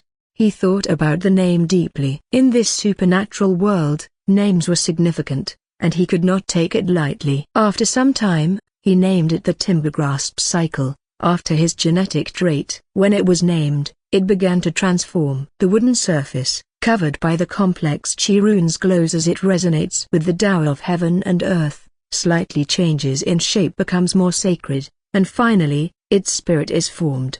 The timber grasp cycle began to radiate with the aura of the Tao of its own, and he immediately formed a bond with it. The divine rank artifact was usually wielded by Tao-level powerhouses, those in the Tao threshold realm and higher. It was not something that a low-rank cultivator could wield to its full potential. In truth, low-rank cultivators may not have a chance to wield them in the first place, since the divine artifact has its own spirit. They can choose who can wield them to a certain degree, and it instinctively does not let those without Tao essence wield them. Due to this reason, the chance of low-rank cultivators successfully bonding with a divine rank artifact was low. If they succeeded, it meant they had a very high compatibility rate with the artifact. However, Hengsheng did not have that problem, since he was the one who crafted it. Even if he did not have any compatibility with the artifact, he would still be able to form a bond with it as the creator. When the bond between him and the artifact was formed, he immediately understood the artifact's power and how to use it. The timber grasp cycle possessed the powers of the cycle of the 5 phases and a small part of his timber grasp genetic trait's power. The artifact power from the genetic trait part was simple. The artifact could create wood by consuming the user's spiritual chi, It could only create the wood from spiritual chi, unlike his genetic trait that could turn anything to wood as long as it was within his grasp.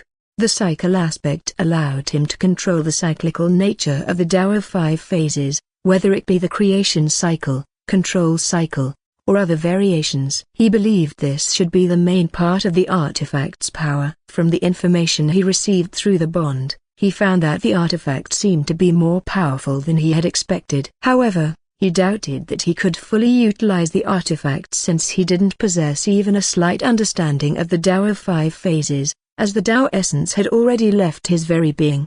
Hengsheng thought about the events from his birth to this day. His chosen Tao was not the Tao of 5 phases, but many things happening around him seemed to lead him toward this Tao. First was the realm itself, the 5-pillar realm, the place of his birth, which was clearly a realm based on the 5 elements Tao. Then followed countless other events, with the most recent being Yansu's divine bloodline. He didn't have a problem with accepting it as an addition. In fact, he might even use it as a component to complete his Tao of system later. Hengsheng continued to comprehend the Tao, even though he had already crafted the artifact. It didn't mean he had to stop nourishing it with Tao essence. The more Tao essence the artifact contained, the more powerful it would become. Time has passed a broken bar. Hengsheng sensed that his enlightenment state was about to end. His willpower was nearly exhausted, and the strain of comprehending the Tao had pushed him to his limit. Lan Hengsheng opened his eyes for the first time in a week. The first thing he saw with his naked eyes was the mess. He was puzzled as he looked around the place. There were countless scraps of wood scattered all over. The once serene environment of the Tao field now resembled a garbage dump. He didn't see anyone else around, as the other cultivators who had stayed to comprehend the Tao were gone. Only he remained. However, he could still sense Yansu's aura not far from him. He also sensed that the Tao field's Tao manifestation and Tao rhythm seemed sparse, as though their presence had weakened significantly. Then, his eyes landed on the control formation at the edge of the Tao field that was inactive. What a broken bar happened here? Was there an attack? He murmured. Judging by the scene, he must have missed something important while he was in his state of enlightenment. Master. Blue's voice echoed in his mind. Blue. What did I miss? Hengsheng asked, his thoughts uneasy. Master, a broken bar. Look up. Frowning, Hengsheng hesitated, then slowly lifted his gaze. Hengsheng's eyes widened, and what he saw was that the golden pagoda's upper half was gone. Blue, hurry, tell me what happened. Blue quickly reported to him what had happened while he was unavailable. Upon hearing that the battle had already been ongoing for a long time, Hengsheng quickly dashed outside the pagoda. Ding! Congratulations! You completed the quest. Rewards, 25,000 SP, 25,000 AP. Significant increase in Lan Clan's chi luck. Accept. Yes/no. What? It seemed that all the members of the Thunderclap Blade sect had died in the battle without him taking any action. He felt shame that he couldn't rip senior brother Y's head off by himself, but he was glad that the mission was completed. Accepted. A surge of energy flows through him. Ding. System points. 26,000 SP. I'm rich again. Hengsheng satisfies. Little did Hengsheng know that a sudden increase in the Lan Clan's chi luck caused Lan Hengsheng's Tao attainment progress to accelerate at an absurd rate. When Hengsheng stepped out of the pagoda, he found the battlefield. Gar, clang, boom, meow, doom. Hengsheng looked at the chaotic battlefield. The swarm army of the god spawns surrounded the pagoda area, and their number was much larger than Hengsheng expected. The Tao field's area was spread across the battlefield, and the thin Tao essence of the Tao field seemed to significantly decrease the power and regenerative abilities of the god spawns. Hengsheng spotted Yansu immediately. She had expanded her body to the size of a Caillou, slapping her massive paws down at the god spawns. When she turned her massive body, Hengsheng noticed a large, deep-cut scar marred her back. Hengsheng's eyes were red with wrath, and then he unleashed a massive amount of spiritual qi across the battlefield. Whoosh! A massive surge of spiritual qi spread across the entire battlefield like a crashing wave, drawing the attention of many as they noticed a new presence entering the battle. Wood. Hengsheng's voice echoed, booming through the chaos. Rumbly broken bar, rumbly broken bar. The ground trembled violently. Thwoom. The colossal wooden wall burst forth from the earth, surrounding the large area around the golden pagoda and separating the battlefield in two, with the majority of the god spawn army blocked on the other side of the wall. This caused the fighting to stop in some areas. Meow. Yansu, sensing Hengsheng's presence, instantly transformed back into her small house cat form. With a blink, she disappeared only to reappear perched on top of Hengsheng's head. Meow. A broken bar, she purred softly, rubbing her head against his cheek. Hengsheng patted her while also using the timber grasp cycle to turn the wood into a wood element essence to mend the red scar on her back. Her wound did not seem to be as bad as it appeared, and Hengsheng sighed in relief. Fellow Taoist Lan, you're finally awake. Jian Zixuan appears before Hengsheng. Apologies for my delay, Hengsheng said. No need to apologize. If it weren't for your beast companion, we'd have been in serious trouble, Jian Zixuan said. Hengsheng was puzzled about what Yansu had done on the battlefield while he underwent a state of enlightenment, comprehending the Tao. May I ask about the situation? Hengsheng asked. Meanwhile, Yansu, perched on his head, puffed up proudly, standing on her hind legs and tapping her paw against her chest. Jian Zixuan ignored Yansu's silly act and slowly told Hengsheng about the situation from the beginning of the battle until now. A broken bar, a broken bar, a broken bar. The battle had started 7 days ago, the same day Hengsheng entered the state of enlightenment. The first part was the same thing he had heard from Blue. An unknown attack tore apart the golden pagoda, and then the god spawn's army showed up, swarming the place with its massive numbers. They held the line well against the god spawn's army with cultivators, treasures, and formations. Many young cultivators has made their name in battle. One of them was the group from the Lan Clan. They had displayed exceptional skill in slaying the god spawns, with their kill count nearly 1/10 of the entire battlefield. After the fighting continued for 5 days, then the change happened. The enemy cultivator army appeared, unlike the god spawns, whose mindless nature made their behavior predictable. Although the enemy cultivators were weaker than the Golden Sword sect disciples, their cooperation with the god spawns shifted the tide of battle. With the monsters no longer acting on instinct alone but under the control of the enemy cultivators, casualties began to occur. The Golden Sword sect side is being pushed back to their base ground. The danger level reached a critical point. When the god spawns swarmed and crowded around the Golden Pagoda, the Golden Sword sect decided to play their trump card. They deactivated the control formation of the Tao field, intending to unleash the concentrated Tao aura within the Golden Pagoda at once to wipe out the god spawn army. They succeeded. When the Tao aura was unleashed from the Tao field, it swept across the entire battlefield, and a concentrated Tao aura spread, burning the god spawn army to ash. However, it was all a trap when the Golden Sword sect disciples thought they had succeeded in protecting the 5 elements seal from the god spawns and traitors. The new army of god spawns and traitors emerged at the edge of the horizon. If the previous army was 5,000 god spawns in size, then the new army had more than 30,000 god spawns, and they came from all directions, cutting off the escape route completely. It was not only their numbers that cast despair through the Golden Sword sect disciples' minds, but the appearance of the god spawns also varied. They knew what it meant. Of the early god spawns they fought were just the basic form of the god spawns, who were born from the Wu god's aura. The god spawns with a variety of appearances were the evolved ones. These god spawns consumed the essence of other beings and evolved, powering up like cultivators reaching higher cultivation realms. If the base form's overall strength was equal to a chi-gathering realm cultivator, then these evolved ones were equal to spiritual foundation realm cultivators or higher. The one who led this terrifying army was someone Jian Zixuan knew. He was Jin Daishan, the 9th prince of the Jin dynasty of the Golden Kingdom.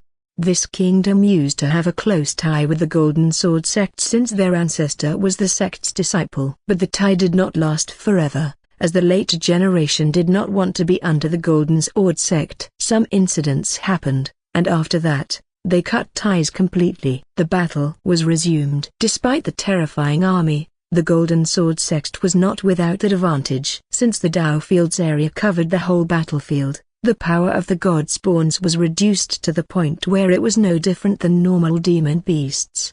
They grew weaker as they stayed inside the Dao field for long, and they would die with their bodies cut into pieces. There is no more unreasonable regeneration ability within the Dao field's area. The problem was not their weird nature anymore, but became the numbers, which overwhelmed them, and the traitors, who seemed to be stronger than the first enemy cultivator group, especially Jin Daishan, who seemed to have reached the strength of a true body realm cultivator. Jian Zixuan could not let Jin Daishan slaughter his juniors, so he stepped in himself. He intercepted Jin Daishan, not letting him advance. He knew that his action might open the way for the traitors among the Golden Sword sect disciples, but he did not have much choice.